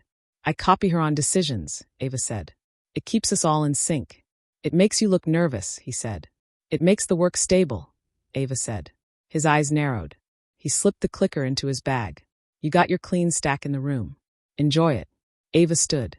I do not enjoy this. Then why do it, he said. Because it is right, she said. Because the client pays for what is true.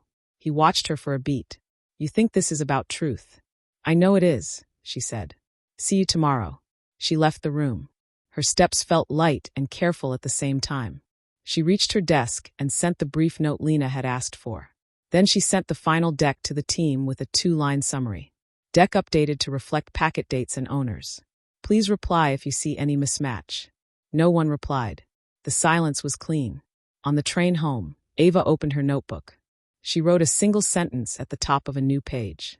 When the room holds the paper, the story holds itself. She closed the book. Outside, lights slid along the dark glass. She thought of the first missing line in the old spreadsheet. She thought of the email she never wrote. Now she had a table full of people who had seen how a clear record works. It was not a victory speech. It was a practice. She would repeat it as long as she needed to. At home, she filed the day's packet in a drawer. She placed it behind the folders that told the path from day 1 to now. The stack leaned a little. It looked like what it was. Work that could stand on its own. In bed, with the light off, she let her mind rest for a minute. She did not replay every word. She did not track every glance. She let the quiet take the edges off. Tomorrow would bring the next move. Maybe small, maybe large. She had built a way to meet it without fear. Ava set her alarm and slid the notebook under the pillow. The story would not drift overnight. The record would be there in the morning. And the room would remember what the paper said. The days after the packet meeting felt steady on the surface. People nodded at Ava in the halls. The vendor replied on time. The calendar stayed clean. The quiet did not fool her. Quiet after a public reset often meant private work had begun somewhere else. She started every morning the same way. She opened her log. She checked the calendar. She sent a short note to the team that repeated the day's fixed dates. 10 lines at most. No adjectives. Then she put the note into her archive and moved on. By midweek, the ripple reached her in small ways.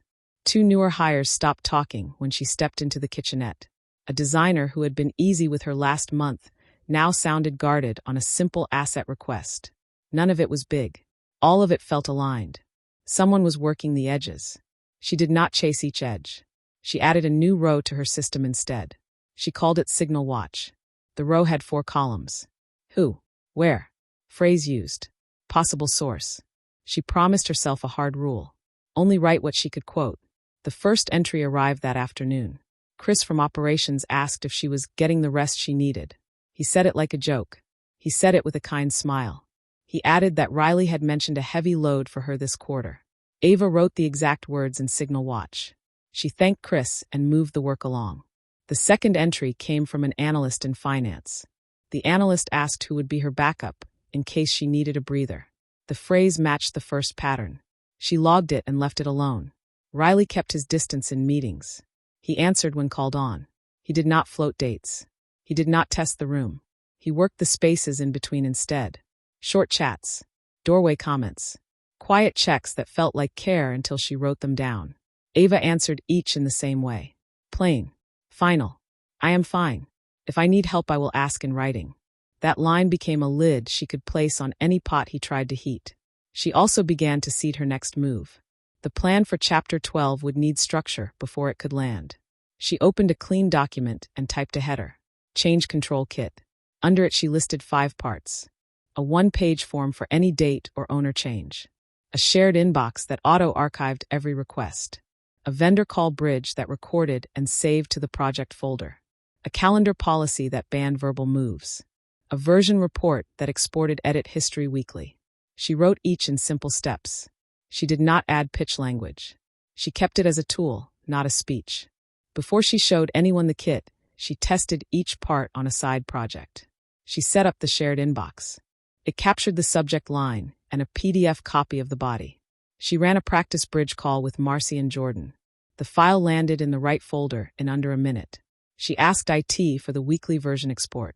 They turned it on with 1 checkbox. She watched the first report arrive on schedule at 7 p.m. with 2 files attached. She saved it and noted the time in her log. She asked herself a final question. Could any part of this be spun as control for its own sake? She adjusted the language in the header to block that angle. She removed her name from the kit. The first line now read, Team tool to reduce rework and keep clients safe. The tool would sell itself if she stayed out of the way. Riley did not know the kit existed yet. He still had moves of his own. On Thursday, he tried a soft rally at the end of the day. The company cafe had a small patio with metal chairs that rocked on the stone floor. He sat with David and 2 new hires. His voice carried just enough for Ava to hear while she filled a water bottle inside. I worry about Ava, he said. She is brilliant. She cannot let go. That is hard on a team. 1 new hire nodded. The other said nothing. David's face did not change. Riley moved on to a new topic. He laughed at his own line. The group laughed with him. Ava watched the scene through the glass. She did nothing. She wrote the quote in Signal Watch. Phrase. Cannot let go. Audience. Mixed. Maya pinged her 3 minutes later. Small heads up. Patio talk. I can send names if useful. Ava replied. Thanks. Logged. No names needed yet. Ava sent herself back to the work. The best answer for a soft rally was visible steadiness. She checked the open tickets. She returned 2 drafts with clear comments. She sent a vendor thank you for hitting the test window. She CC'd the team. She filed each message in her archive. At 5:30 an invite popped up on her screen. Title: Dixon Training Final. Time: Friday 8:30 to 9. Required: Ava and Riley. Optional: none. Location: Huddle Room A. The time bothered her. Early start. End of week. No third person. She accepted it and opened a new email to Lena. Note on 8:30 huddle. I would like a second person present for the first 5 minutes. If you are not free, I can bring Jordan for the setup and then he can leave. Lena answered in 4 words. I will pop in. Ava closed the window and set a paper clip on top of her folder. She used small markers like that to keep her mind clear. Clip meant director on first 5. No clip meant at a second on her own. She walked past the print station on the way out. Riley was there again with slides. He spoke to the analyst about the order of the deck.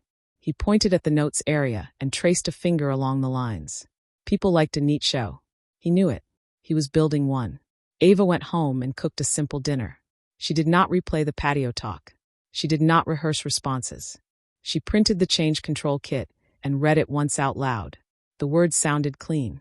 She placed the printout in the back of her bag under 2 other files. She set her alarm and slept. Friday began with gray light and a steady sky. Ava reached her desk at 8. She reopened the training deck in the shared folder and checked slide 12. Owner listed for training. Riley. The change held. She closed the file and opened a blank note. Title: Friday Huddle. At 8:27 she walked into Huddle Room A. Riley stood at the screen with the clicker. The analyst sat on the side.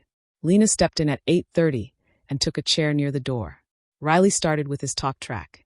He kept it tight for 3 minutes. Then he pushed. Small thought, he said. If the vendor asks on the call, we can shift handover by a day to give them room. We should show that we are flexible. Ava spoke without raising her voice. We can respond same day if we get a written request. We will not pre-offer a move. The deck should not suggest it. Lena nodded. Keep the deck clean. No if language. Riley pressed once more. We do not want to sound stiff. Lena shook her head.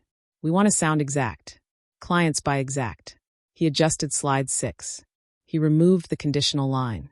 He closed the deck. Lena left the room. The analyst followed with a quick wave. Riley stayed by the screen, hands on the table. He looked calm. His eyes said the opposite. You made this heavy, he said. I made it simple, Ava said. You pulled paper into every room. Paper is neutral. You think paper protects you. It protects the work, she said. He held her look for a long second. We will see. She did not answer. She left the room and walked straight to her desk. She sent a quick note to the team. Deck updated. No conditional language. Times hold. She filed the sent copy and stood up. She could feel the next move coming before it showed. It arrived at 9:10. A direct message from a sales lead she barely knew. Hey, Riley says you told the vendor we can slip if they push. Is that true? Need to prep the renewal talk. Ava answered in 10 words. No. Times hold. See deck and packet from this week. The lead replied with a thumbs up. Nothing else. Ava logged the phrase. Slip if they push. She wrote the time. She returned to her task list. At noon she sent the change control kit to herself with a bland subject line. Toolkit draft V1. Then she opened a new message to Lena and attached the file. I built a small kit to reduce last-minute churn and protect the client. It runs on our current tools. No new spend. If you think this is useful, I can pilot it next week on 2 live accounts and report back. If not, I can park it. Lena answered after lunch. Pilot on Dixon and Johnson. Keep it light. Show impact. Bring a 1-page readout next Friday. Ava replied with a single line. Will do. She did not announce the pilot to the floor. She made 3 small moves instead. She created the shared inbox. She set the bridge to record the Dixon call. She turned on the weekly version export for the Dixon folder. None of it changed a person's day. All of it changed the record. Mid-afternoon brought the mini conflict she had expected. Riley tried to pull a 1-to-1 with the vendor contact by phone before the recorded bridge. The vendor messaged Ava. Quick chat with Riley now. Do we still meet at 3 on the bridge? Ava answered. Please keep all date talk on the bridge so the team can hear. See you at 3. At 3 the bridge opened. The tone was friendly. The file shared cleanly. When the vendor asked if a move was possible, Ava answered first. We can process any change today. Send the request by email, and we will confirm within the hour. The vendor said that worked. The call ended at 3:26. The file saved to the folder at 3:27. The auto link posted to the team channel at 3:28. No one had to ask where to find it. Riley stayed quiet after the call. He did not speak to her as he passed her desk. He did not try a doorway comment. He closed his laptop at 5. He left with his bag over his shoulder and a set jaw. Ava packed up slow. She checked Signal Watch and the kit tasks. She wrote 1 new line to herself. Next week. Show the readout. Ask for rule adoption. Keep it simple. She reached the lobby when her phone buzzed again. A new calendar invite had landed. Sender. Compliance. Title. Process review check-in. Time. Tuesday 10 a.m. required. Ava and Riley. Optional. Lena. Location. Conference 2. She stood still near the glass doors and read the details twice. The body of the invite had 1 sentence. Please bring your documentation for Dixon onboarding changes and related communications for the last 30 days. She walked outside and let the cool air hit her face. This was not her invite. She would treat it as neutral. She would bring the packet. She would bring the version report. She would bring the vendor call links. She would bring the stand-up recap thread and the recap from the strategy room. She would bring the change control kit as a pilot, not a weapon. She sent a short note to Lena. Received a process review invite from compliance for Tuesday at 10. I will bring full records. Let me know if you want any other items added. Lena replied with 2 words. I will attend. Ava slipped the phone back into her bag. The next chapter had said itself. No speeches. No drama. A room. A table. A record. She walked toward the train with a steady pace and a list in her head that matched the stack in her drawer at home. Tuesday would not be about opinion. Tuesday would be about what the pages said. Chapter 12. The Compliance Crossroads. Monday night was quiet in Ava's apartment. The city noise felt far away. She cleared the kitchen table and set down 3 stacks. Timeline. Correspondence. Evidence. She started with the timeline. Dates down the left. Owners in the next column. Short notes on the right. No adjectives. No opinions. She read each line aloud. Vendor review Friday at 10. Handover Monday at 9:30. Johnson closeout items listed. She pressed each sheet flat with her palm and moved on. Next came the correspondence. Pre-reads. Recaps. Vendor emails. Calendar screenshots. She checked subject lines and times. She checked names. She clipped each thread to its matching date on the timeline. She wrote a small number in pencil on every clip. 1 through 14. Last stack. Evidence. Version reports. Call links. 2 audio files from the hallway. She opened each report and checked the footer. Export time at 7 in the evening. No gaps. She clicked the call links to confirm the files still played. She listened to the first 30 seconds only. Voices clear. Dates read at the start. She stopped both files and noted the folder paths on a yellow card. She built a cover page for the packet. Title at the top. Dixon onboarding. Period covered. 30 days. Sections listed. Timeline. Emails. Vendor confirms. Logs. Call records. She left a blank line at the end for add-ons. She printed 2 copies of the cover. 1 for the front. 1 for the back pocket. She took a break and poured water. No music. No TV. She stood at the window for a minute and let her eyes rest. Back at the table, she opened a new document. Meeting script. 10 lines, all action. Show dates. Handout packet. State process. Confirm next steps. Offer pilot of change control kit. Ask for written adoption. She kept the lines short. She printed the page and slid it into a plastic sleeve. She checked the change control kit again. Form. Shared inbox. Bridge with record. Calendar rule. Weekly export. She wrote a 1-line benefit for each item. Fewer errors. Faster handoff. Clear trail. Safer client calls. Cleaner audits. She taped those lines to the back of the kit in case she needed to pitch fast. She packed the packet into a slim folder. She packed the kit into a second folder. She placed both into her bag and zipped it shut. It was 11 when she set her alarm. Sleep came in tight bands. She did not dream. Morning light hit the blinds in thin stripes. She woke before the alarm and sat up slow. Shower. Coffee. Shoes. The bag felt heavier than normal, which helped. She reached the office at 8:20. The floor still held that early hush. She placed her bag under the desk and opened her laptop. 1 scan of the inbox. Nothing odd. 1 scan of the calendar. Compliance meeting set at 10 in conference 2. Lena listed as optional, which meant she planned to attend. A message from Jordan arrived at 8:26. Short line. Let me know if you need a witness on any point. Ava wrote back. Thank you. Bring your laptop to the hall at 10 and wait. I will ping if needed. Jordan sent a thumbs up. No extra words. Ava walked to the printer and ran 1 more packet set. This copy had colored tabs. Blue for timeline. Green for emails. Red for vendor items. Yellow for logs. She liked the way color lowered stress in rooms like this. She wrote a sticky note for herself. Slow voice. Show first. Speak second.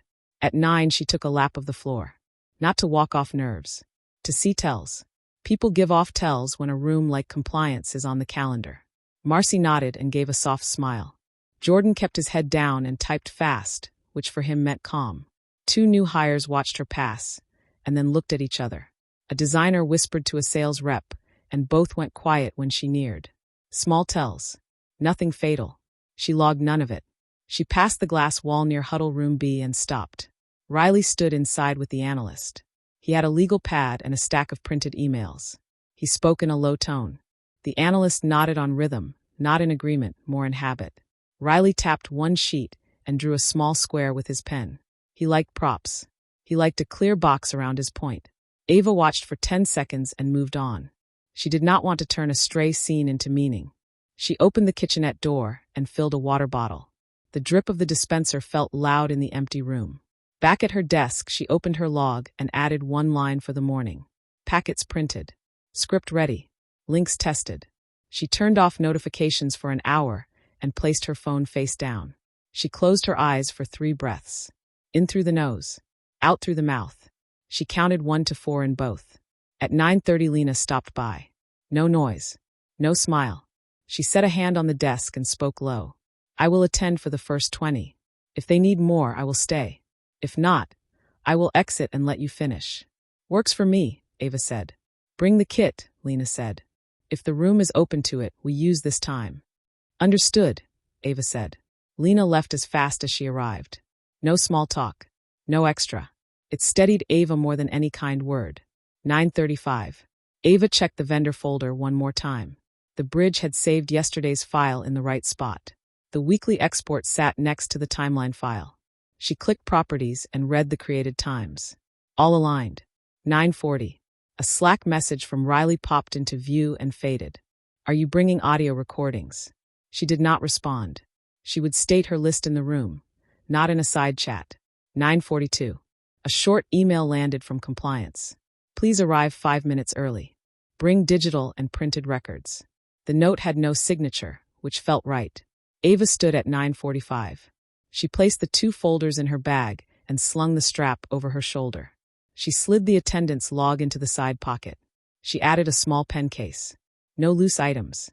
No fumble when she opened the bag in front of a table. She walked past Huddle Room B again.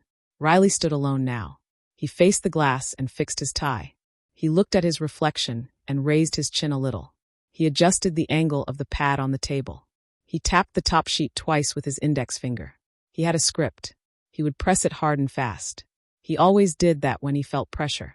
Ava kept moving. She did not lock eyes. She took the long way to conference 2 to give herself 1 more minute to breathe. The hall smelled like toner and carpet cleaner. A cart sat at the end of the corridor with a stack of binders on the top shelf. Someone had left a pen across the top binder like a bridge. At 9:52, she saw Jordan by the water cooler. He held his phone and pretended to scroll. She nodded as she passed. He lifted his chin in a small hello. He understood the role. Witness on standby. No entry unless pinged. Conference 2 had a wide door and a blank wall opposite the entry. The table was oval and pale.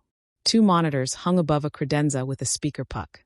A small sign on the wall read room recording off by default, which meant she would need to ask. A woman from compliance sat at the far end with a laptop. Gray blazer.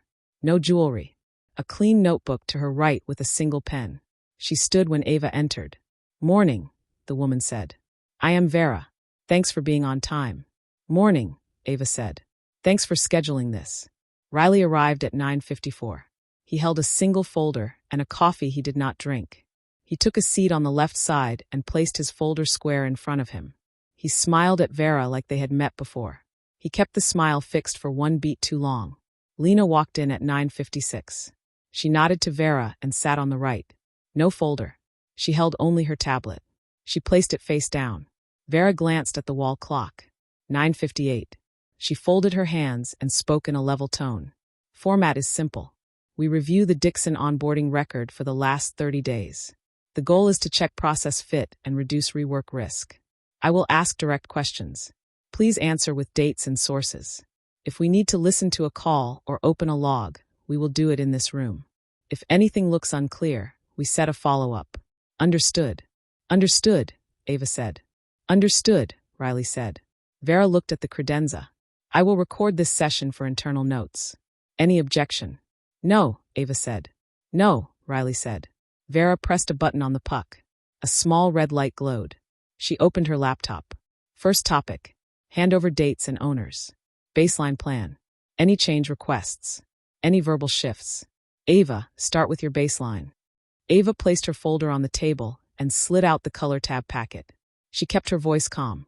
Timeline is on page 1. Vendor review Friday at 10. Handover Monday at 9:30. Owner for handover listed as Riley.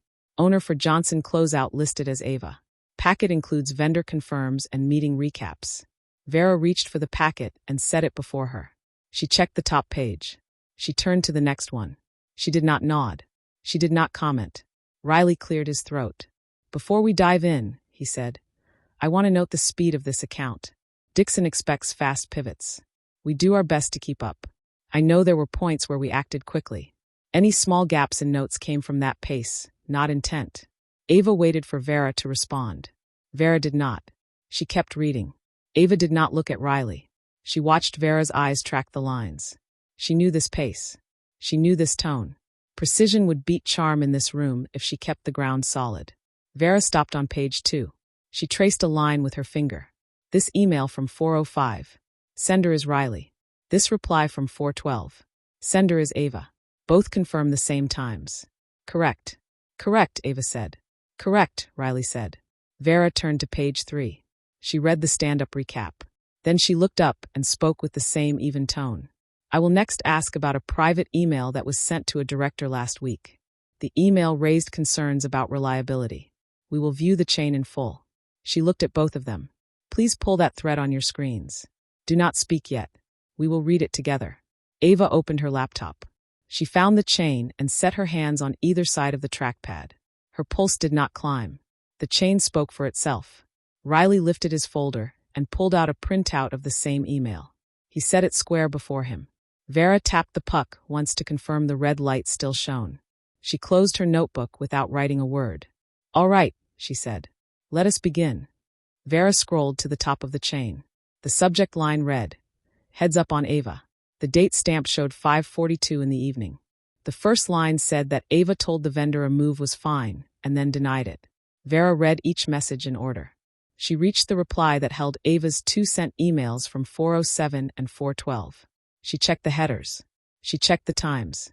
She looked at Lena. Do these match what you saw at the time? Vera asked. Yes, Lena said. I saw both that night. Vera turned to Riley. What did you rely on when you sent your note at 5:42? Riley set his palms flat on the folder. A quick hallway summary from earlier. I believed a move had been floated. My note was cautionary. I wanted to keep leadership aware of possible churn. Vera kept her tone even. Did you check the vendor thread before you sent that? No, Riley said. I planned to confirm after. Vera looked at Ava. Did you at any point offer a move to the vendor? No, Ava said. I wrote that we would act on a written request. I did not offer a move. Vera nodded once. Open the vendor email from 4:05. They opened it. The line read, We hold Monday at 9:30. Vendor review on Friday at 10. Open the reply at 4:12, Vera said. They opened it. The line matched the first. Vera looked at Riley again. What do you think this thread indicates? Riley took a breath. That the schedule held at that time. At that time, Vera said. What changed by 5:42? Riley shifted in his chair. A comment in the hall suggested Ava might be seeking flexibility. I wanted to make sure we did not drift. Who made that comment? Vera asked. Riley paused. I do not recall exactly. It was a quick pass. Vera wrote nothing. Do you have any written source that mentions a move between 4:12 and 5:42? No, Riley said. Vera returned to the chain. She scrolled to the top again and closed it. She opened her notebook for the first time and wrote a short line. Let us confirm the baseline one more time, she said. Vendor review on Friday at 10. Handover on Monday at 9:30. Owners as listed in the packet. No change requests filed in the ticketing system. True. True, Ava said. True, Lena said. Riley gave a small nod. True. Vera did not move on. Now the stand-up. Riley, you stated that Ava agreed by phone to move the handover. The portal log shown in the room did not reflect a call. What did you rely on for that statement? Riley cleared his throat. The vendor had flagged a possible shift in an earlier thread. I connected that to a conversation I believed I had with Ava. Vera looked at him. Believed? Yes, he said. Vera turned to Ava. Did you have any call with Riley after 6 that day? No, Ava said. I was on the train. The portal log confirms no calls in that window. Do you have the portal export? Vera asked. Yes, Ava said.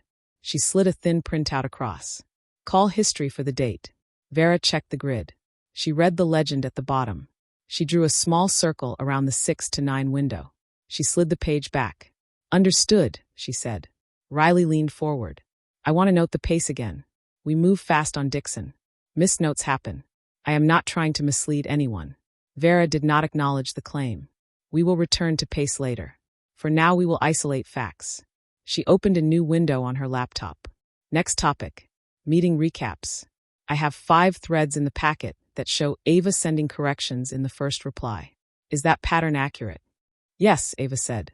I send corrections within minutes when dates are misstated. Riley spoke in a low tone. I have also sent recaps where I corrected myself. Vera looked at him. List 3 examples with dates. Riley hesitated. I will need to pull them. Do so, Vera said. We will keep moving. She turned to Lena. From a leadership view, what is your expectation for date changes?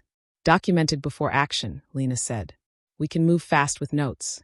We do not act on talk. Has that been stated to the team? Vera asked. Yes, Lena said. In several meetings. Vera wrote a short line. She closed the notebook again. Next topic, she said. Verbal claims made in public settings that did not match written plans. I have 3 incidents in this packet. 1 in a weekly status. 1 in a cross-team call. 1 at a stand-up. She looked at Ava. Were these isolated? No, Ava said. They occurred across the month. Frequency increased when I began sending pre-reads. Vera looked at Riley. Response. Riley's jaw flexed. We had genuine confusion about vendor timing. I wanted to keep people unblocked. When I spoke up, I believed I was helping. Vera kept her face neutral. Did you believe you were helping when you emailed the director to call a person unreliable on a day with aligned written confirms? Riley looked at the folder. I should have copied both parties. That would have avoided this. That is not my question, Vera said. Riley's voice thinned. I was wrong to send it without more checks. Vera nodded once. She did not press further. She switched to the packet again and turned a page. Next, she said. Attempts to create early meeting starts without calendar updates. Ava passed 2 screenshots. The first showed the invite at 10 with no change. The second showed the email sent at 9:33 with a 5-minute call to start. Ava spoke in the same steady tone. These are examples only. I have more. I began to track them. I arrived early after the second time. Vera read the timestamps. Did these early starts alter decisions? They excluded me from pre-talk, Ava said. I cannot speak to the tone in the room before I arrived. I can only speak to what happened once I sat down. Riley spoke again. We try to use time well. Starting early does not exclude anyone on purpose. Vera closed the screenshots. Process covers this. If a start time changes, an update goes to the invite. We will standardize this. She set both screenshots beside her laptop and lined their edges. Now, she said. One more cluster. Claims about a person's capacity or memory. I see 2 items in this packet listed as Signal Watch. Where did these come from? Ava kept her answer short. From direct quotes I received secondhand. I did not write names in the packet. Vera turned to Lena. Have you heard statements of this type? I saw hints, Lena said. Not direct claims. Enough to pull me to today. Vera looked at Riley. Have you made any statements about Ava's capacity or memory to others? Riley spread his hands. I have expressed concern about workload. That is normal leadership talk. Are you in a leadership role over Ava? Vera asked. No, Riley said. Then consider your scope, Vera said. We are not here to rate a person. We are here to trace a process. Riley sat back. He pressed his lips closed. Vera turned the packet to the call record section. We will listen to 1 vendor call in this room. I want to hear the exact language used when dates were raised. Ava slid the yellow card with the folder paths across the table. Vera typed the path and pulled the file onto the screen. She raised the volume. The room filled with the sound of a bridge tone and a greeting. The vendor's voice read the date and time for the record. The first 10 seconds played. Ava's voice followed. She stated the handover date and the rule for changes. Riley did not speak in the first minute. Vera paused the file and looked up. Clear, she said. She marked the time code. She let the recording play again for another minute. The vendor asked if a move would be possible. Ava answered with the written request rule. Riley asked about training slides. No offer to move. Vera stopped the file. Now I will ask about one more item, she said. There is a note that hallway comments were used as sources for several claims. Do you have any recordings of those moments? Ava met Vera's eyes. Yes. 2 brief clips. Both under a minute. Both recorded on separate days. They include statements that imply I had agreed to a change that I had not agreed to. Riley shifted hard in his seat. Were people told they were recorded? Ava kept her tone even. The hallway is a common space. The policy allows recording of work conversations for notes. I used the clips only to create written corrections. Vera held up a hand. We will not litigate policy here. We will listen to the content. If the clips confirm the written claims, they are relevant. If they do not, they are not. She looked at Ava. Please cue the first clip. We will hear it from the start. The room was too still. Even the hum of the ceiling vents seemed quieter than usual, as if the building itself wanted to hear what came next. Ava sat with her hands folded, keeping her eyes on the conference table instead of Riley. The screen at the end of the room was blank for now, but Vera's laptop was connected, the cursor hovering over an audio file. Let's start with the first recording, Vera said evenly. She glanced around the table once, meeting no one's gaze for too long. This clip was provided by Ms. Thomas. A click, then the faint static of a hallway microphone. The sound was raw, every shuffle of shoes against the floor magnified. A door closed somewhere in the background, followed by the low murmur of 2 voices. Ava recognized her own, calm, measured. She remembered that day. She'd been heading back from the break room when Riley cornered her. In the recording, Riley's voice was smooth, the tone friendly on the surface. You don't have to keep sending those updates to compliance, the Riley in the audio said. It makes it look like we're not aligned. A pause, then her own voice. The updates are required. Another pause in the recording. His voice dropped, harder now. Required by who? If I say they're unnecessary, then they're unnecessary. You don't want people thinking you can't follow direction. The clip ended. No one moved. Ava kept her breathing steady. She could feel Riley looking at her, but she didn't return the glance. Vera leaned back in her chair. Mr. Colton, do you dispute that's your voice? It's me, Riley said, almost lightly. But that's not the full conversation. You know how audio can sound when it's cut. Things can be taken out of context. Vera didn't nod. She didn't challenge him yet. She simply waited. Riley continued, shifting in his seat. That day, we were discussing duplicate reporting. I was clarifying that we didn't need multiple submissions on the same issue. That's all. It didn't sound like a clarification, Ava said, her tone even. That's your interpretation, Riley replied. His voice still had that measured patience, but his shoulders were too square, too stiff. One of the managers on the far side of the table scribbled something in a notebook. Ava noticed, but didn't try to read it. Vera leaned forward slightly. Mr. Colton, do you recall if there were any policies in place at the time that allowed you to override compliance reporting requirements? Riley hesitated. It's not about overriding. It's a yes or no, Vera said, her voice still calm. A longer pause this time. No. That no seemed to hang in the air longer than anything else. Vera tapped her pen once against her notepad, then looked to Ava. Were there any previous instances where you were advised not to send required updates? Yes, Ava said, keeping her eyes forward.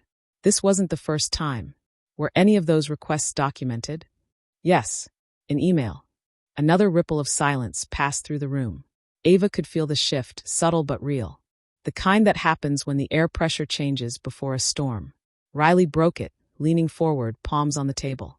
Look, I think we all know how this sounds, but I'm telling you there's more to it. That clip doesn't capture my intent. It was about streamlining, not silencing. Intent is noted, Vera said, still without raising her voice. But company policy is clear. Required updates cannot be blocked, delayed, or discouraged. Whether your intent was to streamline or not, your words in that clip contradict that policy. A faint cough came from the far end of the table. Vera closed the folder in front of her, her expression unreadable. We'll move on to the second clip now. This one was recorded 2 weeks later. She glanced toward the laptop again, then looked back up. Before we play it, does anyone have anything they'd like to clarify about the first? No one spoke. Riley leaned back, crossing his arms, his eyes fixed on the wall. Vera's fingers hovered over the trackpad. She clicked once, and the cursor shifted to the next file. The small speaker icon pulsed, waiting for the command. All right, she said. Let's hear the second hallway recording. The moment Vera tapped the trackpad, the room filled with a sharper, closer recording. This hallway microphone had picked up every small sound. Footsteps, the hum of a vending machine, the faint click of someone's pen. Then Riley's voice. Lower this time, but with an edge that was hard to mistake. Do you understand what happens if you keep sending things up without running them by me? The clip carried the quick, light sound of Ava's own steps slowing to a stop. She could picture it clearly, her back to the wall, Riley standing close enough that his voice didn't carry far. I'm following the reporting schedule, her recorded voice said, calm but firm. You think that protects you? Riley replied on the clip. His tone wasn't raised, but it was tight, each word clipped. There's a difference between protecting the company and making yourself a problem. The audio cut off. For a beat, no one moved. Then someone shifted in their chair, the scrape of the leg against the floor sounding louder than it should. Vera looked at Riley. Is that your voice again? It's me, Riley said, leaning back in his chair, crossing his arms. But again, context. That was part of a conversation about handling sensitive information. We didn't want to cause panic internally before we had the facts straight. Ava kept her gaze forward. It wasn't about facts. It was about control. Riley's jaw shifted slightly. That's your perspective. It's what you said, she replied evenly. The manager with the notebook was still writing, the faint scratch of the pen carrying through the quiet. Vera's tone didn't change. Mr. Colton, you referred to Ms. Thomas making herself a problem. Can you explain what you meant by that? He shrugged slow. It means causing unnecessary issues in workflows. If things are sent without review, it complicates the chain. And do you believe that's a justification for discouraging required compliance updates? I wasn't discouraging them, Riley said, a little quicker this time. I was asking for coordination. Coordination doesn't require intimidation, Vera said, still steady. A faint crease formed between Riley's brows. That's not what this was. Vera let the silence stretch for a moment before she continued. Were there any written guidelines you provided to Ms. Thomas explaining this coordination process? No, Riley admitted. Did you document any concerns about her reporting process to HR or compliance prior to these conversations? Again, no. The manager in the corner stopped writing for a moment. Vera sat back, closing the folder. We're going to need to verify the full timeline of these interactions. Both clips will be reviewed alongside Ms. Thomas's email documentation. Riley's mouth pressed into a thin line, but he didn't respond. The shift in the air was subtle, but Ava could feel it. The room wasn't leaning toward Riley anymore. They weren't leaning toward her either. Not yet, but the even balance was gone. He had been pulled off center. Vera's gaze moved to Ava. Ms. Thomas, please provide the emails you referenced earlier, with timestamps and recipients. We'll request them formally as well. They're already in a folder, Ava said. I can send them right after this meeting. Good, Vera replied, her voice neutral but final. The meeting notes were being typed quietly by the HR assistant in the back, the faint clack of the keyboard steady and unbroken. Vera turned her attention back to Riley. You will receive a follow-up meeting request once we've reviewed all materials. For now, you are to refrain from contacting Ms. Thomas directly regarding this matter. All communication should go through HR or compliance. Riley's jaw tightened again, but he gave a small nod. Understood. The formalities wrapped quickly after that.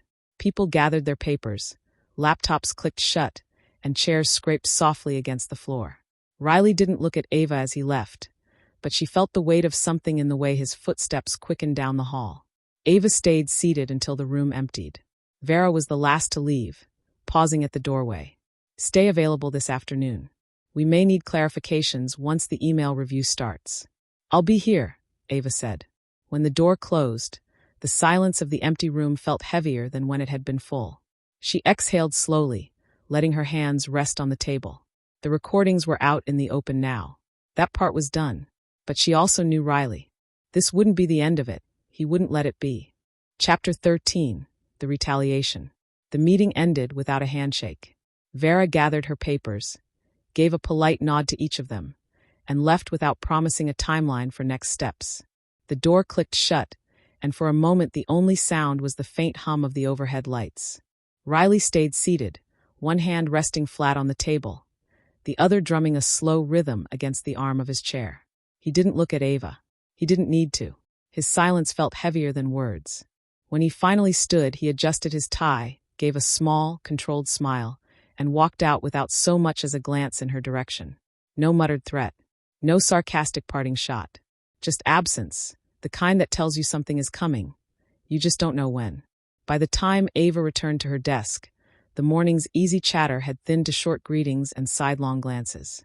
People who normally stopped to talk passed by with a quick smile and a busy day excuse. She felt it in the air, a subtle cooling, like a window had been left open in the middle of winter. The first signs came as minor inconveniences. A client file she'd been waiting on took an extra day to reach her inbox. A meeting request she'd sent to a cross-team manager came back with a "sorry, already committed" that didn't match his usually open schedule. Her request for updated project data was forwarded 3 times before landing with the wrong department entirely. Small things. Each one easy to brush off as a mix-up. But Ava knew better. Riley was too careful to be obvious. He'd been in corporate long enough to know that retaliation works best when it's invisible to everyone but the target. You bury it in delays, in lost messages, in half-finished handovers that leave the other person scrambling to fix them. You make them look disorganized without ever touching their work. 2 days after the meeting, she noticed a new pattern. Anytime she looped Riley in on a project update, his responses were polite but deliberately vague. "Thanks noted," or "we'll revisit this." Phrases that meant nothing and left no commitment on record. At the same time, he began CCing mid-level managers on his replies to her, a way of framing her communications as if they needed oversight. It wasn't just about slowing her down. It was about building a picture. One where Ava was no longer the independent, reliable lead she had been, but someone whose work required constant monitoring. She tried to address it head-on without being direct. In team meetings, she kept her updates crisp and documented, making sure every completed milestone was visible to the group. She asked follow-up questions in writing, forcing clarity on tasks Riley tried to leave open-ended. But it was like trying to swim against a current that shifted direction whenever she moved. Late one afternoon, while reviewing timelines for a client proposal, she found that the resource allocation document she needed had been accidentally updated with outdated figures. The changes were small enough that someone skimming might not notice, but big enough to cause problems if the client spotted them. When she checked the edit history, Riley's name was there, along with a timestamp from the night before. No one else would see the significance. It would look like an innocent mistake. But to Ava, it was a clear message. I can reach into your work without you knowing. She saved a screenshot, filed it away in her private folder, and locked her computer for the night. On her way out, she passed Riley in the hallway. He was leaning against the wall, phone in hand, talking to someone with that easy, confident laugh he used in public settings. He caught her eye for just a second, offered a polite nod, then went back to his call as if she were nothing more than a passing shadow. By the end of the week, the weight of small disruptions had begun to press harder. A project she'd been scheduled to lead was reassigned to balance workload. An internal document she'd been collaborating on was suddenly locked for final edits, with Riley listed as the sole editor. She noticed that when she spoke in meetings, he sometimes leaned back in his chair, arms crossed, and glanced at the clock. Not enough to draw attention, but enough for her to notice and feel the shift in perception. It was death by 1,000 cuts, and Riley was holding the blade just far enough from view. On Monday morning, her inbox held a message marked internal use only. It wasn't from Riley. It was from HR. The subject line read, "Follow-up regarding workplace environment survey." She hadn't filled out any survey. She clicked it open. The body was short. "We've received some feedback regarding your management style and communication. We'd like to schedule a time to discuss and review next steps." No details. No sender name beyond the generic HR team. Ava sat back in her chair, her pulse climbing. Riley had found a new front. Ava stared at the email for a long time, reading the lines over and over, hoping the words might rearrange themselves into something harmless. But they didn't. It was the same vague corporate script. Feedback, concerns, review next steps. Nothing solid enough to challenge, but heavy enough to suggest trouble. She checked the timestamp. 6:14 a.m. Someone had set this in motion before most of the office was awake. Her first instinct was to hit reply and demand specifics. Instead, she closed the window and opened her personal notes folder. If Riley was starting to formalize the whispers, She needed to be ready. Every vague phrase in that email was a placeholder waiting to be filled with something he'd planted. She spent the rest of the morning pulling together her paper trail. Clear project milestones, meeting notes, the screenshot of the altered resource document. She wasn't going to accuse him outright. Not yet, but she wasn't walking into HR blind. When the meeting invite came through an hour later, it was for 3 p.m. in a small glass-walled conference room on the opposite side of the building. The sender's name was Mara L., HR business partner. Ava had never dealt with her directly. The walkover felt longer than it should have. The room was already set up when she arrived. Mara sitting at the far end of the table, laptop open, a polite but guarded smile on her face. She gestured for Ava to sit. "Thanks for making time today," Mara began, her tone even and rehearsed. "I wanted to follow up on some feedback we've received in the recent workplace environment survey, as well as a few additional comments that came through other channels." Ava kept her expression neutral. "I don't recall filling out a survey. This was open to all staff. Not everyone chose to participate," Mara said. She glanced at her screen. "The feedback isn't tied to names, it's anonymous. But it's our responsibility to address patterns when we see them." Ava leaned forward slightly. "What patterns?" There was a pause, the kind people take when they're deciding how much to say. "Comments about communication tone, responsiveness, and team inclusiveness," Mara said finally. "Nothing formal at this stage, but enough for us to want a conversation." It was almost impressive, the way Riley's fingerprints were nowhere and everywhere at once. Communication tone could mean anything. Responsiveness could be framed around the delays he'd engineered. Team inclusiveness. That was a neat one, hinting at interpersonal issues without defining them. Ava kept her voice steady. "If there are specific incidents, I'd like to review them so I can address them directly." Mara shook her head lightly. "There aren't specific incidents listed. This is more about perception and culture." Perception. The one word that made every defense harder to mount. They talked in circles for another 15 minutes, with Mara repeating phrases like awareness, impressions, and opportunities to improve. By the end, Ava had been given no formal warning, no official action plan, but she knew exactly what this was. The seed had been planted. The next time something happened, no matter how small, it would be framed as confirmation. As she walked back to her desk, she caught sight of Riley through the glass of a side meeting room. He was leaning over a colleague's chair, pointing at something on their screen, his expression light and engaged. He looked up as she passed, and for the briefest moment, their eyes met. There was nothing in his face, no smirk, no raised brow, but she could feel the weight of the unspoken. By late afternoon, she had her countermove forming. She wouldn't confront him directly. That would give him the reaction he wanted. Instead, she'd begin her own quiet campaign, documenting, gathering allies, and controlling the version of herself others saw. If he wanted to work in shadows, she could match him step for step. Before shutting down her computer for the day, Ava drafted a simple, upbeat email to her immediate team. "Hi all, as we head into next week, I want to thank everyone for their hard work on the Reynolds project. I've updated the project tracker with the latest timelines and deliverables, so we're all aligned. Let me know if you need any adjustments before Thursday's review." Short, professional, visible. The kind of message that lived in inboxes long after hallway whispers faded. At 6:27 p.m., just as she was packing her bag, a new email landed in her inbox. This one wasn't from HR. The subject line, "Change in project leadership, effective immediately." Ava sat back down, the strap of her bag still looped over her shoulder. The email was short, 5 sentences, written in the flat, careful tone of someone who'd edited it twice before hitting send.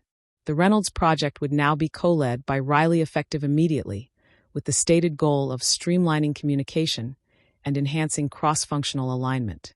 No mention of her performance. No hint of dissatisfaction. But the subtext was clear. Leadership was being split, and Riley was being positioned as the visible point of contact. She read it twice, then looked at the timestamp. Sent at 6:25 p.m., 2 minutes before she'd planned to leave. Perfect timing to make sure she sat with it overnight, with no one to answer questions until morning. Her first instinct was to reply to the sender, a senior director she barely interacted with, and request clarification. She didn't. This wasn't a move you counter in writing. Not yet. Instead, She went into the shared project drive and checked the access logs. Sure enough, Riley had been in the leadership folder multiple times over the last week, most recently that morning. She thought back to the altered resource file, the delays, the HR meeting. This was the culmination. Not a blowout, but a reframe. From this moment forward, every success on the project would have his name attached. When she walked into the office the next day, the shift was already visible. People weren't avoiding her. Not exactly. But conversations that used to pause when she entered now kept going without her. Riley was stationed in the open area near the conference rooms, visible, accessible, smiling. He greeted people by name as they passed, his tone warm but assertive.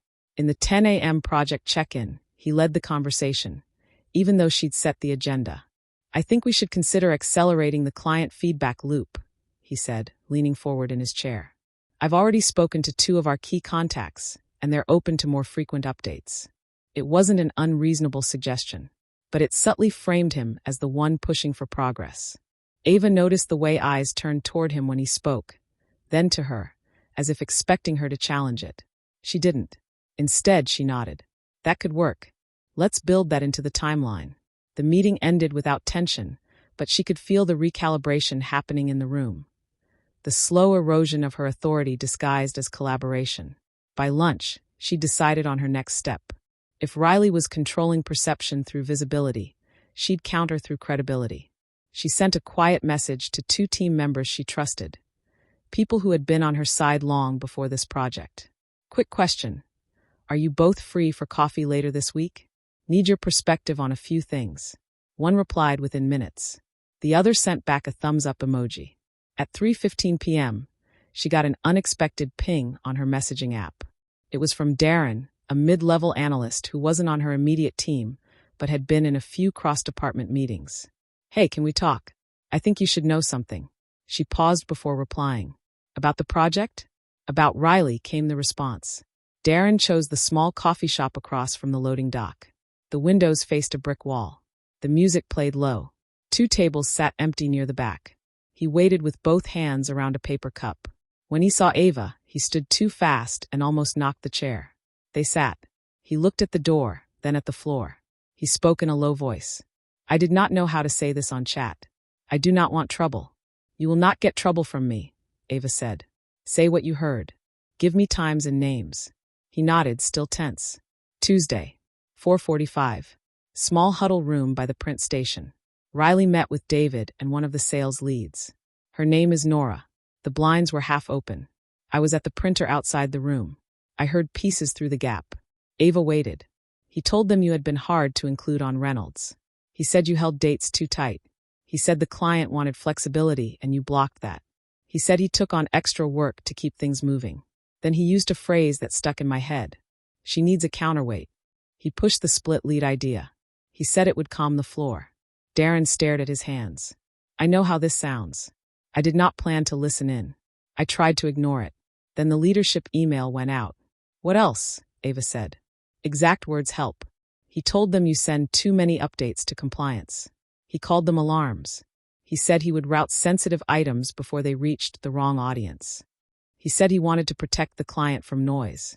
Ava kept still. "Did David agree?" He nodded a few times. He asked if the client asked for faster loops. Riley said yes. He did not show anything.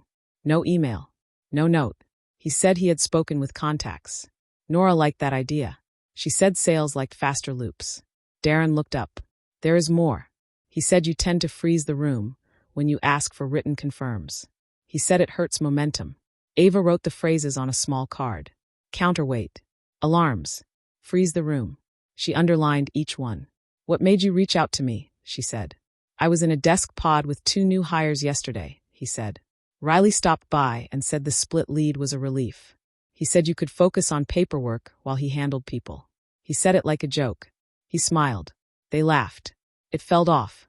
"I do not want to sit through that again." "Thank you," Ava said. "Do you remember exact times for both moments?" "Tuesday 4:45 for the room," he said. "Yesterday 11:20 near the pod. I can send a note with both." "Send a note to yourself," Ava said. "Then forward it to me. Use plain lines. No opinions.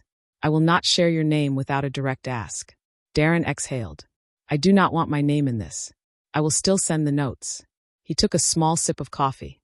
The cup shook. Ava kept her tone steady. Did you hear my name tied to a specific miss or risk? No, he said. He spoke in general terms. Tone, style, momentum. He did not name an error. She nodded. That helps. He sat back. I am not brave. I do not want to fight. You gave me facts, Ava said. That matters more. They left the shop 3 minutes apart. Ava walked the long way back. She needed the extra blocks to set the steps in her head. At her desk, she opened a new note. Title read back. Retaliation Phase 2. She listed what Darren had given her. Tuesday 4:45. Riley with David and Nora. Phrases used. Counterweight, alarms, protect the client from noise, freeze the room. Goal stated. Split lead, frame as relief. Wednesday 11:20. Pod comment. Paperwork joke. People handler line. She saved the note to the archive. She then wrote a second file labeled actions. 3 bullet lines. 1. Secure third-party confirms for client loop claims. 2. Surface a small win with clear human impact. 3. Launch pilot report on change control kit with metrics by Friday. She started with the first. She sent a short message to the 2 client contacts on Reynolds. Subject. Feedback cadence check. Body. Thank you for last week's input. Would a weekly update with a short summary and clear next actions be useful? If you prefer a different cadence, reply with your choice. Daily, twice weekly, weekly. We will set the plan today. She CC'd Lena. She did not include Riley. It was a check, not a debate. Both contacts replied within an hour. Weekly with clear next steps.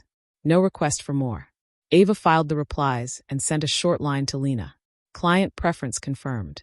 Weekly with action list. No push for daily. We'll update the plan. Next, she solved a problem fast and visible. A vendor had an issue with a data feed on Johnson. She booked a 10-minute huddle. She joined 2 minutes early. She shared a screen and traced the path of the failure. She told the vendor what to change and where to send the test. The fix landed in 5 minutes. She thanked them, closed the bridge, and sent a 2-line update to the team. Issue fixed. No change to timeline. She CC'd the cross-team list. Small win, public tight. Then she opened the pilot report for the kit. She kept it simple. 4 numbers on 1 page. Errors reduced on the 2 accounts in week 1. Response time from vendor to team on the recorded bridge. Number of change requests filed with the form. Number of minutes saved on meeting recap work. She did not add a chart. She used a table. She sent the page to Lena. She added 1 line. More next Friday. By late afternoon, the office felt brighter. Work moved. The calendar held. The vendor replied on time. Riley kept to his desk. He spoke in low tones to 2 people in sales. He did not smile much. At 4, Darren's email arrived. It contained 2 short paragraphs. Tuesday 4:45 p.m. Huddle by Print Station. Present. Riley, David, Nora. Heard through open blind. Quotes. She needs a counterweight. We route sensitive items before they hit the wrong audience. Her updates read as alarms. She locks the room when she asks for written confirms. Outcome sought. Split lead. Wednesday 11:20 a.m. Pod near West Windows. Riley to 2 new hires. Split lead is a relief. Ava can focus on paperwork while I handle people. Tone joking. Ava saved the email in a folder named Witness Notes. She replied with 1 line. Received. Thank you. She sat back and thought through the next move. HR had opened a nebulous thread. Leadership had set a split on 1 project. Riley had seeded jokes and half claims. She needed 1 clean step that moved the frame back to work and away from rumor. She chose a readout. Monday morning. 10 minutes. No flourish. She wrote the steps. Open with 3 outcomes delivered last week. No adjectives. State the numbers. Show the email replies from the client on cadence. Show the pilot table. Close with 1 ask. Adopt the change control kit on both accounts through the end of the quarter. She sent a calendar invite to the project group, the 2 directors, and the sales lead. Title read. Monday 10-minute outcomes. She placed the agenda in the body. She attached the pilot page. She did not add names to the subject. She did not add any notes about the split. She kept it clean. 15 minutes later, the sales lead Nora replied. Thanks. Clear. She added a thumbs up icon in the line. Not words. Enough. Riley replied next. He wrote 2 words. Looks good. Ava flagged the replies and closed her laptop. She started to pack when her screen lit again. A new email from compliance. Subject: follow-up questions on recording policy. Meeting tomorrow 3 p.m. Required. She opened it. The body asked for policy citations and scope of her use. It asked for the names of any people on the clips. It asked for confirmation that the files stayed inside the company network. It asked for the dates she enabled the bridge on vendor calls. The last line held her eye. Please do not edit any folders or messages related to Dixon and Johnson before this meeting. She stared at the sentence. It sat there like a weight on the desk. It did not name a person. It did not accuse. It pointed in a direction. She forwarded the email to Lena with 1 line. Received. I will bring the policy pages and a folder list. Lena replied. I will attend. Ava added another row to her actions note. Pull policy citations. List bridge settings. Print folder trees with timestamps. Bring the packet that shows the call links. She picked up her bag. She paused at the door and looked back at her desk. The notebook lay open with 3 lines visible. Record holds. People shift. Paper keeps the room steady. She turned off the light. On the train, she drafted a simple message to the 2 allies she had asked for coffee. Confirmation for Wednesday. She kept the text plain. Thanks for making time. I will bring a short readout. I want your view on a plan. When she reached her stop, another message arrived. Unknown number. Short text. He is trying one more angle. Watch your shared folders tonight. She stopped on the sidewalk and read it again. No name. No context. The sky had turned a flat blue. The message sat on the screen like a steady tone. She put the phone in her pocket and walked home with a faster pace. At her kitchen table, she opened the laptop and checked the folder permissions on Reynolds and Dixon. No new names added. She checked the version history on 3 key files. No edits in the last hour. She set an alert for changes on the handover deck and the pilot page. She closed the lid. She wrote a single sentence on a card and tucked it into the front of her bag. Do not chase. Show the record. Ask the room to align. Chapter 14. The line in the log. Ava arrived 10 minutes early. She carried 1 slim folder and a small stack of prints. The hallway outside Conference 2 was quiet. The door stood open. The room light glowed white. The red record light on the table puck was off. Vera sat at the far end again. Same gray blazer. Same notebook. She looked up once, then back to her laptop. Good morning, Vera said. Morning, Ava said. Lena walked in a minute later. She set her tablet down and took the same seat as before.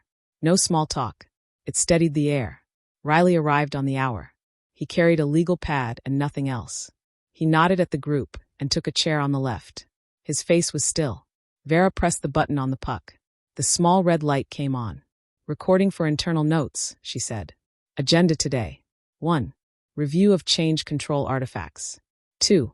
Script activity on the training deck and form inbox. 3. Policy scope for hallway audio and recorded bridges. 4. Access controls going forward. She looked at Ava. Start with your artifacts. Ava slid 3 prints across the table. Folder trees for Dixon and Johnson as of last night, she said. Timestamps on the right. Version export report for the last 7 days. Links to the 2 bridge recordings in the lower left. All items are in the team drive. No private storage. Vera scanned the trees. She drew a small square around the training deck path. Version report first, she said. Ava passed the single page. 4 columns. File name. Edit time. Editor. Hash. Line 4, Ava said. Training deck final. 6:21 this morning. Editor shows service account. Hash changed. Compare shows 2 edits. Slide 8 and slide 12. Vera read the line. You brought the diff. Ava slid the diff forward. 2 images sat side by side. On the left, clean slides. On the right, a new bullet on 8 and merged owner text on 12. She did not speak while Vera read the captions. Vera looked up. Source of that edit. Scheduled script, Ava said.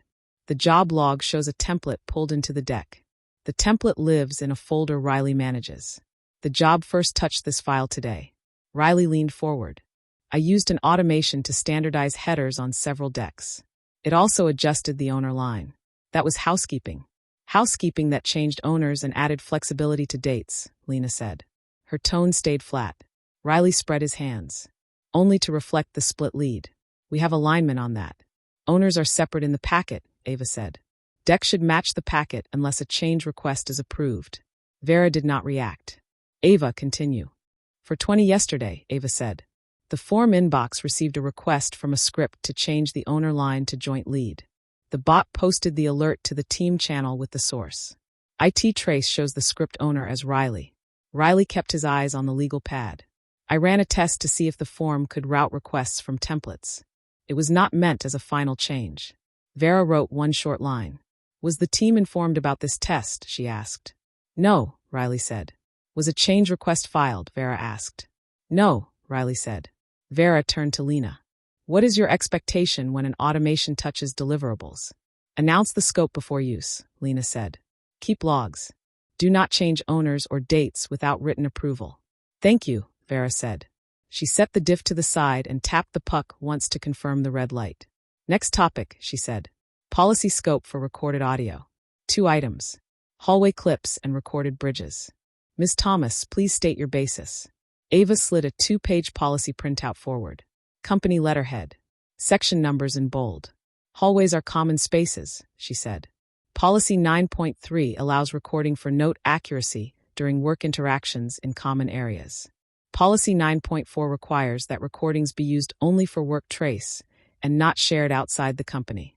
Both clips stayed in the company drive and were used to support written corrections. Bridge calls are covered by Policy 12. The vendor consent banner states the call is recorded for notes and quality. The file saves to the team folder. Vera read the sections. She marked 2 lines with a pen. Thank you, she said. Riley raised his head. Were people informed that hallway audio was in use? The policy is posted, Ava said. I did not announce it each time. I used clips only to write corrections to the team record. I did not publish raw files. Vera looked at Lena. Leadership view. Within policy, Lena said. I want clarity on scope going forward. We do not want people to feel watched. We do want records when decisions are made outside rooms. Understood, Vera said. She returned to the laptop and opened a new window. Now we will look at the inbox alerts, she said. I have the bot transcript from yesterday. 2 small requests processed. 2 and 4-minute rounds. 1 script submission flagged. Ms. Thomas, why did you expose the alert feed to the full channel? So the floor could see response times, Ava said. It shows we are open and fast. It also prevents side claims that we are slow or rigid. Vera nodded once. Do you plan to keep the public alerts? Yes, Ava said. Unless you advise against it. Lena spoke. Keep them. It helps other teams. Vera placed her pen flat on the notebook. Next, bridge recordings. We listened to one part of a call last session. We will not repeat that today. I will instead ask a direct question. She looked at Riley. Do you disagree with any date or owner on page 1 of the packet as it stands right now? Riley took a slow breath. No. Do you plan to run any scripts that affect client-facing files before a change is approved? Vera asked. No, Riley said. Do you plan to submit any change requests through forms by script? She asked. No, he said.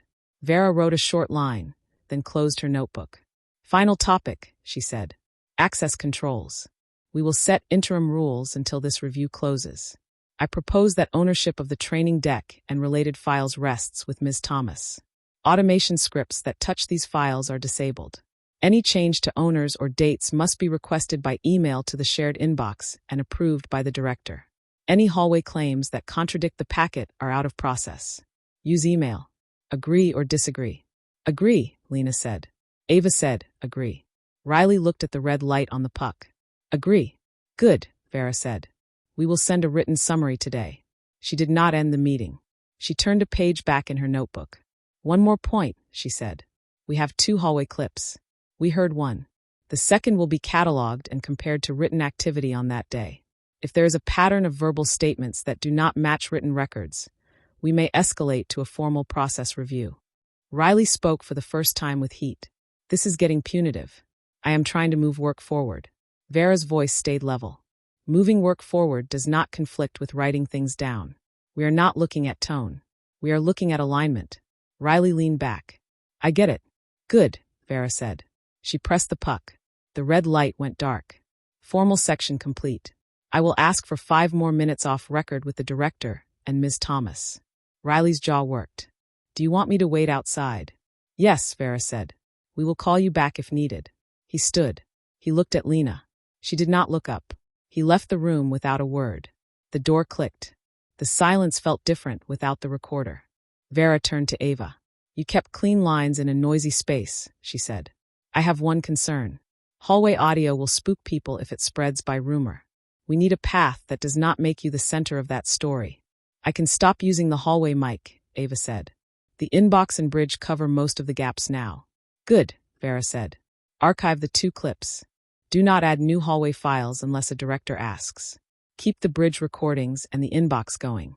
Those create structure without raising flags. Understood, Ava said. Lena spoke. I will back the inbox and the bridge in a note to the floor. I will make it about speed and client safety. Your name will not be in the first line. Ava nodded. Thank you. Vera closed her laptop. Next step. I will send interim controls in writing this afternoon. If any script touches a deck this week, IT will alert me. If any private note to leadership contradicts the packet, forward it to me with subject line process variants. Do not argue inside the thread. Send me the facts. Understood, Ava said. Understood, Lena said. Vera stood. Bring the same packet to the readout on Friday. We will check that the file tree matches what you showed today. She left. Lena stayed seated for one breath. You handled that well, Lena said. Keep your steps short and boring. Let the logs do the talking. I will, Ava said. They walked out together. The hallway smelled like toner again. 2 analysts stood by the copier and fell quiet as the door opened. Then they kept talking. The quiet broke. That felt right. Back at her desk, Ava sent a 2-line recap to the team. Interim controls in place. Deck locked to the packet. All owner or date changes go through the inbox and director approval. She attached Vera's 4-bullet list once it arrived. She pinned the message to the channel. At 11, the form inbox chimed with a real change. Vendor asked for a small shift to a training slot, not the handover. The request came in by email and through the form. Ava approved it in 9 minutes. The bot posted the round-trip time. The chat thread filled with simple check marks. No debate. At noon, Riley stood near the glass wall again. He spoke to 2 people from sales. He kept his hands open while he talked. He did not look toward Ava. She took no notes. She approved 2 more small tweaks and closed out the morning tasks. At 1, an email from compliance landed. Subject line: Interim access rules. It named Ava as file owner on the deck. It disabled automation scripts on client decks until further notice. It required director approval for owner or date changes. It added 1 final line. Side channel notes that comment on personal reliability are to be avoided. Raise process concerns in documented forums. Ava pinned that email under her recap. At 3, the unknown number texted again. For words. He will test tonight. She stared at the screen. She wrote 1 sentence to herself. Do not chase what has not happened. She set new alerts on the deck folder and the inbox. She asked IT to route script run notices to her email. She told herself to go home on time. At 5, she stood and put her folder in her bag. She crossed the floor and paused by the project board. The QR sheet still hung there. A fresh pen mark circle showed people had used it all day. Riley walked by with his coat on his arm. He gave a polite nod. See you tomorrow, he said. See you, Ava said. She did not try to read his face. She did not plan a counter. The day had written its own page. The rules were on the board. The inbox was open. The deck was locked to fax. She stepped into the elevator and watched the doors meet. The cab hummed. Her phone buzzed once in her pocket. She did not look. Not yet. She let the floor count down to the lobby. Then she stepped into the evening air and checked the screen. No alert. No edit. Only the quiet line from the unknown number still on the thread. She slipped the phone away and walked toward the train with her shoulders even. The line in the log was clear. Tomorrow would show if he crossed it. Ava cooked simple food and cleaned the counter while the kettle cooled. She set her bag on the chair by the door and left the zipper open. The folder sat inside with the packet and the diff. She kept the house quiet on purpose. It helped her hear the phone if an alert came through. She opened the laptop at the kitchen table and signed into the watcher panel. No red marks yet. She set 3 safeguards. First, a snapshot of the Dixon and Reynolds folders with hashes in a small table. She saved the table with the exact time in the file name and mailed it to herself. Second, a standing request to IT on the on-call channel. Please mirror any script runs on client decks to my inbox tonight. Include the script owner and the target path. Third, a local screen recorder in a tiny window. If an alert fired, she would capture the screen as she opened each item. That way the timestamps and view order would be clear. She checked her list. Policy sites ready. Folder trees printed. Bridge settings noted. She placed the list under the folder clip and closed the bag. 8 o'clock. No alerts. She made tea and read the 2 client cadence replies again.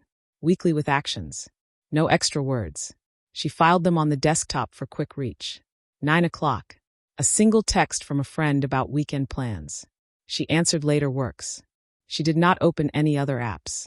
At 9:20 the first alert arrived. Subject line. Script attempt blocked on training deck final. The body listed the path, the time, and the script owner. Owner, Riley. Target, slide 12. Action requested. Update owner line to joint lead. Status, blocked by file lock. Ava started the screen recorder and opened the alert. She captured the header, the path, the owner, and the block status. She took a screenshot and saved it with the time. She did not reply to the email. She wanted the next step to land without guidance. 9:35. A second alert. Script attempt on packet PDF.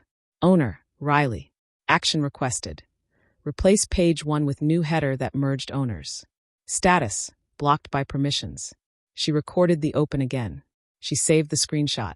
She added both items to a new note labeled Night Attempts with timestamps. She mailed the note to herself to create a third-party time mark. She considered calling Lena. She did not. The blocks had held. The logs were clean. A call would turn the night into noise. She set a rule for herself. Only call if a change lands. Otherwise collect. 9:48. A watcher ping on the form inbox. New entry submitted. Source script. Field text. Change owner to joint lead. Attached file. Image of a form with a faint timestamp in the corner. She opened the attachment. The image showed the form on a screen with a date in the lower right that did not match the server time. She checked the EXIF data. The image had been created at 9:46 with the local machine clock set 2 days earlier. She recorded the steps and saved the image with a note. Local clock offset. Server time authentic. Form time authentic. Attached image time false. 10:06. A calendar invite landed. Title. Urgent realign for training narrative. Time. Next day at 8 a.m. required. Sales lead David, 2 new hires Riley. Optional, Ava. Location, Huddle B. She stared at the word optional. It was a small tell. She accepted and added Lena as optional. Then she sent a short note to Lena. Early morning session added. I accepted. I will bring the packet and the diff if needed. Lena replied with one word. Noted. 10:22. A security alert from IT. Attempted external share blocked on file training deck final. Target email flagged as personal. Source account, Riley. Status, blocked by policy. The alert included a reference number and a link for the detail view. She opened the link and recorded the screen. The interface showed a failed send to an address that matched a free mail domain. She did not know why he had tried that. Maybe a test. Maybe a copy out. It did not matter. The system had stopped it. She took a breath and stood to stretch. She filled the kettle and set it back on the stand. She sent the 4 alerts with screenshots to Vera and Lena in one email with a short body. For items tonight. All blocked. Script change to deck. Script change to packet. Script form entry. External share attempt. Details and images attached. I will bring the full set to the room at 8. Vera replied first. Received. Preserve all files. Do not alter names. Bring the machine if possible. Lena replied next. I will be at the 8 a.m. Ava closed the laptop for 5 minutes and washed the cup. She let the water run until the sound calmed her breath. Then she sat again and wrote a 1-page plan for the morning. Open with logs. Show attempts and blocks by time. State that the deck remains locked to the packet. Reconfirm owner lines and dates with the group. Ask for a clear statement from the director on script use. Propose that all scripts on client decks remain disabled for the quarter. Close with the inbox numbers to show speed. She printed the plan and slid it into the folder. She set her alarm and placed the phone face down. At 11:12 the phone buzzed again. The unknown number. He will try a clone to a new folder. Watch for a deck copy with a new name. She opened the laptop at once and set a watcher on the parent project folder. Not only the deck path. She told IT to route copy events to her email. Then she waited without clicking away. 11:19. Copy event. New folder created under an old path named Archive Trials. Subfolder name, Client Deck's old versions. File inside, Training Deck final copy. Hash did not match the original. Editor, Riley. She opened the compare. The copy had the flexible line and the merged owner text. She recorded the screen and saved the diff. She did not lock the copy. She did not delete it. She opened email and sent a short message to the group that had been invited to the 8 a.m. For tomorrow, please use this link to the current training deck. The deck is locked to match the packet and vendor confirms. Copies under any other path are not in scope and are not current. She pasted the correct link. She did not call out the clone. She let the link stand. Riley replied in 10 minutes. Thanks. My copy was for personal review only. We will use your link. No apology. No admission. She added his line to the night note with the time. Midnight passed. No new alerts. She turned off the screen recorder and set the laptop to sleep. She placed the folder in her bag and zipped it shut. She walked to the door and checked the lock. She stood there for a count of 4 and then went to bed. She woke before the alarm at 5:50. She dressed and ate toast. She opened the laptop. No new events. She sent the night digest to herself again in case she needed a quick forward on the floor. She reached the office at 7:30.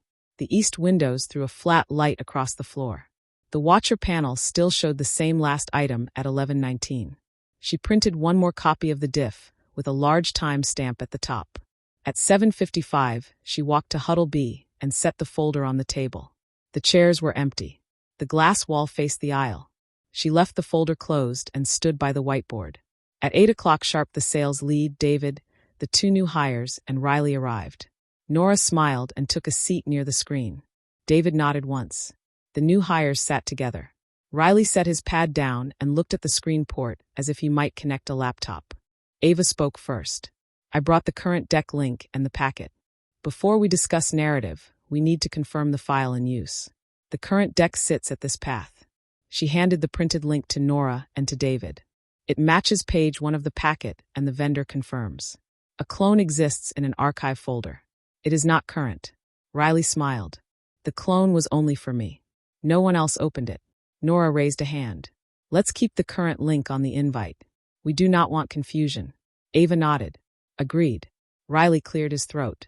I want to keep this fast. The client likes quick turns. We need room in the deck to show we can move when they ask. Ava kept her tone level. We have a 1-hour window for any change. We do not need a line in the deck to prove that. We need the email in the inbox when it happens. The deck will change after we approve the request. That is faster and cleaner than a flexible line. David looked at Nora. Works for me, he said. Nora said, keep it clear. No fuzzy lines. Ava opened the folder and placed the page with the form alerts on the table. 2 requests yesterday. 2 and 4-minute rounds. The bot posted times in the channel. This shows speed without blurring roles. Riley stared at the page for a long beat. He turned it upside down and pushed it back. Fine, he said. Use your system. I care about the client, not the label.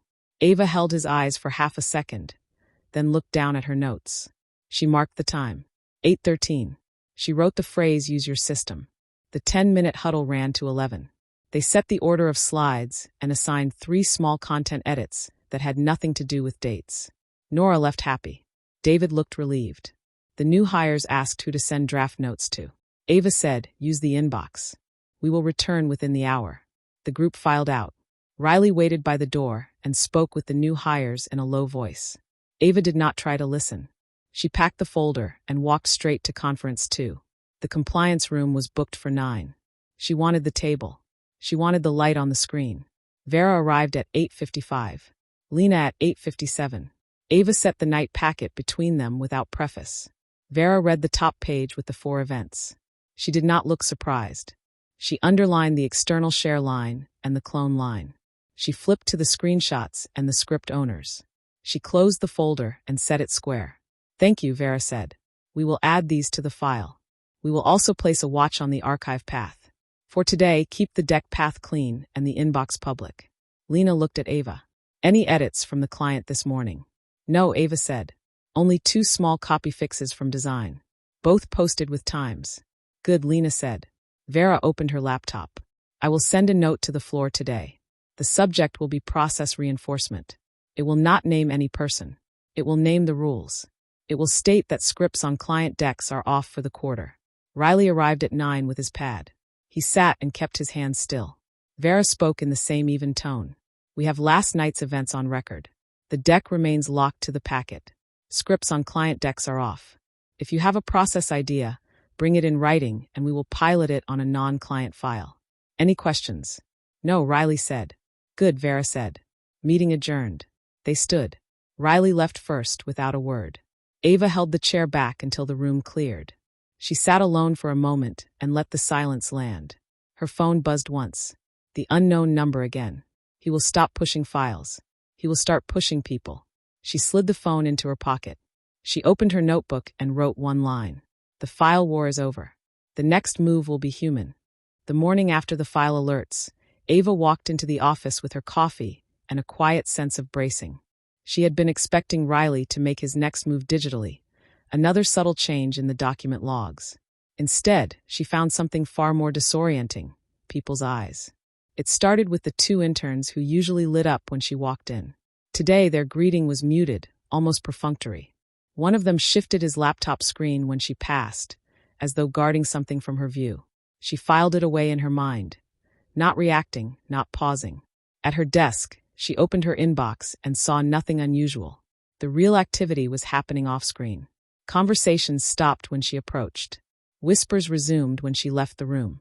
Twice, she caught the sound of her name in a tone that carried the hint of a smirk. By mid-morning, the change was undeniable. In the hallway, a designer she'd worked with on 3 major projects barely made eye contact, muttering something about being too swamped to talk. In the kitchen, a junior analyst slid his coffee mug closer to his chest as she reached past him for the sugar. Little things, easy to dismiss individually. But together, they painted a picture. Riley had stopped playing with the files. Now he was playing with people. Ava kept her head down and her ears open. Every interaction became a data point. At 10:42, she jotted in her private notebook. Avoidance behavior from Clara and Jamie, coordinated? At 11:15, Andre hesitated to confirm we're still aligned on Q4 plan. Possible seed planted. She wasn't looking for paranoia. She was building a case. In the break room, the trap finally took shape. Riley was leaning against the counter, holding a mug he probably didn't even want, talking to 3 employees from different teams. His voice carried, casual but deliberate. "You know how some people forget the chain of command?" He smiled as he said it, glancing briefly toward her without making it obvious. "Like they just make calls on things that affect everyone, without looping anyone in. Makes you wonder what else they're doing behind the scenes." The others chuckled lightly, not committing to agreement, but not challenging him either. Ava opened the fridge, took out a bottle of water, and closed the door without looking at him. The trick was clear. He wasn't naming her. He didn't have to. The implication was enough. She walked out without a word, knowing that any reaction in that moment would serve him better than silence. But inside, the understanding settled deeper. This wasn't about a project, or a folder, or even her role. This was about control of the story. Riley was making sure that when the moment came, the people around them would already be leaning his way. By lunch, the shifts were even more visible.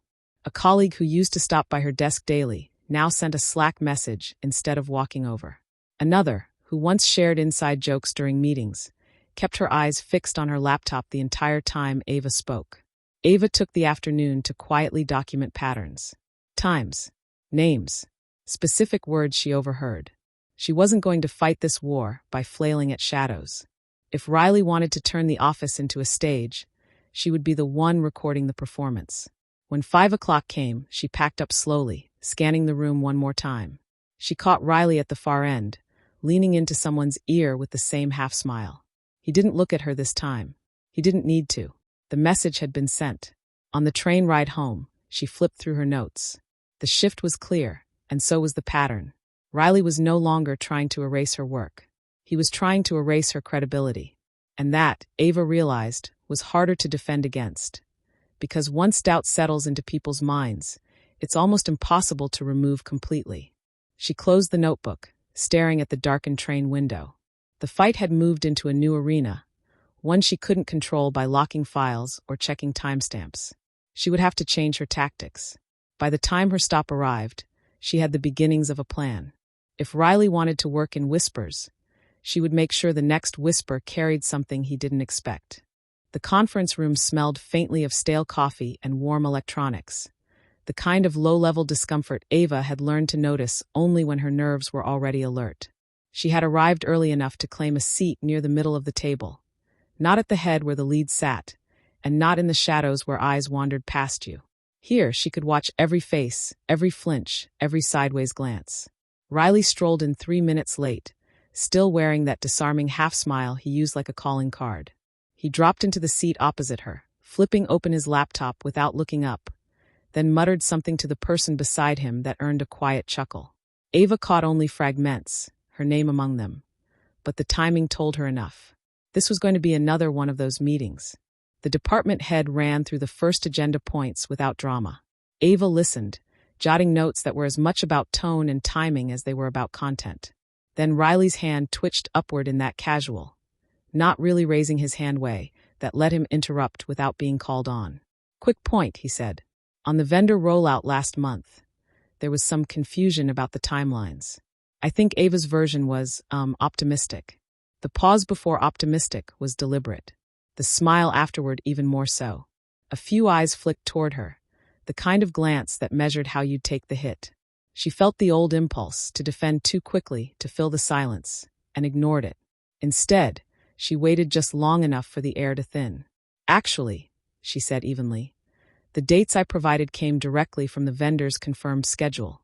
I have the signed email chain here, if anyone would like to see it." She tapped her folder, not her laptop. Paper carried weight in rooms like this. Across the table, someone adjusted their glasses. Another person stopped typing. The pause stretched. Riley leaned back in his chair as if he were unbothered, but his eyes cut toward her folder. "Well," he said lightly, "I guess there's always a gap between what's promised and what's real, right?" A chuckle floated from the far end of the table. Ava smiled, small, closed-lipped, unshaken. "Which is why," she said, "I also had a backup plan in place. It's in the report I sent last Friday. Page 4, second section. That contingency kept us on track when the shipment was delayed 2 days. You remember that update?" Her voice didn't rise. If anything, it softened. The kind of tone you used when helping someone recall something obvious. Someone else in the room nodded slowly. "Yeah, I remember that." The department head looked up from her notes. "Good. That's the kind of foresight we need on these projects." A murmur of agreement moved through the table. Riley's mouth curved into a smile that didn't reach his eyes. The meeting rolled on, but Ava felt the energy shift. People leaned toward her when she spoke now, as if her words carried a little more gravity than they had an hour ago. Riley stayed quiet for most of the next agenda item, fiddling with his pen, but she caught him watching her once or twice, measuring, recalibrating. When the final topic came up, he made one more attempt. "About the budget forecast. I think we might be overestimating the client's Q4 spend. Wouldn't want to lock ourselves in and have to scramble later." It was a safe-sounding comment, innocuous on the surface, but she knew the subtext, planting doubt before her analysis could be discussed. She looked straight at him. "That's a fair point, which is why I confirmed their projected spend with both the finance lead and their procurement officer. Those calls were recorded, and the transcripts in the shared folder." A faint smile touched her lips. "Of course, if there's newer information I haven't seen, I'm sure you'll share it." The wording left him no clean exit. If he pushed, he'd have to produce proof. If he backed down, the implication was clear. She'd already done the work. Riley glanced at his screen, then shrugged as if it wasn't worth the debate. No, sounds like you've got it covered." And that was that. The department head closed her laptop with a decisive click. "All right, good work, everyone. Let's reconvene next week." Chairs scraped back. People stood, gathering their things. A couple of co-workers lingered near Ava as they headed for the door, making small talk that carried an edge of approval. One of them gave her a quick, almost conspiratorial smile. She didn't linger. She didn't need to. The point had been made without a single raised voice or sharp word. As she stepped into the hallway, she caught Riley in her peripheral vision, still packing up, his jaw tight despite the polite smile plastered across his face. She didn't look back. Chapter 15. The meeting broke and the hall filled with small noises. Shoes on carpet. A printer waking. Two people laughing at nothing in particular. Ava walked steady toward her desk. She felt eyes on her back. Not hostile. Curious. A few nods. One quiet good points today. She thanked them and kept moving. Riley waited near the copy room. Low traffic. Thin light. He stood with his hands in his pockets and a relaxed face. When she drew level, he smiled. Got a minute, he said. 2, she said. He stepped inside the copy room. She followed but stayed near the door where people could see them in passing. I wanted to check in, he said. Your tone in there ran hot. It risks the room. I thought we agreed to align before group sessions. We agreed to use the record, she said. I did that. He kept the smile. I am trying to help you. If you keep correcting people in public, they will tune you out. That hurts your work. I corrected facts, she said. I did it with sources. That helps the work. He tilted his head. You hear that you are getting defensive, right? No, she said. I hear that when I show proof, you call it tone. That is the move. It has a name. The copier warmed and beeped. A staffer glanced in, saw them, and kept walking. Riley lowered his voice. You think this is a fight? It is not. We need to show that we can flex. Clients like that. We flex with written requests, she said. We move inside an hour when needed. That is faster than a vague line in a deck. He watched her. The smile did not reach his eyes. You win the paper games, he said. Congrats. The rest of the floor sees something else. They see a person who polices every word. They see someone who cannot let things breathe. Then bring them the numbers, she said. 2-minute turnarounds. 4-minute turnarounds. 0 slippage on dates. That is breath. That is trust. He took a slow breath of his own. You know I have support for the split lead. I know you pushed it in a small room and sold it as relief, she said. I know the phrases you used. Counterweight. Alarms. Freeze the room. People heard you. Silence. The copier thumped a stack into its tray. He watched the sheet settle. You think collecting quotes makes you safe, he said. It makes you look like you keep files on people. I keep files on work, she said. When your words touch the work, they enter the file. Riley stepped closer by 1/2 step. Not enough to breach space. Enough to test it. You are building walls, he said. That gets lonely. I am building rails, she said. People can run faster on rails. He tried another angle. HR called you in for style concerns. That should tell you something. It tells me vague feedback is a tool, she said. It tells me someone wanted a note on my file before they pushed a bigger change. I did not fold. He exhaled through his nose. You like to be right. I like to be clear, she said. Clarity saves teams. He studied her for a beat, then sent out a soft laugh. See, there it is. You hear yourself. I do, she said. You should hear yourself too. Footsteps in the hall. A junior analyst paused, saw them, and gave a small wave. Riley straightened and put the smile back on like a jacket. We are on the same side, he said. Say that out loud with me. We are accountable to the same clients, she said. That is the side. He let the smile fall. This will not go how you think. It already is, she said. She stepped out of the copy room first. She did not look back. At her desk, she opened the project channel and posted a short note. Deck edits complete. 2 requests processed today. Next chance for changes is after the vendor session at 2. Use the form. Replies within 1 hour. She pinned the message and closed the window. She sent a second note to Lena. Plain lines. Copy room chat. Time. Place. Summary in 13 words. No adjectives. Lena replied with 1 word. Logged. The day moved. Small tasks. A vendor check. A budget tweak. She kept her eyes open for social drift. It came in little curls of behavior. A new hire sat with Riley at lunch and laughed at lines that were not jokes. A product manager repeated a claim about her being hard to schedule, then apologized when she showed the calendar invite he had missed. A designer asked if she wanted help keeping pace, then sent a thank you 2 minutes after she replied with a clean file and a deadline met. She wrote the words as she heard them. Help keeping pace. Hard to schedule. She wrote the times. She marked only the phrases that were exact. She deleted any line that felt like a guess. In the late afternoon, Darren sent a quiet message. He is asking people to route questions to him first. Says you are swamped. Wants to shield you. Ava wrote back.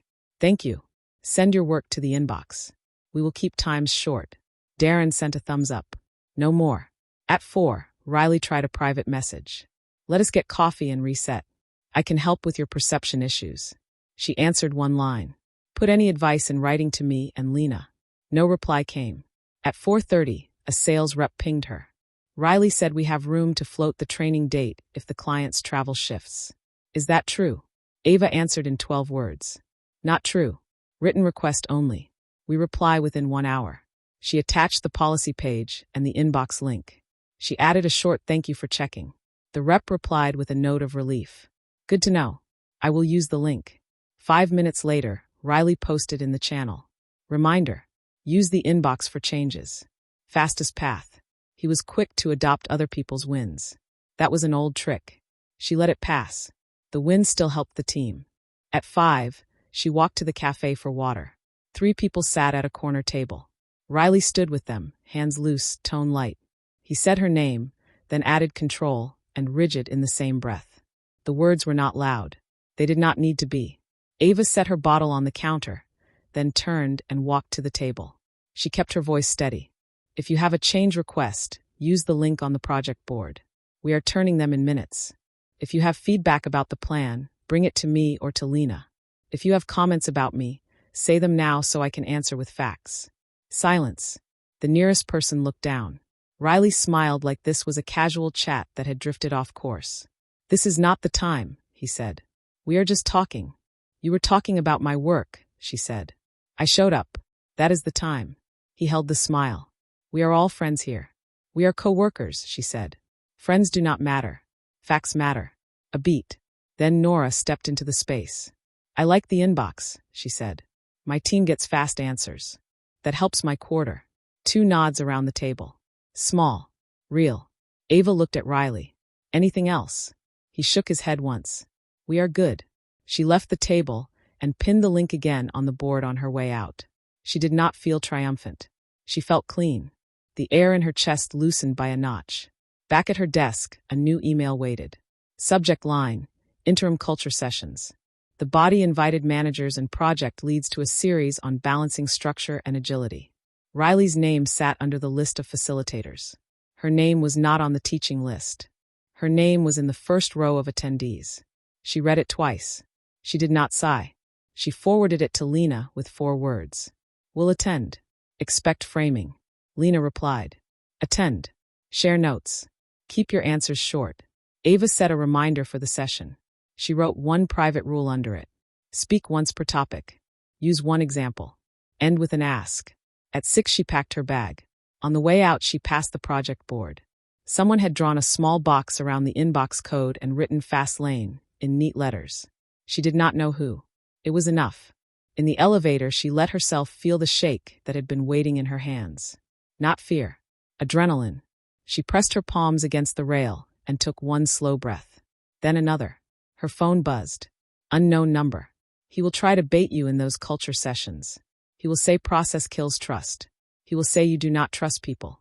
Answer with outcomes and names. She typed 3 words. Thank you. Noted. On the train she drafted 3 clean examples for the session. 1 from Johnson. 1 from Dixon. 1 from a project last year.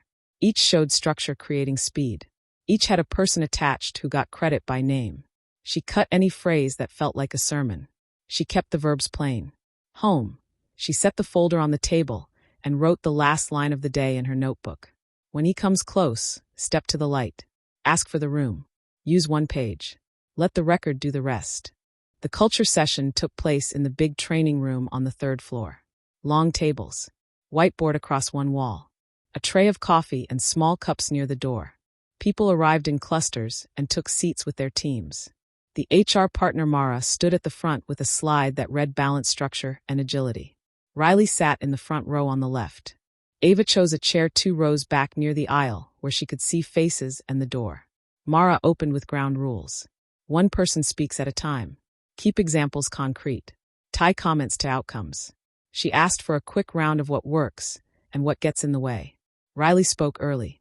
He kept his tone friendly. Teams move faster when they are trusted to act, he said. Heavy process can slow people. We want teams to breathe. We want leaders who do not freeze the room with forms and recaps. A few people nodded. Mara wrote trust and speed on the board. Ava waited. 2 others shared small points about time zones and handoffs. Then Mara asked for an example of where structure helped or hurt. Ava raised her hand. Johnson data feed last week, she said. Vendor failed during a test. We used the bridge and the form. Fix in 5 minutes. No impact on the schedule. Design shipped on time. Outcome was clean. The form took 30 seconds. The bridge saved the call. The recap took 2 lines.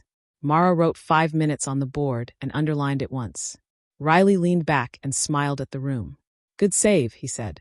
Now think about the cost. Every time we add forms and logs, people talk less. They fear mistakes. They stop taking risks. Ava kept her voice level. The form did not stop the fix, she said. It let the fix land fast with the right eyes. No one feared it. People used it again that day. The bot times are in the channel. She turned to Nora. Sales saw the posts, Ava said. It helped your calls. True or not? Nora nodded. True. It let me confirm next steps with the client in under an hour. Mara wrote confirm fast on the board. Riley tried a softer angle. Some folks feel watched, he said. They think hallway mics and bots mean they are under review all day. That hurts culture. Ava did not look away. 2 hallway clips are archived, she said. No new hallway files since the review began. The bridge is stated on the invite. The bot posts show response times. The goal is not to watch people. The goal is to protect the team when memory drifts. Mara stepped in. Let's anchor on outcomes, she said. Give me 2 more examples where a process step changed speed or risk. A manager in operations spoke. We used the inbox on a pricing change, she said. Approval came back in 15 minutes. I did not have to find 3 people. The thread stayed in one place. An analyst added a second example. The weekly export found a stale slide, he said. We fixed it before the client saw it. No one had to guess which file was current. Mara wrote no guessing on the board. Riley shifted. I hear the wins, he said. I also hear that people feel policed. They need space to handle small things without a form. Not every change needs a paper trail. Ava kept to the facts. Small changes move through the inbox in minutes, she said. They still get a trail. That prevents churn. It keeps people from debating what happened a week later. She looked at the room, not at him. You get time back when you stop re-arguing the past, she said. You use that time for the work. Mara nodded. Let's test a case, Mara said. Pick a real moment where opinions split. Riley raised his hand. Training deck tone, he said. We wanted a line that showed we could move dates if needed. It makes clients feel safe. Ava spoke at once. The client asked for no date change, she said. The packet set owners and times. The deck matched it. We changed the deck after a written request. That happened twice. Both times posted in minutes. She turned to the finance director. Did that reduce risk on your side? She asked. It did, he said. The audit flags dropped on both accounts. Mara wrote audit flags down on the board. Riley tried to make it broad again. This is about tone, he said. If we sound rigid, clients worry. They want to hear that we trust our people to move. Ava answered with a clean line. We sound clear, she said. Clear earns trust. Trust earns speed. The numbers show it. Mara looked at the clock. We will do a quick pair share, she said. Turn to the person next to you. 1 minute each. Say one process you rely on and one you want to change. A buzz of talk filled the room. Ava paired with the operations manager.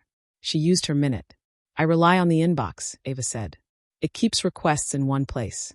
I want to cut any extra recap lines that do not add value. 1 page only. The manager nodded.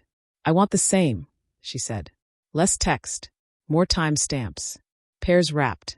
Mara brought the room back. Now I want 3 statements we can post to the floor, she said. Short. Actionable. Ava raised her hand first. 1, she said. Use the change inbox. We reply in under an hour. Nora raised her hand. 2, she said. Decks match the packet.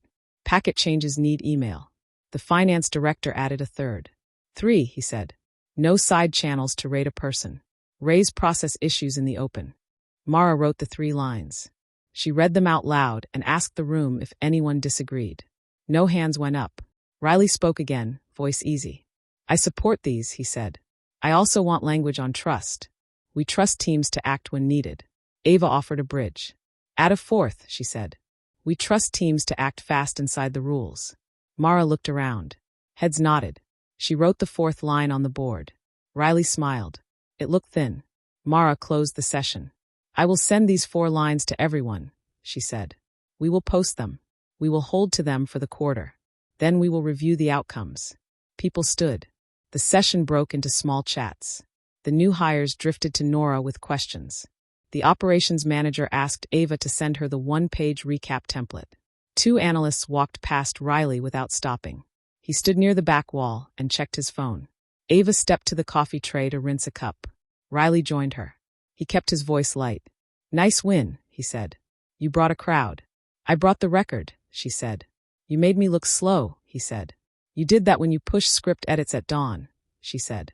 You also tried an external share. Both blocked. He laughed once. No humor in it. You are not afraid to take a shot in a room. I told one truth, she said. You can tell one too. He set the cup down. I will, he said. Soon. She did not answer. She walked out into the hall. Back at her desk, she wrote 3 lines of notes from the session. She sent them to Lena and Mara. 4 lines for the floor. Inbox under an hour. Decks match the packet. No side channels on people. Trust teams to act fast inside rules. She attached the 1-page recap template and the pilot metrics. She pinned the 4 lines in the project channel.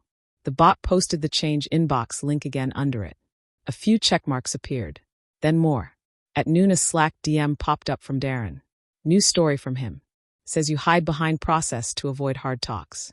Says face-to-face is better. Ava replied. Face-to-face in rooms with a board and a clock. Not in halls. Not in jokes. At 1, Mara's email hit all hands. Subject line read 4 team rules for speed and safety. The body listed the 4 lines from the board. It linked to the change inbox and the recap template. It ended with a date for a mid-quarter review. At 1:15, Riley posted in the general channel. Love these. Teams move best when they own the play. Ava did not reply. Nora did. Agree. Clear rules make sales faster. At 2, the vendor bridge opened on time. A small copy tweak came in through the form during the call. Ava approved it in 3 minutes. The bot posted the time. The vendor thanked the team and closed the session early. The chat thread in the project channel gained a few check marks and a short line from the finance director. Audit flags still down. At 3, the unknown number sent a text. He will try to frame a private talk as your refusal to collaborate. Keep a witness. Keep it on calendar. Keep it in rooms. Ava typed a single word. Understood. At 3:30, Riley sent a direct invite for a 5-minute huddle. No agenda. No one else listed. Location showed a small phone room. Time set for 4. Ava declined and replied to him and Lena. Please add an agenda and a second person. Let's hold it in a meeting room. I will attend at 4 if those are set. Lena added Jordan and moved the invite to a regular room. Agenda field read Reynolds' next steps. Ava accepted. At 4, Riley opened with a smooth line. We can make this quick. I want to align on who speaks in tomorrow's client touchpoint.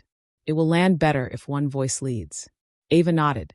Agreed, she said. Keep it simple. You take slides 6 to 9. I take 1 to 5 and 10 to 12. We will stick to the deck as posted. Jordan took notes. He repeated the plan back. Riley tried to add a soft caveat. If they ask about moving dates, I will signal flexibility. Ava answered with 1 sentence. You will say we can process a written request inside an hour. Jordan wrote that line down and read it out loud. Riley smiled and signed off on the phrasing. The meeting ended in 10 minutes. Jordan sent the recap to the team with the plan, the names, and the exact line for date questions. Ava filed the message and closed her laptop. On the way out, she passed the board again. Someone had printed the 4 lines from Mara's email and taped them next to the QR sheet. A few people stood in front of it and talked quietly. No snide jokes. No eyes flicking away. Her phone buzzed once as she reached the elevator. Unknown number. Watch for a rumor that you refused a one-on-one. Your reply should be the recap with names and the agenda. She did not feel dread. She felt ready. She already had the recap. She already had the names. She already had the line that would hold the room in the morning if someone tried to bend it. She wrote a final note for the day. Speak once. Show one page. Ask the room to agree out loud. Then move. The rumor showed up in pieces before lunch. First a glance that slid away when Ava looked up. Then a junior from sales who said he would circle back later, and left his question half-asked. By 11, 2 people had sent her the same message in different words. Did you refuse a one-on-one with Riley yesterday? Are you okay? She checked the calendar. She had the invite with the agenda, the added names, and the recap Jordan sent. It had times and the exact line they agreed to use with the client. There was nothing vague to fight. There was only a lie to put next to a page.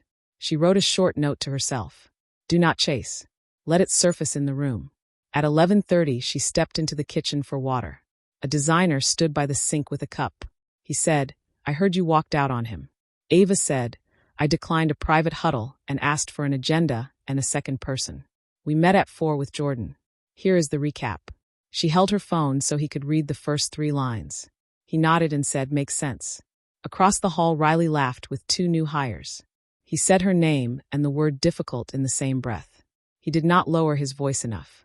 The sound carried to the doorway. Ava watched the clock. She had a client touchpoint at 1 and a prep at 12:15. She did not have time for hallway games. She returned to her desk and opened the deck. At 12:10, the prep room filled. Nora took a seat near the wall. Jordan sat with his laptop open. 2 analysts joined and opened the agenda. Riley slid in last and set his pad on the table. He started fast. Quick concern. We may need to adjust who speaks to keep the tone warm. Yesterday's refusal to meet shows we still have alignment issues. Ava let the words hang. Then she opened the recap on the screen. The first line showed the names and the time.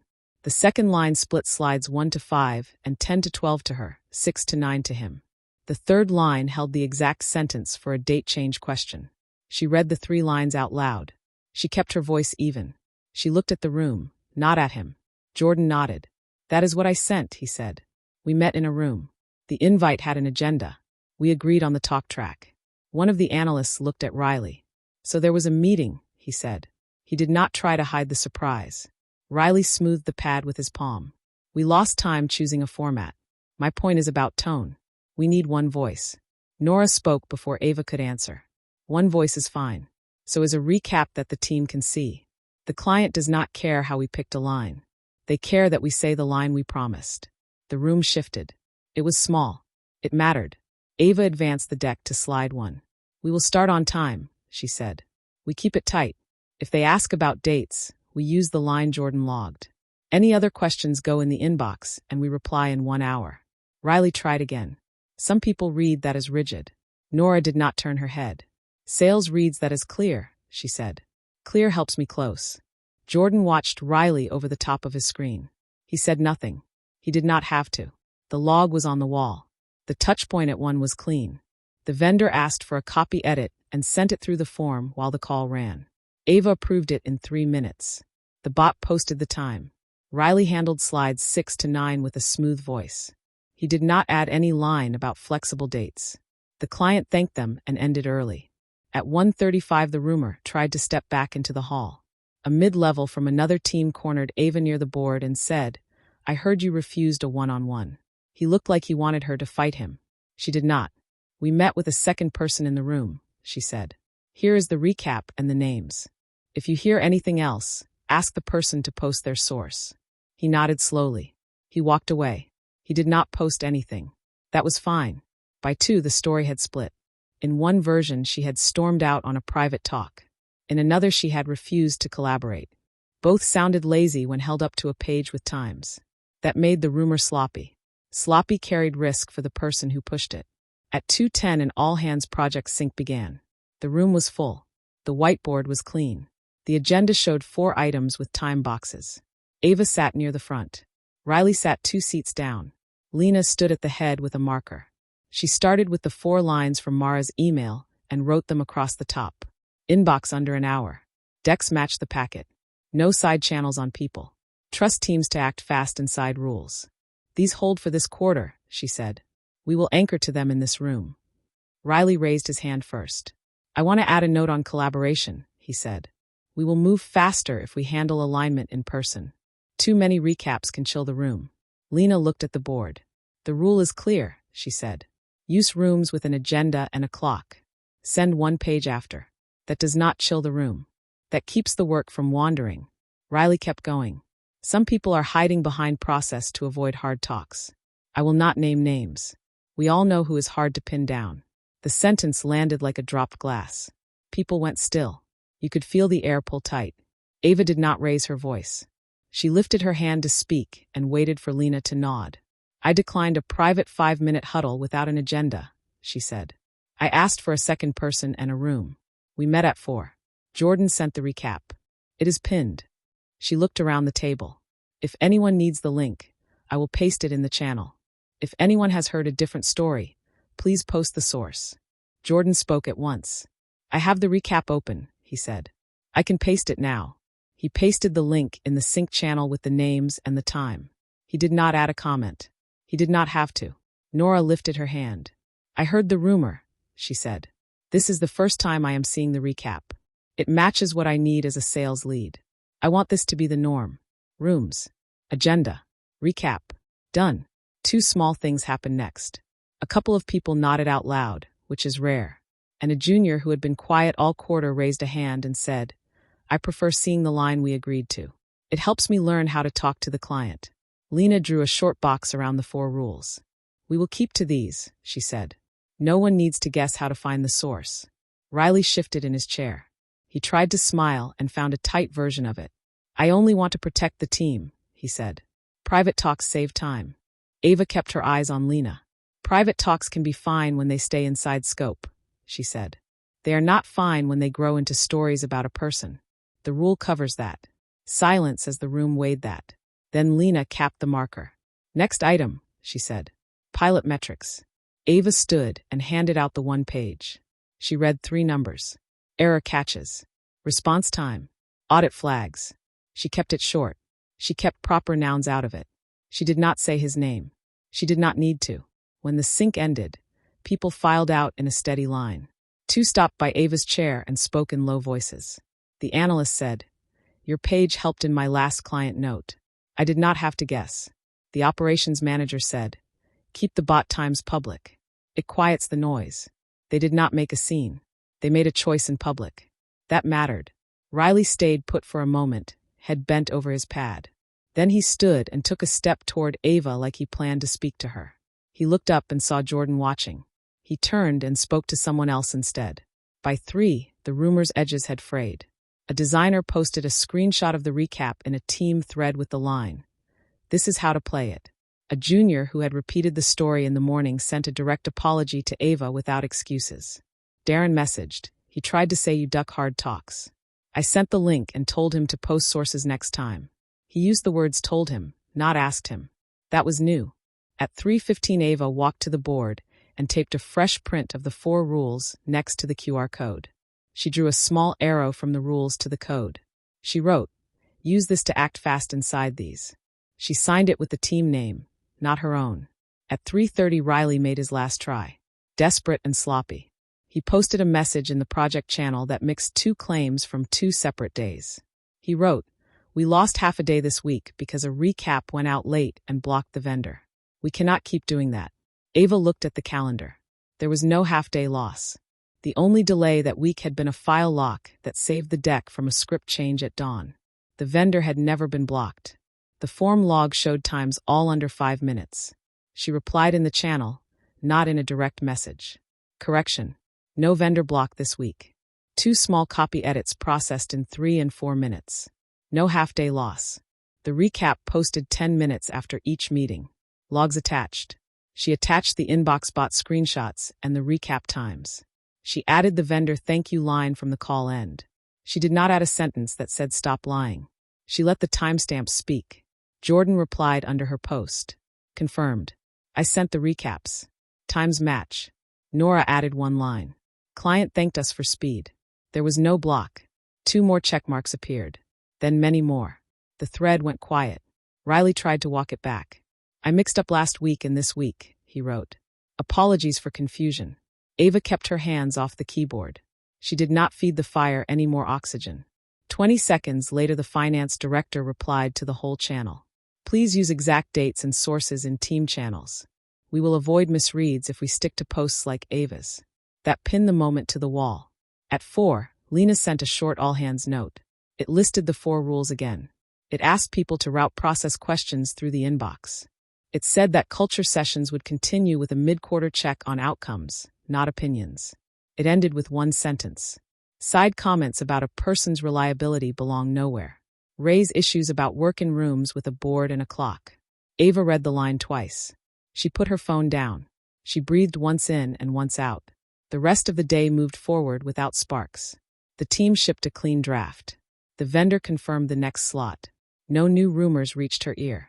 She did not chase ghosts across the floor. She sent a 2-line summary to the client and closed her laptop. On the way out, she passed Riley by the elevator. He stood alone with his coat over one arm and his pad under the other. He looked tired in a way that did not read as work. He glanced at her and tried the smile. It held for a second and slipped. Busy day, he said. Productive, she said. He nodded and looked at the elevator numbers. She let the silence sit. She did not fill it with anything that could be twisted. The doors opened. She stepped in. He did not. He stayed where he was, staring at his screen, thumb on the edge, as if waiting for a message that would not come. Outside, the air was cool. Ava stood on the steps and watched the last light wash the street. She felt the shift in her bones. The fight was not about saving her name anymore. It was about setting a way of working that could survive a person like him. She wrote one more line in her notebook on the train. Keep the rules on the wall. Keep the inbox open. Keep the logs clean. Ask the room to agree out loud. Then move the work.